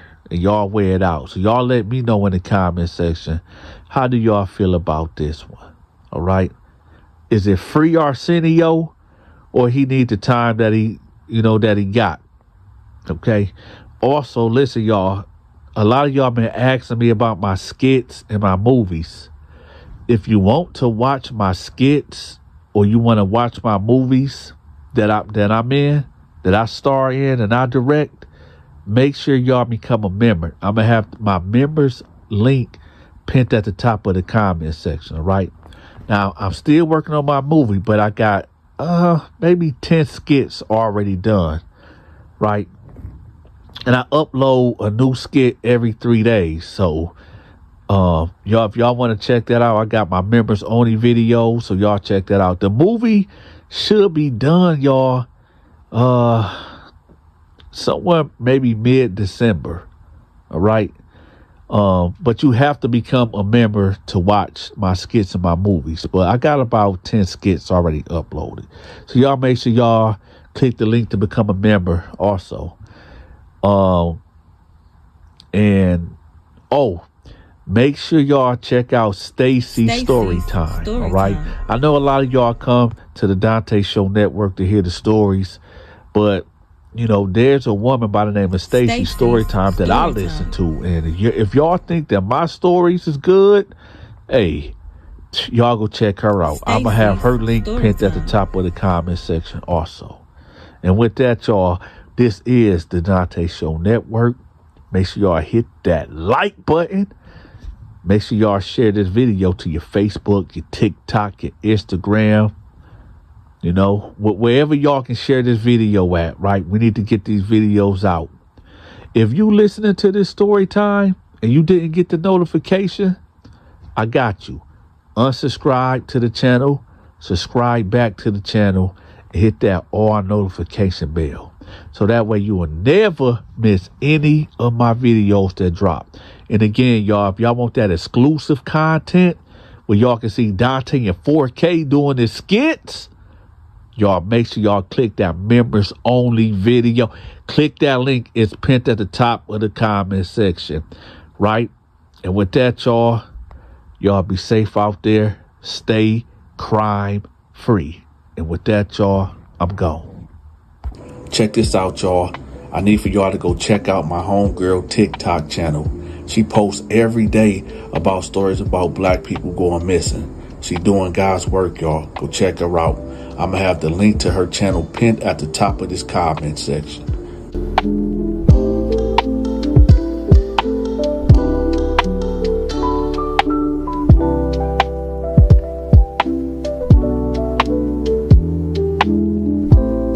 Hey, yes you. Are you a member of the Donta Show Network? If not, I got you. I will have the link to my members only videos pinned at the top of the comment section. You'll get access to my exclusive videos, which is my skits and my movies. Also, when you become a member, I'll give you a special shout out on the 15th of every month. Again, the link to the members only videos will be pinned at the top of the comment section. I drop a brand new video every day at 5 p.m. Standard Eastern Time. If you want me to promote your business, your social media channel, your products, your storefront, if you got a song, if you got a book, get in contact with me at 313-452-8981. That's 313-452-8981. Or email me at thedontashow88@yahoo.com.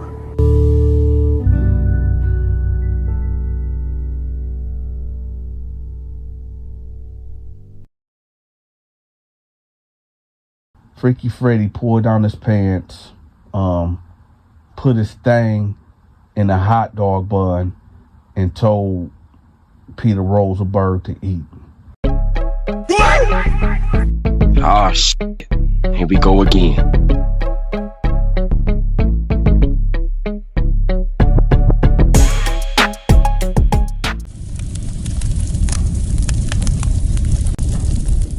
Back in 98 or 99, don't quote me on the year, the warden gave us an initiative. You know, we was in the maximum and it was just violent. So he gave us an initiative. He said that once a month, if there's less than 20 stabbings, less than 20 fights, and less than 20 robberies, you know, he will allow us to have a barbecue day at the end of the month. So all of the heads got together and we made a truce. And the truce was that, you know, how it's supposed to be like in the feds, that the top guys of the cars or whatever get together and they discuss and they handle their business, right? Let me speak more into that too. Now, I never been to the feds. I always did state time, right? And no, I was not a part of no organization or no gang. I just had my crew and we did what we did, okay? But nevertheless, so the warden called me, he called his blood, this Crip, this AB guy, and a couple other cats that was, you know, ahead of organizations or whatever. So we in the warden's office and, you know, he breaking it down to us like, listen, we need to get these numbers down. I would really appreciate if y'all would just chill. You know, we really need to get these stabbings down. We need to get these fights down, these assaults down. We need to get this down.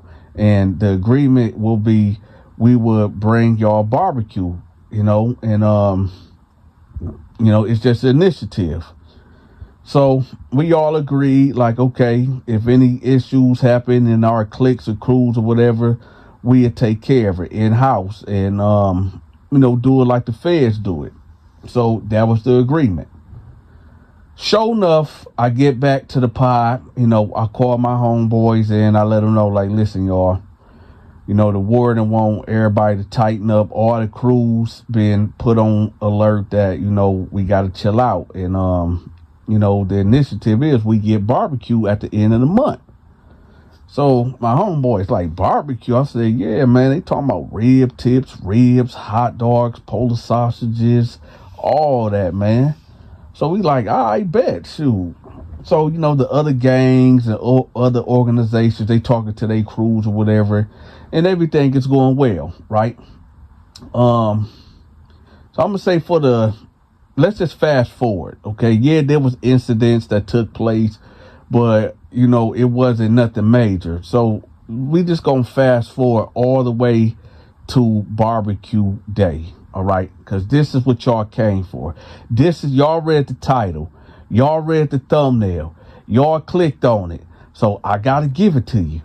So, nevertheless, they played us.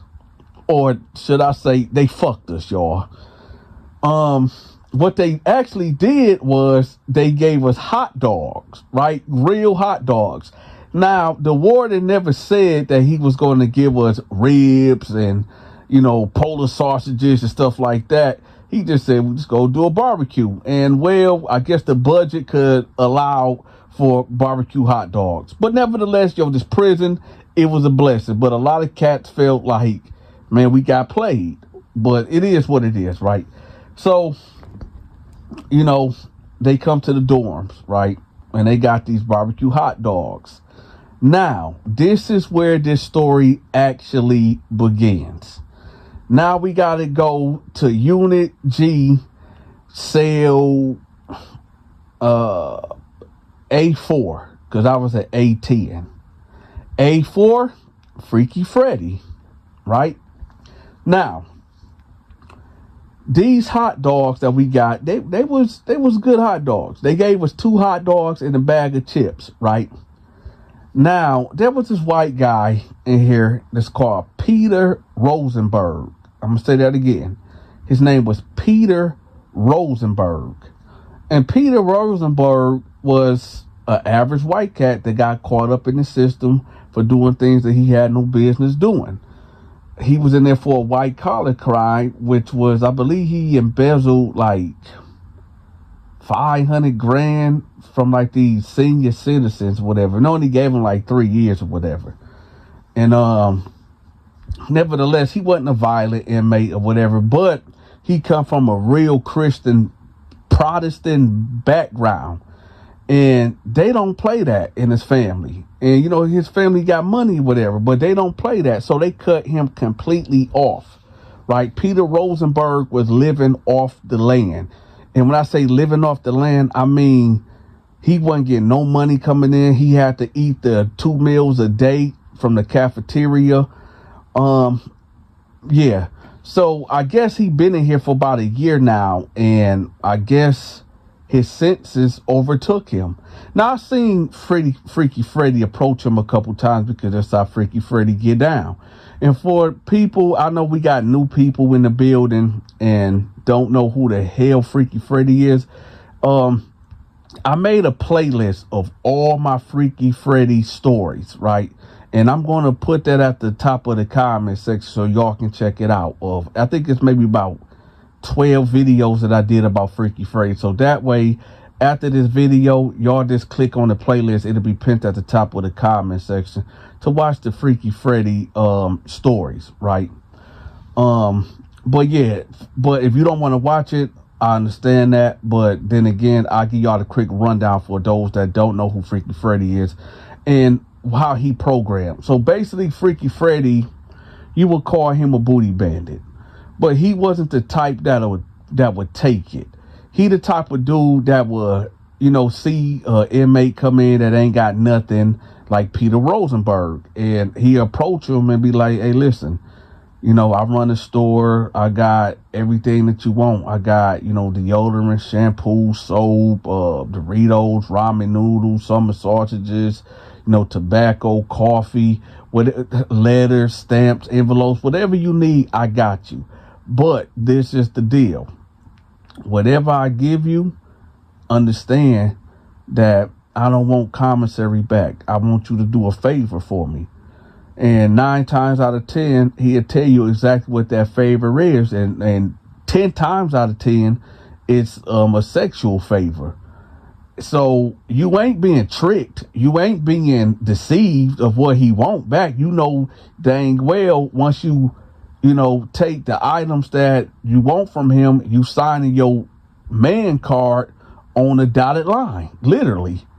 And that's our Freaky Freddy program. So that's Freaky Freddy. And like I said, y'all, if y'all want to watch all of the Freaky Freddy videos that I done did this far, I'm gonna have that playlist picked at the top of the comment section for y'all, right? So anyway, it's that day. Freaky Freddy, unbeknownst to me, he didn't eat pork. And these hot dogs that was given to us is pork. They lied and told everybody that it was gonna be beef and pork. But turns out, you know, in the kitchen, they told like, man, that's all pork, man. So a lot of people, the Muslims, now, this is the funny thing. Some of the Muslims gave up they hot dogs, whatever. And then some of them didn't, because they were like, well, we don't know if it's really pork. We don't know what's beef. But anybody that been in prison or anybody that know how these black Muslim inmates are, you know what they do. They know damn well that there was pork, but they want to, y'all know. What's understood don't have to be explained, right? But anyway, a lot of people was giving up their hot dogs or whatever, and for certain items and stuff like that. Now, Peter Rosenberg, he really liked the hot dogs. He loved the hot dogs, and you know he ate his too. He ate his too, and he would just ask the cats like, hey, can I do A, B, C, and D to get your hot dog or whatever? Can I clean your cell for 2 days to get your hot dogs? Can I do this? Can I do that? Right? Some cats gave it to him, some people didn't. He probably gained maybe about 4 hot dogs, right? And it wasn't enough. It wasn't enough for him. So y'all know, like I said, in prison, it's either you prey or you a predator. And well, Freaky Freddy, being who he is, seen the opportunity. So he approached him and he told him, like, hey, look, I got a couple of hot dogs in my cell or whatever. Once you come by, I'll hook you up. Now, Peter Rosenberg already knew who Freaky Freddy was. And he already knew how Freaky Freddy programmed. He knew that Freaky Freddy wasn't just about to give him no damn hot dog just off the strength, off of love, right? So he was like, no, that's okay, man. I'm good. Freaky Freddy was like, look, man, I got about 10 hot dogs in there, man. I'm not going to do nothing with them. I'm just going to throw them away. Maybe the thought of them hot dogs going to waste to Peter Rosenberg didn't sit well with him. And he just felt like, man, I don't know. He said, all right. So he go in the cell with Freaky Freddy. And Freaky Freddy was like, listen, now, you've been in here for a minute. And, I'm going to give you all these hot dogs. But, you're going to have to take care of me.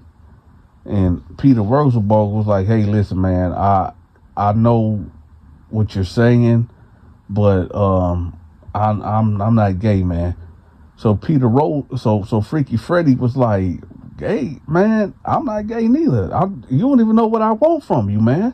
So Peter Rosenberg like, well, what do you want? He was like, when I go to the shower, I just need for you to just wash my back because it's kind of hard for me to, wash my back, whatever. So he was like, that's it? He was like, yeah, that's it. I just want you to wash my back for the first 2 hot dogs. So he said, what? He was like, yeah, for the first 2 hot dogs, I just want you to wash my back and I'll let you know whatever else. So dude was like, Peter Rosenberg was like, man, no, man, that don't sound right, man. I need to know everything that you want me to do. So Freaky Freddy was like, listen, man, do you want the hot dogs or not, man? Because matter of fact, I'm about to throw this shit away. So he was like, no, I'll do it. So Freaky Freddy was like, all right, listen, man.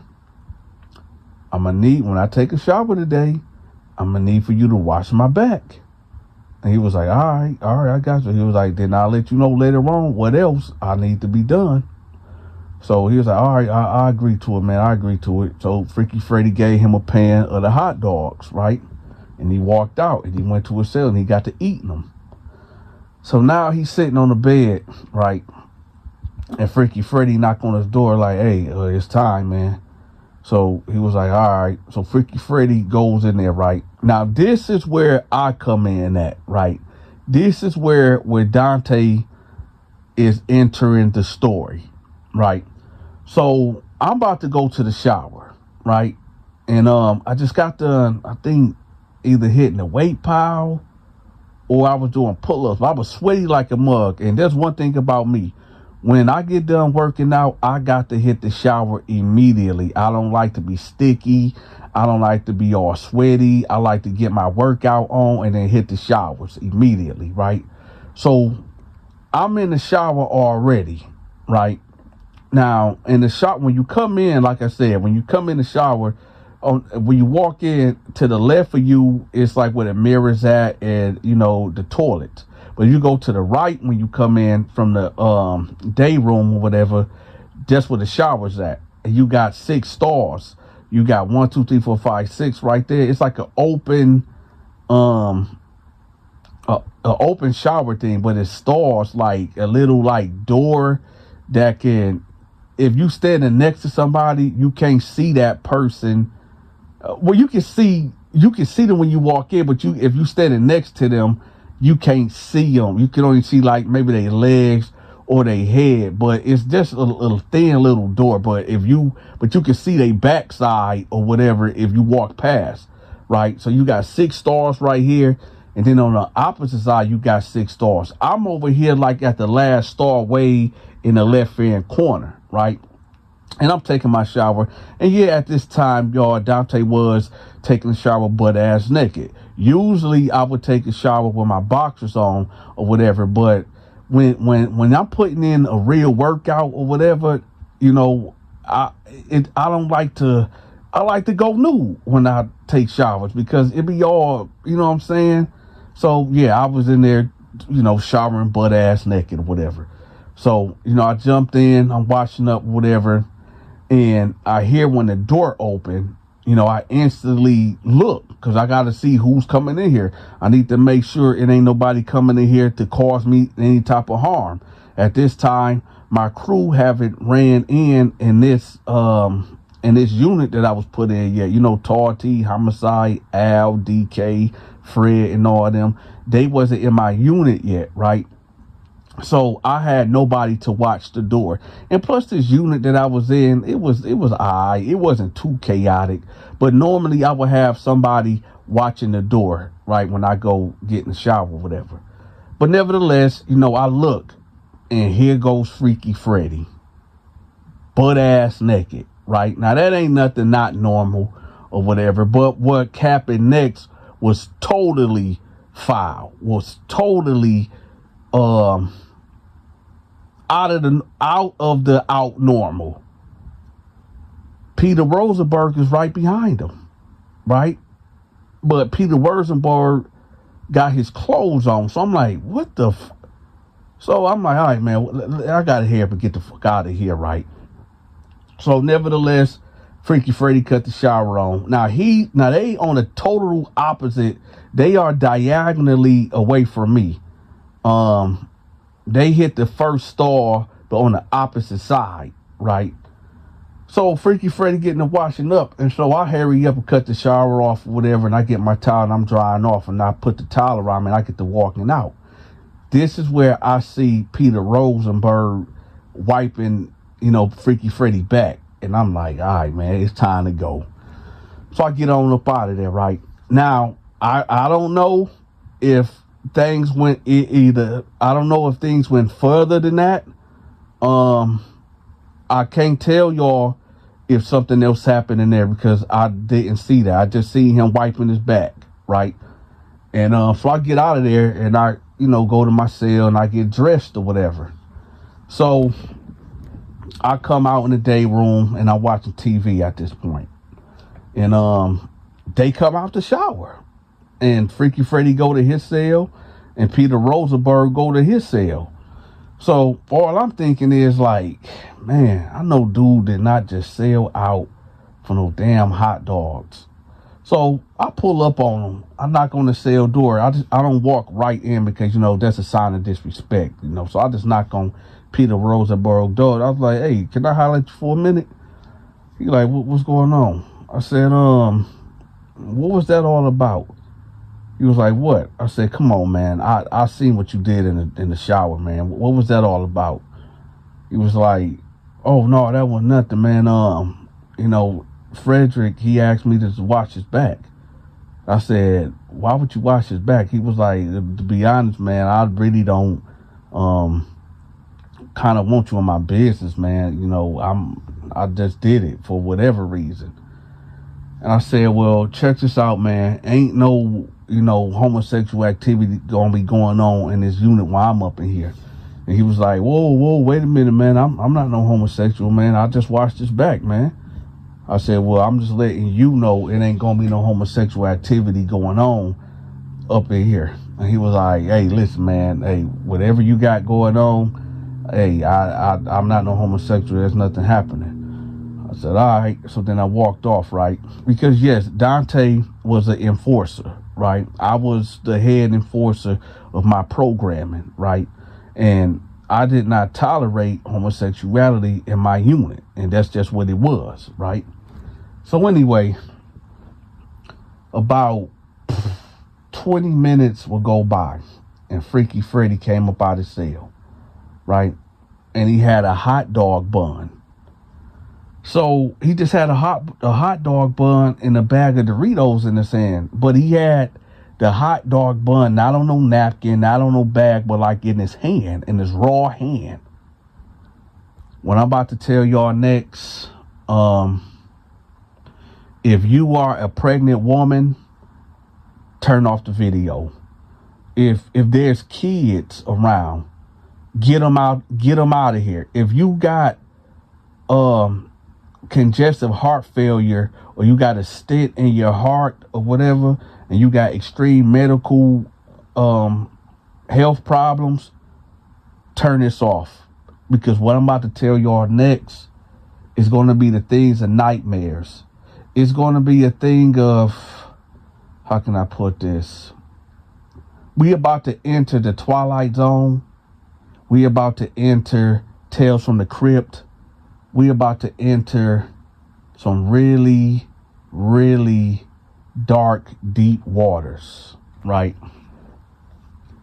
So he walked into Peter Rosenberg's cell. And he was like, he go a bag of chips. So Peter Burns, all right, thank you. So Peter Burns was like, what's up with the hot dog bun? And he was like, you remember when I said that I'm gonna want something else? He was like, yeah, what's up? All right, y'all, here we go. Freaky Freddy pulled down his pants, put his thing in a hot dog bun, and told Peter Rosenberg to eat. I'm going to leave it at that. Now, I don't know if Peter Rosenberg did the deed or not. This was the rumor that went out. I don't know. But y'all let me know in the comment section if y'all think Peter Rosenberg ate the hot dog. Hey, yes you. Are you a member of the Donta Show Network? If not, I got you. I will have the link to my members only videos pinned at the top of the comment section. You'll get access to my exclusive videos, which is my skits and my movies. Also, when you become a member, I'll give you a special shout out on the 15th of every month. Again, the link to the members only videos will be pinned at the top of the comment section. I drop a brand new video every day at 5 p.m. Standard Eastern Time. If you want me to promote your business, your social media channel, your products, your storefront, if you got a song, if you got a book, get in contact with me at 313-452-8981. That's 313-452-8981. Or email me at thedanteshow88@yahoo.com.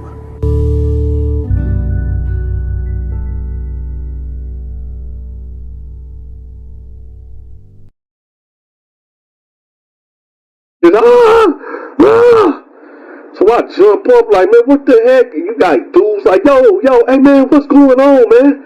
What is y'all doing? I'm like, hey man. So I get up and I'm like, hey man, wake up, man. Oh shit, here we go again.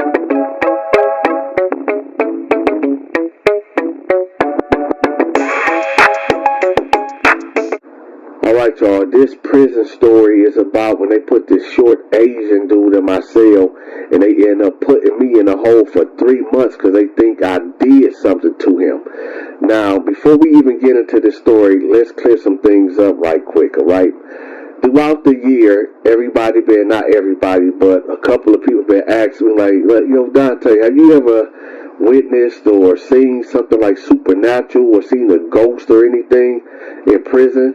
Well, this is one of them stories. Furthermore, I know a lot of y'all done missed my beautiful face, and just know I'm about to, after this video, I'm gonna wait for about 2 or 3 days, and then I'm gonna start showing my face and give y'all these prison stories that y'all been desperately needing, okay? So from here on out, Donta will be strictly dropping prison stories, okay? So, and here you go.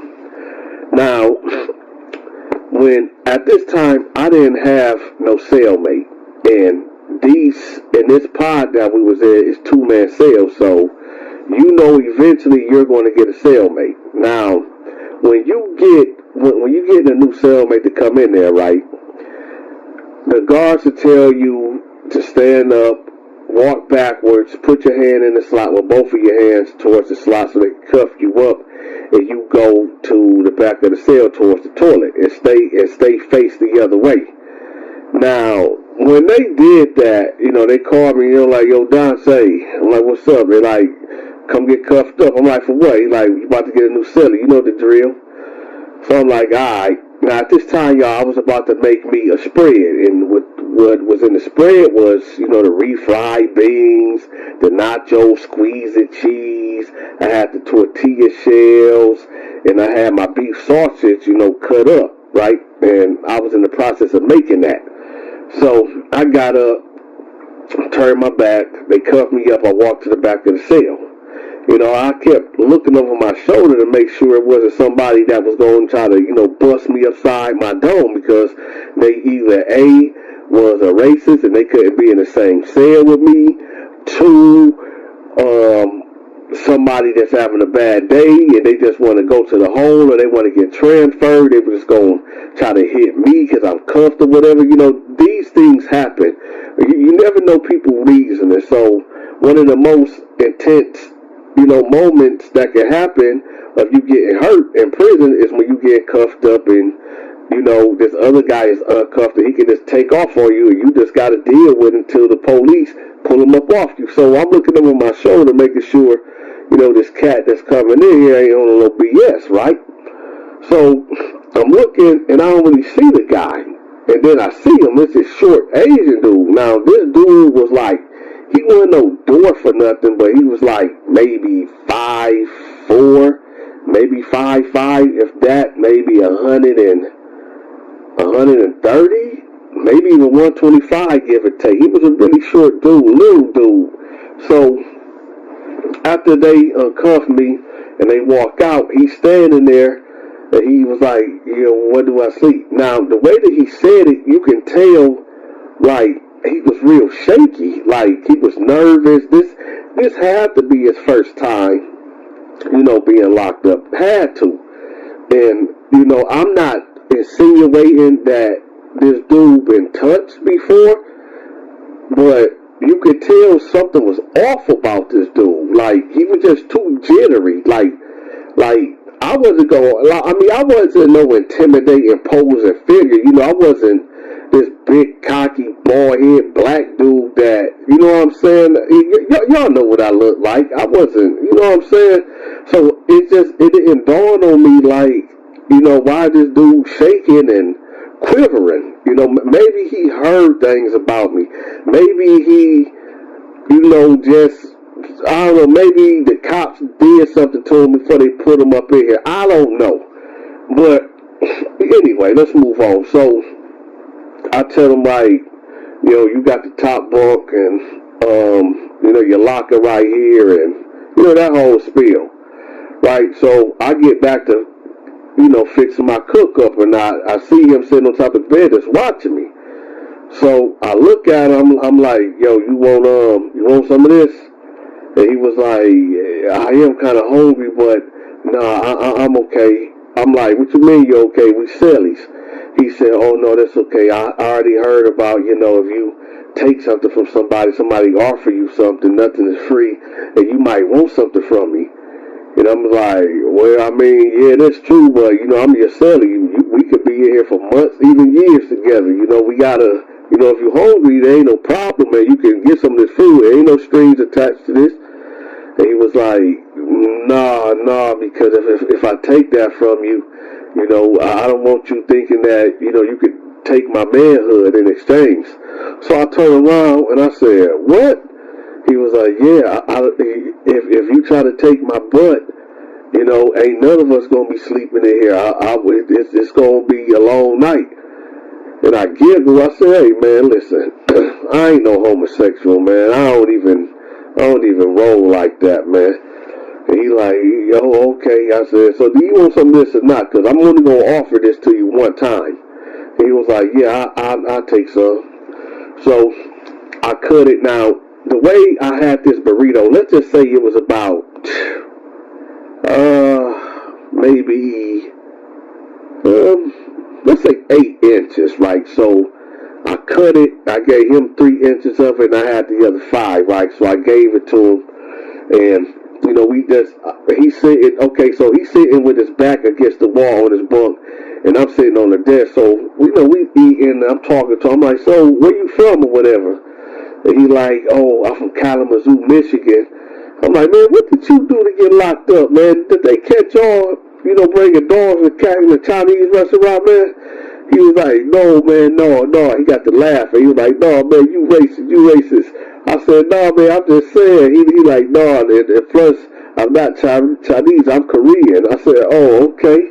I said, what? They must have caught y'all I'm sorry, y'all. Y'all know that I'm tongue-tied. I can't even speak right. I said, y'all must have got caught embezzling money at the laundromats, huh? And he was like, man, you are so racist. I said, no, I'm just having fun with your kid. So he's like, no, I just got caught up in this scheme. I said, what type of scheme?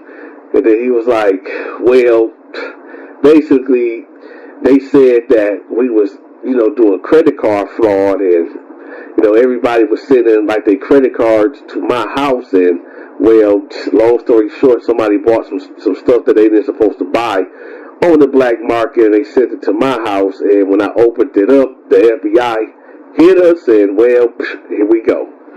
So I'm like, oh, okay, what else? So how long they give you? He said, well, my max is 7 years, but my minimum is 2 years. So I said, all right. I said, hey, you sure that's all you done did? He was like, yeah, what do you mean?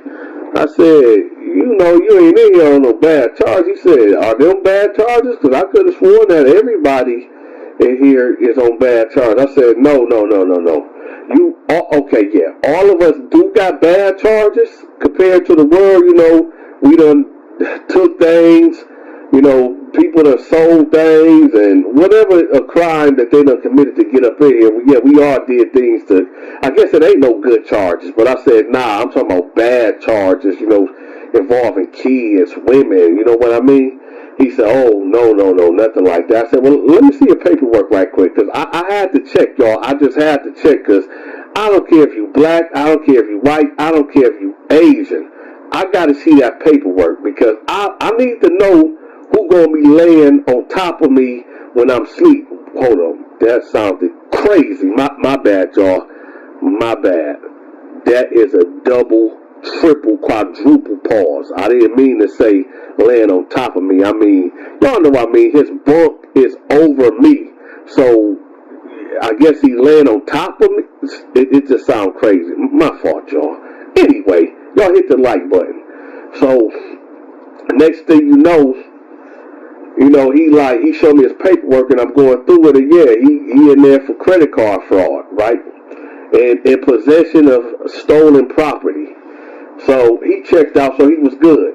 So we talking, so I'm like, yo, so how long you been in here? Like, how long you been locked up? So he got quiet. And he was like, I really don't want to talk about it. I'm like, why not? He was like, I just don't want to talk about it. So I'm like, all right, man. Now, at this time, y'all, they had us on lockdown, meaning we was on 23-1, meaning you ain't leaving out that cell. You only leaving out that cell for an hour. And in that hour, and they were doing cell by cell because somebody that got poked up a couple weeks ago, right? And they was doing shakedown trying to find all them sworn injustices in our pod, right? So anyway, so I tell him, like, listen, we ain't getting out the cell, because he was like, yeah, I need to get in the shower. I said, well, you're going to have to take a bird bath, because we ain't getting out. We already had our hour to get out the cell. So he said, what's a bird bath? I said, you see how I got that sheet tied up right there? He like, yeah. I said, so what you do, you take that sheet, put it across right there, and then you just take a bird bath. He like, I'm not gonna. I say, you stand over there behind the sheet, and you just wash up, and don't, clean up after yourself. And don't spit in that sink neither. Spit in the toilet when you brush your teeth or whatever. Because they had the sink and the toilet connected to each other. So he said, okay. So I ended up falling asleep, y'all. I was tired, because when I eat heavy like that, it's a wrap. It's over. I had the itis. Matter of fact, y'all let me know when wait, no, forget all of that. Let me ask y'all something right quick. It's the fall season. It's getting cold outside, y'all. Make sure y'all cop y'all military mind gang sweatshirts, okay? I'm going to have the link to my merch store pinned in the comment section, so y'all go cop that. But anyway, So he go over there, he take his bird bath. I'm over here on the bed, laid out, burping, and I'm about to fall asleep. Now, at 10 o'clock, that's when they come through, when the guards come through their last walkthrough for count, right? Now, normally you would have to be up out your bed, standing at the cell, you and your roommate, when they come through doing count, so they can make sure that you alive or your bunkie alive, because there's times where dudes will knock dudes out or, you know, take their life, and they put them in the bed or under the bed, and, you know, the guard be like, yo, wait a minute, there's supposed to be 2 people in here, there's only one, yo, tell your bunkie to wake up, and well, they ain't getting up because, you know, they done went to the other side, right? But anyway, so this guard right here, he was cool. So, you know, he peeked his head in there. He said, yo, Donta, you up? Because I was stretched out in my bed, right? I said, yeah, I'm up. So he counted me, he counted my bunkie, right? Boom. I goes to sleep. About, I'm going to say, maybe 1 o'clock in the morning, 1 o'clock in the morning done hit, right? And I hear, oh, oh, oh. So I hurry up. Now listen, I usually, y'all know I stay with it, right? But this time I didn't have it on me. I had that sword of justice, you know, put away in the peanut butter in my locker, because, you know, after that last poking that happened a couple weeks prior, which is why we on lockdown anyway, you know, I had to stash it because they were shaking us down like every other night, but they done relaxed. But anyway, I hear this, ah. So I jump up like, man, what the heck? You got dudes like, yo, hey man, what's going on, man? What is y'all doing? Right? People waking up like, man, who is that screaming like that? So I jump up, I'm like, hey man. So I'm shaking this little Asian dude like, hey man, wake up. So he like, oh. So I said, hey, what's up with you? He said, I just had a nightmare. I've been having I get night terrors. I said, hey man, like what's up, man? You alright? He like, yeah. So I'm like, I'm like, you know, do you take like sleeping medicine or anything or whatever? He like, no. I just been having these nightmares lately. So I'm like, all right, man, well, you know, just try to keep it down or whatever, right? So then dude's like, yo, hey, what's going on? I guess they done pinpointed, you know, my voice or whatever. They like, yo, what's going on in the cell with D? I'm like, no, y'all, we good in here, you know, my cellie having night terrors, you know. They're like, oh, okay, all right, man. So then everybody going back to sleep, laying down. I get back in my bunk and I lay down, right? Maybe about 40 minutes later. I'm like, hey, man. So I get up and I'm like, hey, man, wake up, man. He like, oh, I'm sorry, man. I keep having these dreams, man. I said, what dreams? He like, man, okay, all right, I'm gonna tell you. I say, what's up? He like, you know, for the past 2 weeks, you know, that's why, you know, I've been here for about a year now, but, you know, I had an altercation that happened last year, and they had me in a hole for 3 months. I said, what happened? He said, well, when I sleep, I end up having these nightmares, and, you know, at first it started off with me sleepwalking in the cell, and then, you know, my bunkie, you know, he didn't notice I was sleepwalking or whatever, but I end up sleepwalking, and I end up getting in his bed because I thought it was my bed. And I said, okay. And he's like, you know, that was the first incident, you know, my bunkie, he was cool. And he like, yo, what is you doing? Because he thought I was like on some freaked out stuff or whatever. I said, okay. He said, but no, I was just, you know, he understood that, you know, I was sleepwalking, so I got back in my bed or whatever. But then, you know, as the night progressed, I ended up peeing on my cellie or whatever because, you know, I thought I was going to the bathroom. And you know, his cellie ended up beating the crap out of him. So they end up both going into the hole. One, because he peed on the cellie. How you going to explain that? And two, his cellie beat him up. So they end up going in the hole. So I guess this is when these nightmares start happening when he was in the hole, right? So he said, like when on his first night of being in the hole, he was laying there, and he was like transported in his house. Now he said, like, the dream always started the same way, where he'd be in his house, and he'd try to go to the windows and open the windows, and they wouldn't open. He'd go to the door, and the door wouldn't open.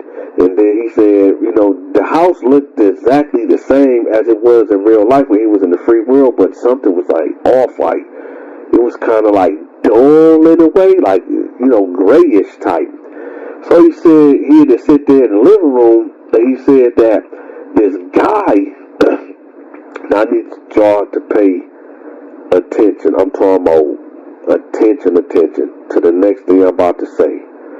Now, I need for the audience to really tune in, and I need y'all feedback to let me know, have y'all ever experienced this before too? So he said, like, this guy will, like, come from the hallway. So he said he'd be sitting in this lazy boy just looking towards the hallway, and this guy will, like, slowly emerge from, like, the darkness or whatever. He said, like, this dude would have, like, a dirty brown hat, and he'd have, like, the steel-toe boots that was, like, tore up looking, and then he'd have, like, these black, like, uniform pants, or maybe even a dark blue or whatever. But then one of the things, that he pointed out also was that the dude's shirt, was like red and blackish, and it had holes in it. But he said, like, the most intriguing part about this man, like, he had his hands, it was like burnt. Matter of fact, his whole body, of what he could see, like, this dude's whole body was burnt. And he said, like, at the top of his hands was like claws, or like razor blades or knives or whatever, attached to his fingers or whatever. So he said, like, dude would just be standing there looking at him, and he can't move. So, he said that he had tried to get up or scream or whatever, like it's like he was having sleep paralysis inside of his dream. Like, this dude would have a force on him that he couldn't get up.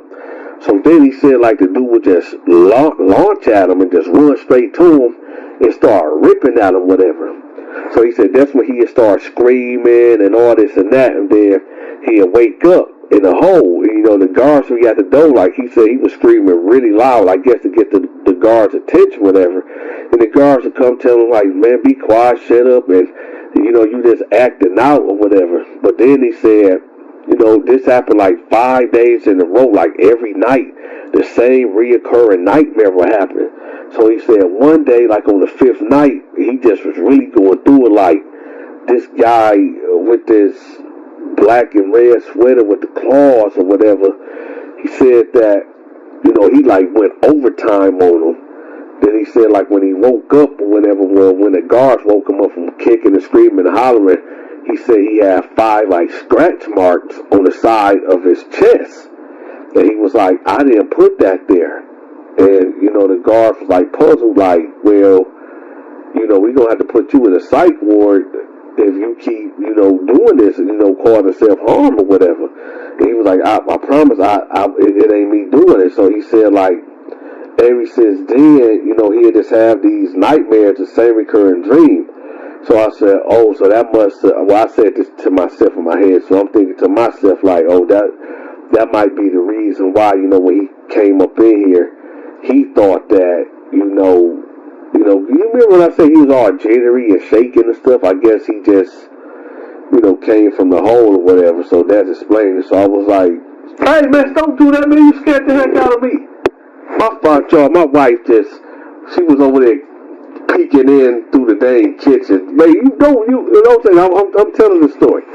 So, anyway, y'all hit the like button. I ain't been scared.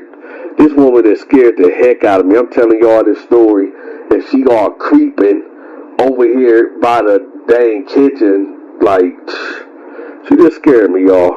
Anyway, and yes, Sometimes your partner Donta gets scared. She just scared me. Hell, I think I just scared myself telling y'all this story. Anyway, so he telling me like, yeah, the dreams they never went away, and this is why he keep, screaming and hollering at night. So I tell him like, man, you might need some sleeping medication or whatever. And he like, man, no, see, that's the thing, Donta. I don't want to sleep, because I really feel like if I go under, like if I take like a melatonin or something, I'm never gonna wake up. And I said, man, that's a cold way to live, yo. So the next day, y'all, same thing happened. He wake up, screaming, hollering, whatever. But here's the kicker, y'all. He told me, like, Donta, I did it. And I'm like, you did what? Now remember, y'all, he landed on top of me, the top bunk, pause. And he rolled over, and he got something in his hand. He clutched something in his hand. And I'm like, what is that? Tell me why, y'all, this dude had a piece of cloth that was red and black. Alright, y'all, make sure y'all cop y'all military mind game merchandise. I'm gonna have the link pinned at the top of the comment section. I got things for women, men, boys, and girls, so y'all make sure y'all go check it out. If you need your business, products, or your social media channels promoted, make sure you shoot me a text at this number. My channel get over 5 million views per month, so that's a lot of eyes on your promotion. If you forgot to hit that like button, make sure you smash the like button. And if you haven't subscribed yet, make sure you subscribe to the channel. Be sure to get your military mind games merch. The link will be pinned in the comment section.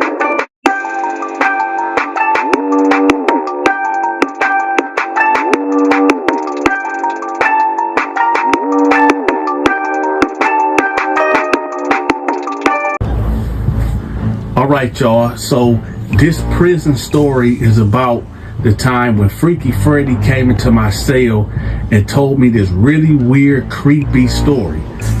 I'm sitting on my bed and I get a knock at the door. So I'm like, what's up? So Freaky Freddy, he put his head in. I said, what's up? He like, hey, Donta, I need to talk to you for a minute. I said, what is it?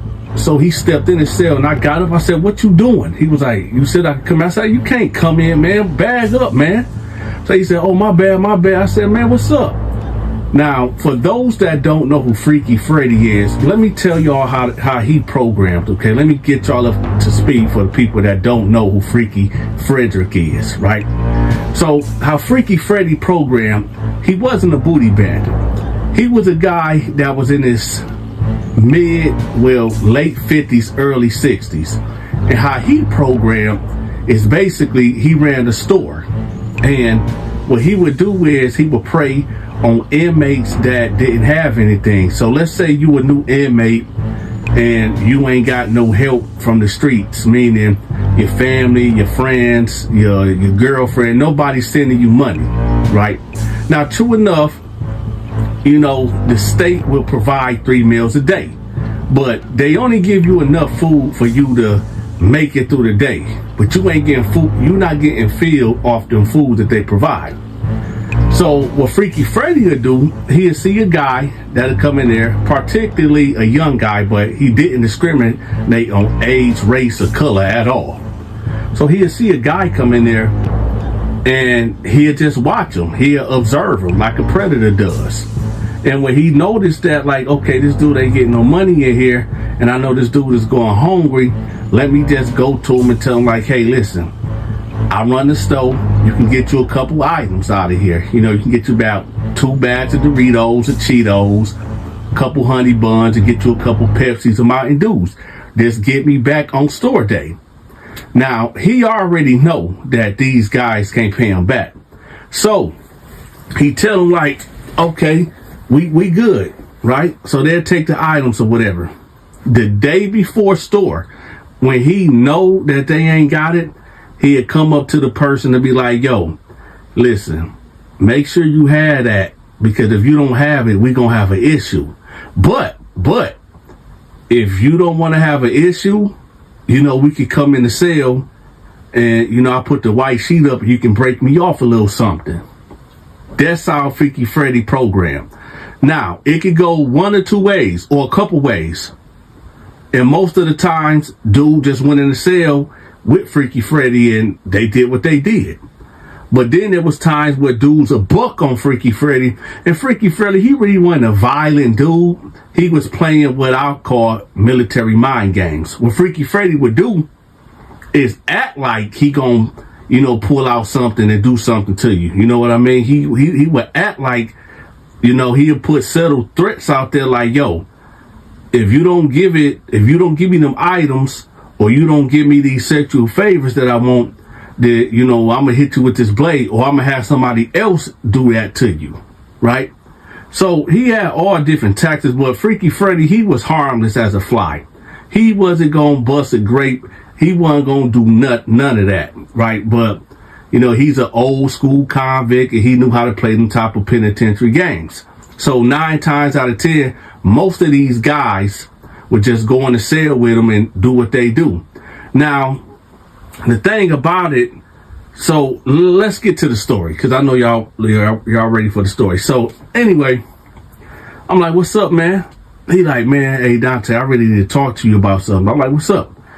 He was like, look, I heard when you was talking about God and stuff the other day, and I got this story that I want to tell you. I'm like, what is it? He like, no, but I just don't want everybody to hear it, because I don't want nobody looking at me strange. Now, I'm thinking in my head like, dude, what you mean you don't want nobody looking at you strange? You one of the most strangest dudes up in here. It ain't nothing that can come out your mouth that will make you look strange than you already look. This is what I'm thinking in my head.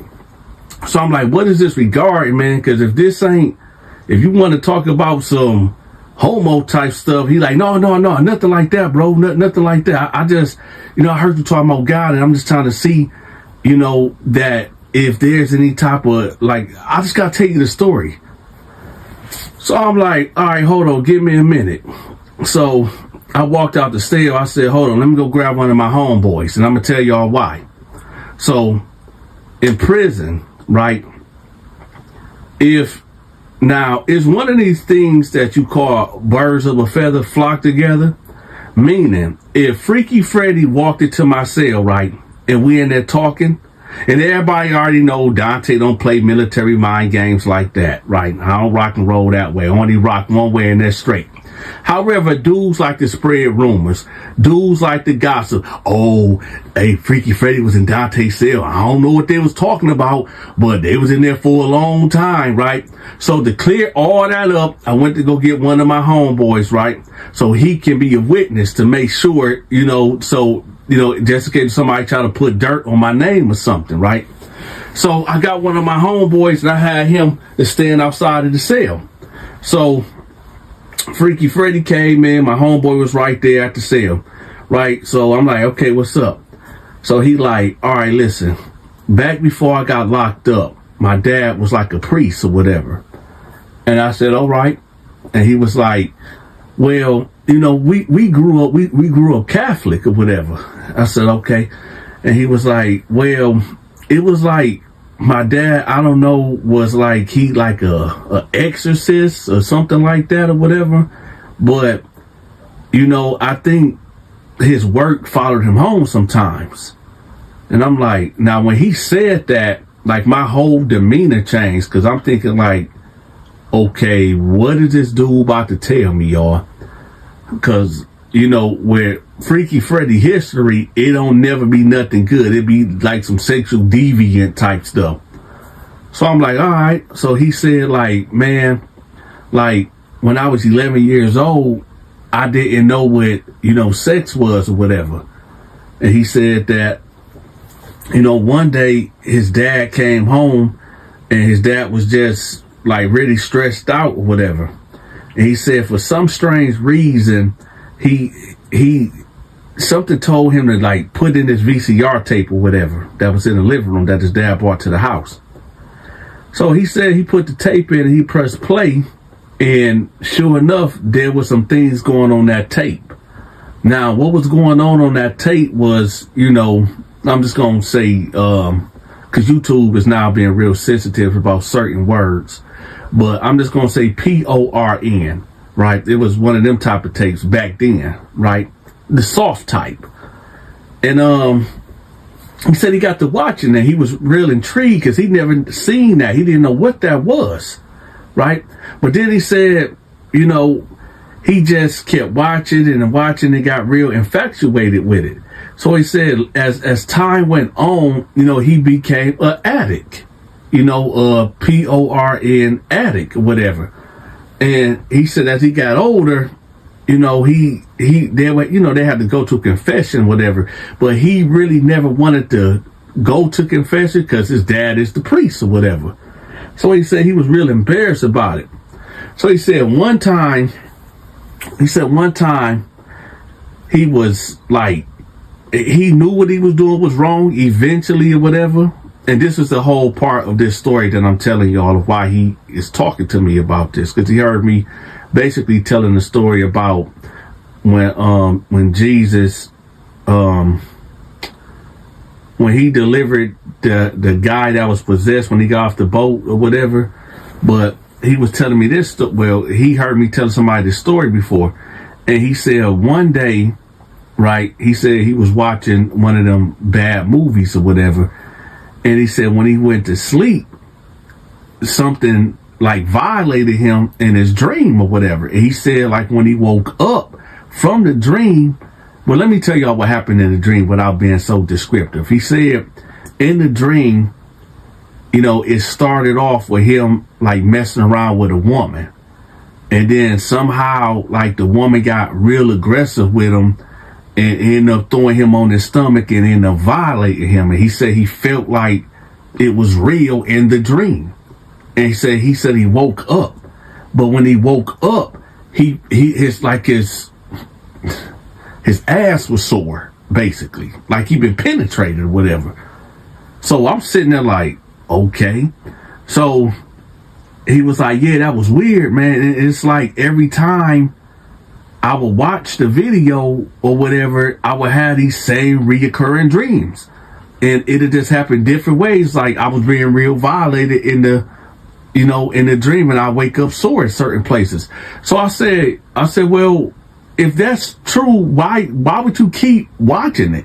I mean, what you do is what you do. Your orientation is what it is. But I mean, did you like it?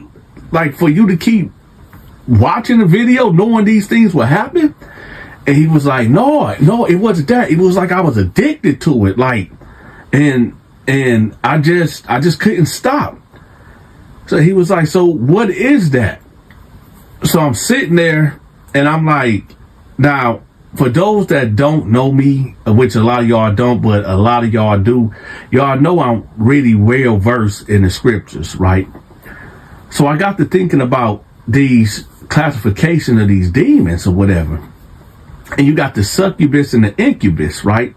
The succubus is the female version of a sex demon, and a incubus is the male version. And I said, well, what it seems like to me is that, at a young age, you was introduced to this filth, because that's what it is. It's filth. And I said that it corrupted you, and you opened up a portal by watching these videos or whatever. And it seems like when you open up that portal, it got at you in a dream. And the violation, I believe, really was taking place in real life in a supernatural world that manifested itself in the physical world.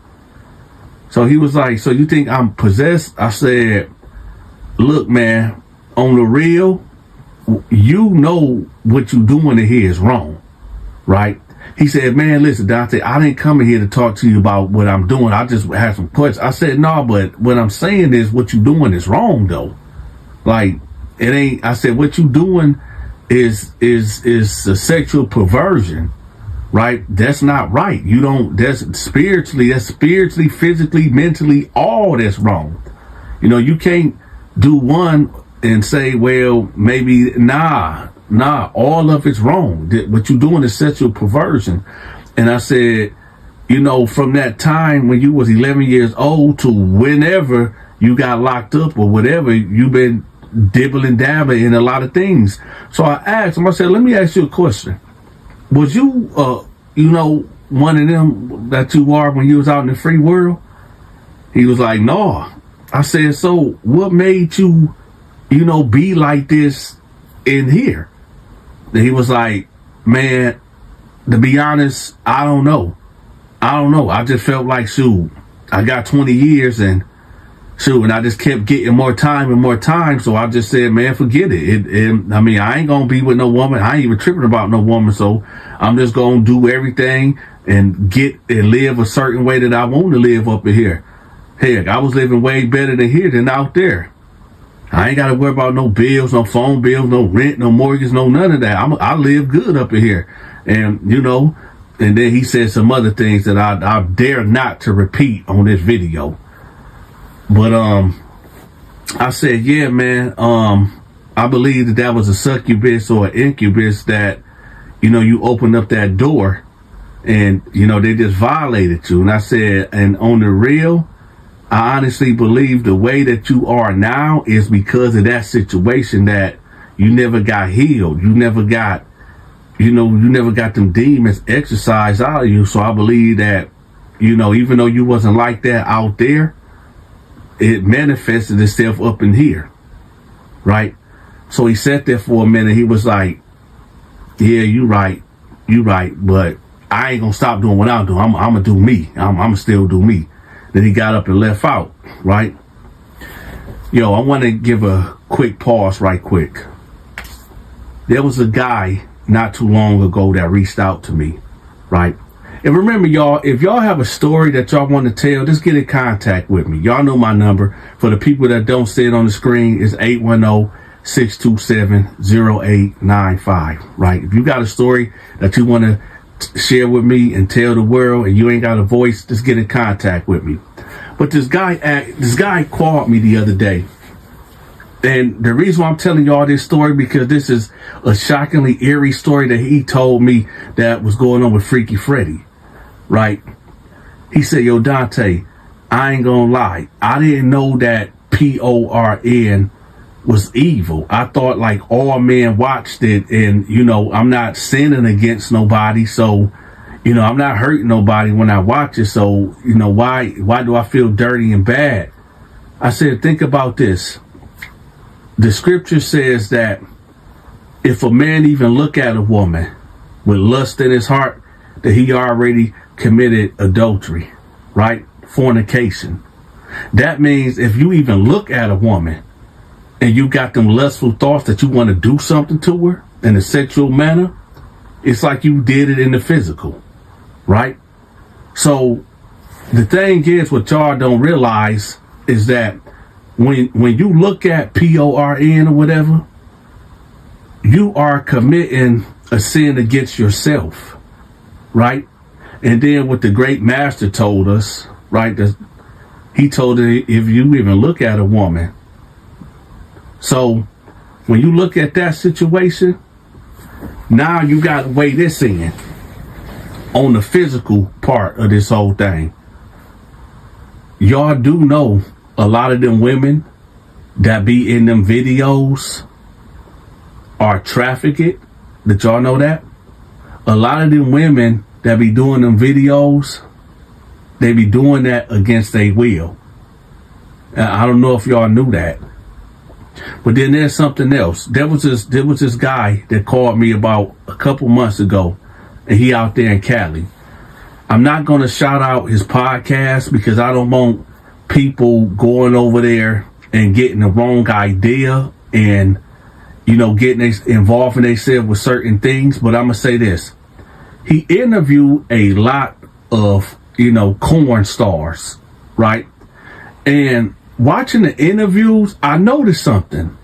A lot of these women that do that, it's like they lost. It's like they you can tell they deal with a lot of trauma that led them to do this. Like they Like their self-esteem is so low. And like they've been beat down physically, mentally, emotionally, spiritually, right? And I feel bad for them. Like interview after interview, I'm like, yo, these women need to be healed. And it's like, the more that people look at their videos, these people get more soulless and soulless. Let me ask y'all a question right quick, just for the audience. See, I don't drink, I don't smoke, I don't do drugs. I mean, just now at the age of 36, Donta might, drink a little bit of Stella Rose Black. But y'all know that's only 5% alcohol. But that's what I like to do when I'm trying to unwind and just chill. And I barely even drink that. The last time I had some was, on New Year's? The first time I had some was, Christmas morning at a breakfast. Then the next time I had some was at a New Year's party. But I haven't had none since. I don't even think we even got none here at the house. But my point is to say that we all got vices. We all deal with something, right? I ain't gonna say I'm perfect because I know damn well I'm not. But we all have our vices. And one thing that I know for sure, don't ever be a slave to something that's controlling you. Because one thing I know for sure, I know God exists. I know that angels exist. I know demons exist. I know there's good humans and bad humans. And just because you bad today, just because you wicked today, that don't mean you got to be wicked tomorrow. You can be righteous. And just because you righteous today, you can become wicked tomorrow.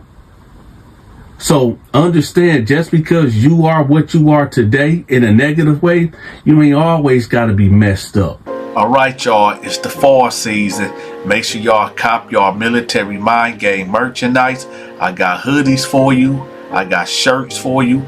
I even got coffee mugs for you. Y'all see that hat? Y'all see that pillow? Make sure y'all cop y'all military mind game merchandise. I have the link pinned at the top of the comment section. Hey, yes you. Are you a member of the Donta Show Network? If not, I got you. I will have the link to my members only videos pinned at the top of the comment section. You'll get access to my exclusive videos, which is my skits and my movies. Also, when you become a member, I'll give you a special shout out on the 15th of every month. Again, the link to the members only videos will be pinned at the top of the comment section. I drop a brand new video every day at 5 p.m. Standard Eastern Time. If you want me to promote your business, your social media channel, your product, your storefront, if you got a song, if you got a book, get in contact with me at 313-452-8981. That's 313-452-8981. Or email me at thedontashow88@yahoo.com.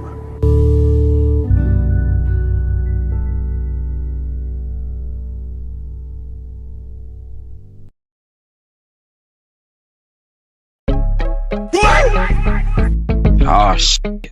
Here we go again.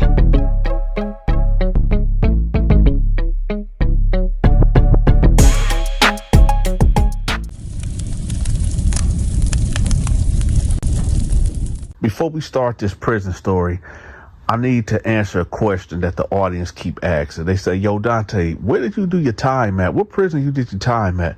I did my time in the Terror Dome, right? And for those that have been locked up before, y'all know where the Terror Dome is exactly at. It's a maximum level 5 prison. And to get to the Terror Dome, you have to at least catch 2 bodies while you was doing time in prison.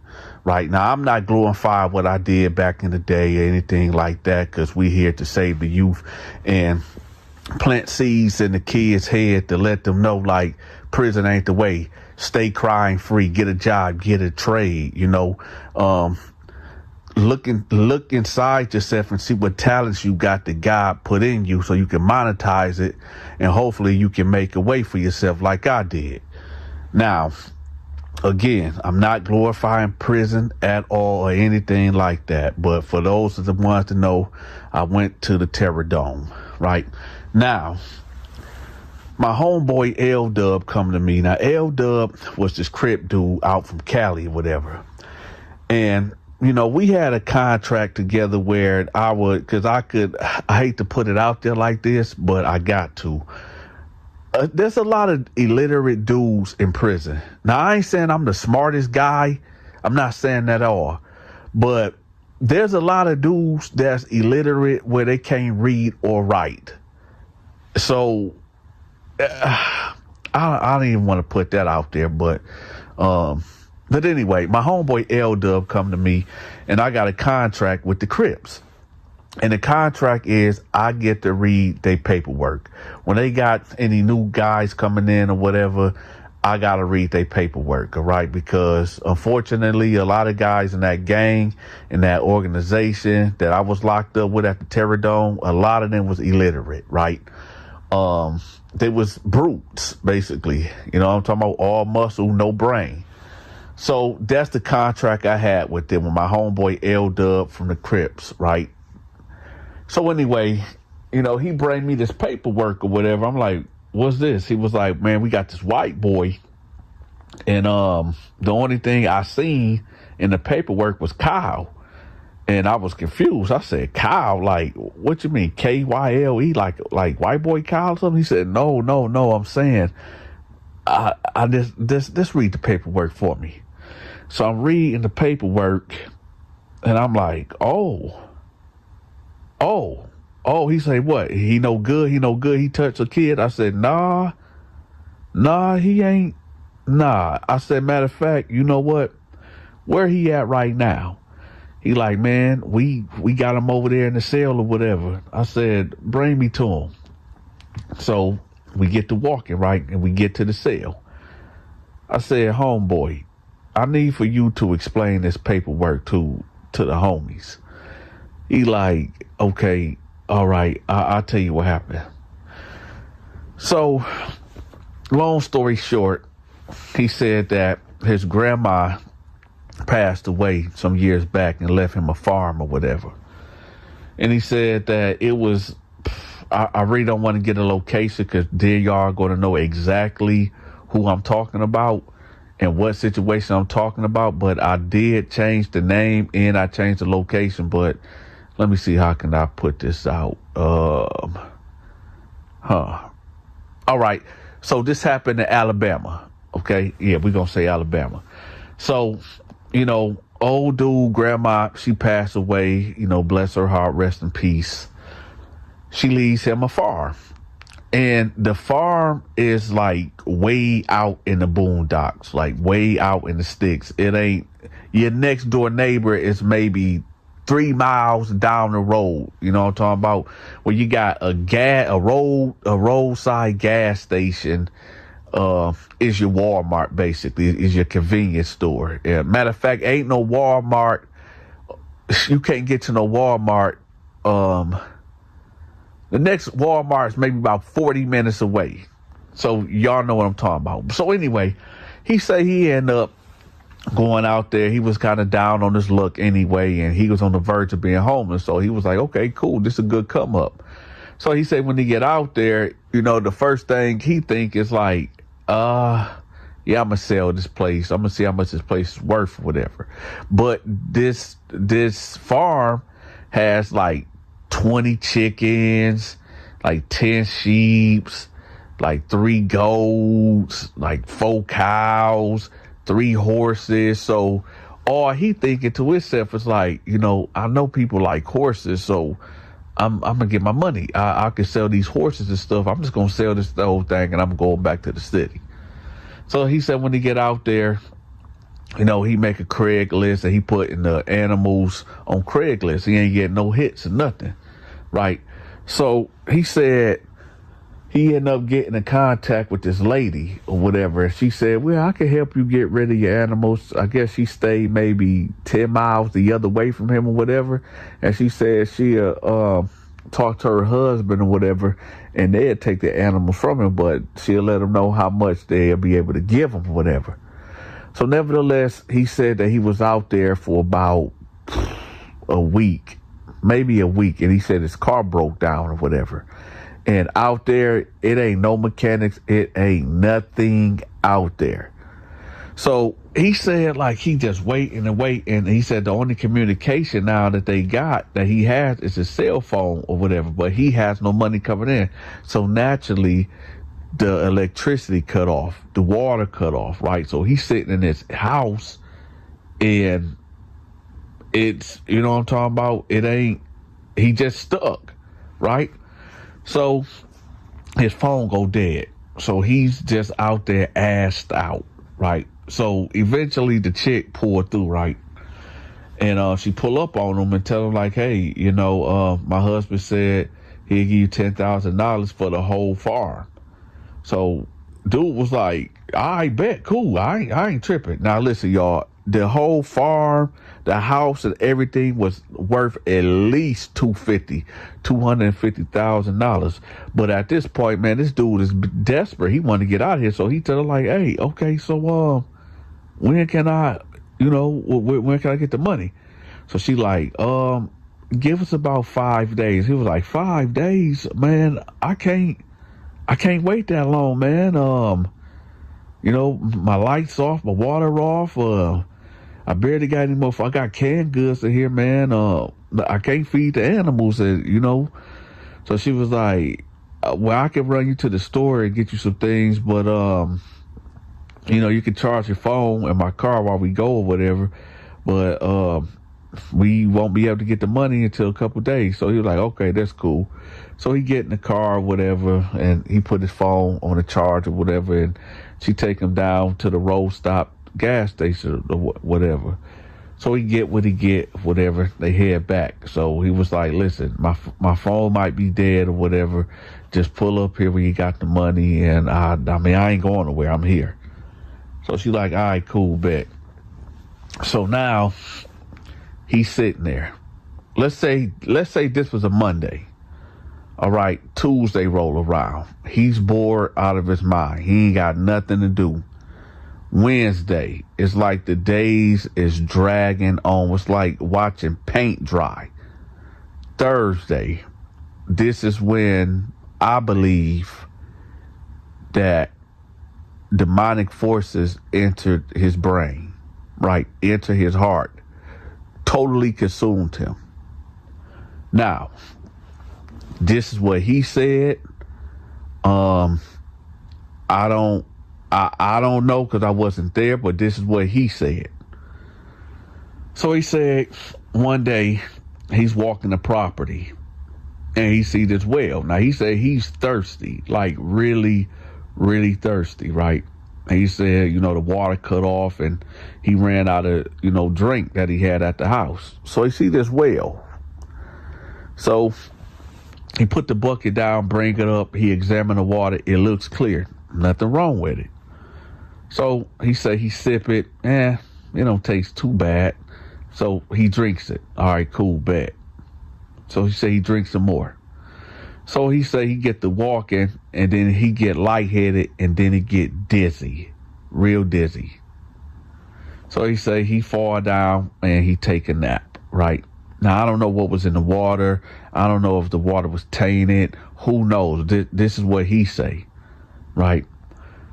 So he said he get up and it's dark outside. So I guess he drunk the water maybe around 4 p.m. And now he wake up and it got to be about 11 o'clock at night. So he said he walked back to the house. He go lay down or whatever. He say the very next day, the police is about 10 sheriffs outside, right? And they tell him, come outside or whatever. And he like, what's going on? Come outside. They arrest him. He like, man, what's going on? And they like, you sick. You are disgusting. How could you do this? He like, what did I do? Right? So he get down there, right? And they got him in an interrogation room. And they pull up this video. So he looking at the video. And he like, well, what is this? And he sees a cow. He like, What's this?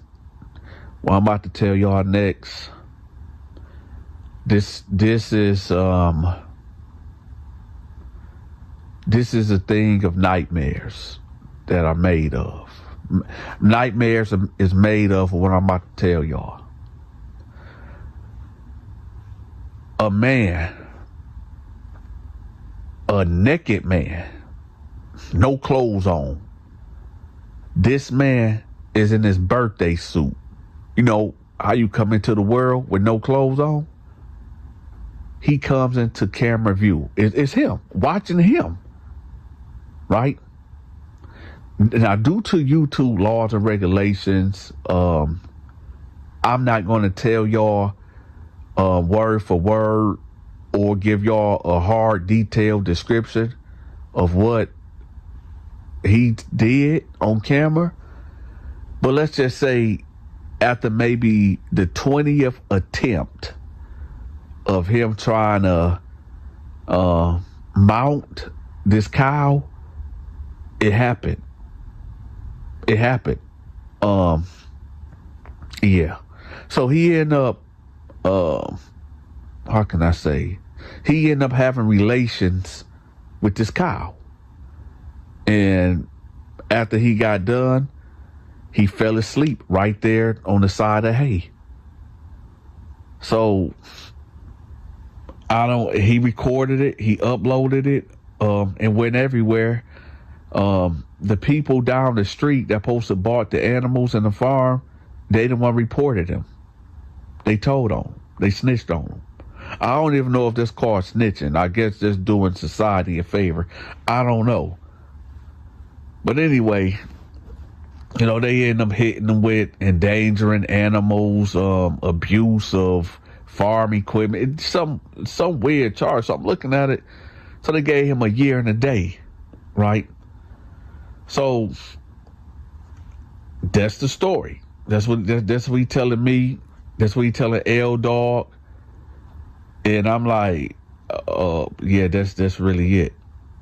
And I say, yeah, that's what the paperwork basically said. He, you know, abused animals or whatever. So L Dub like, all right, listen. You a sick dude, but you ain't violate no children or no women. So I tell you what, you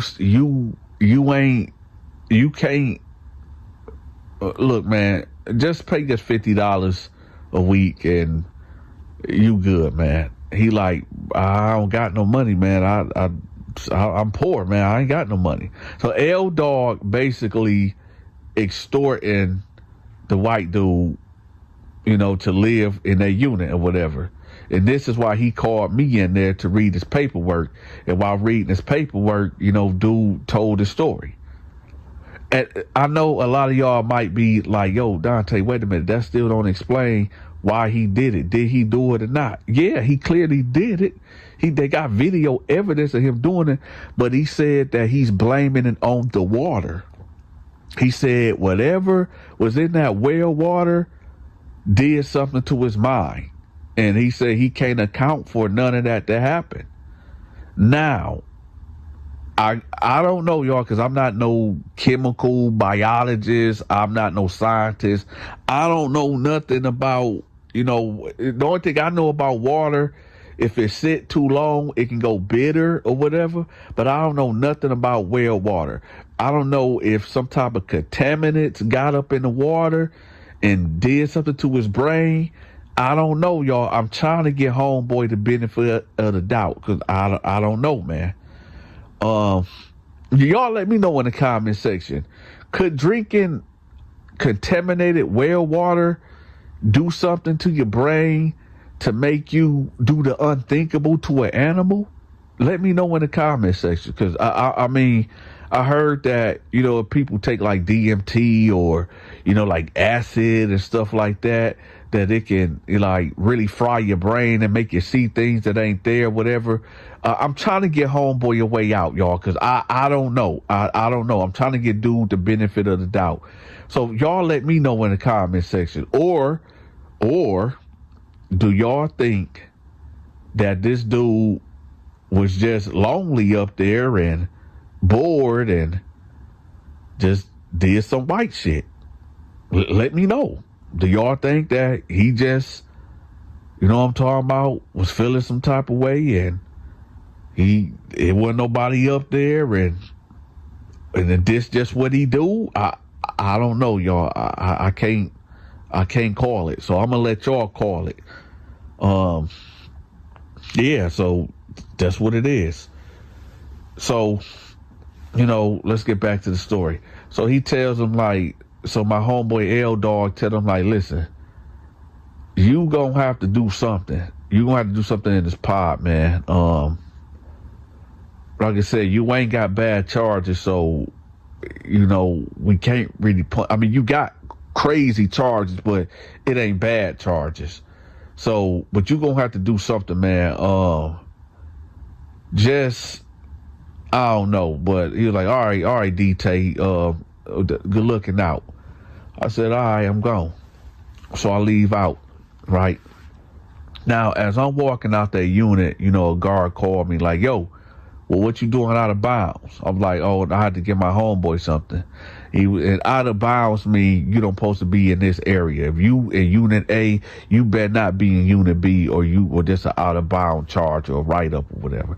And it ain't nothing but maybe like a week of phone privileges suspended, or, you know, you can't go to commissary the next week or whatever. But I ain't really tripping. He ain't really hit me with nothing. He ain't charged me with it.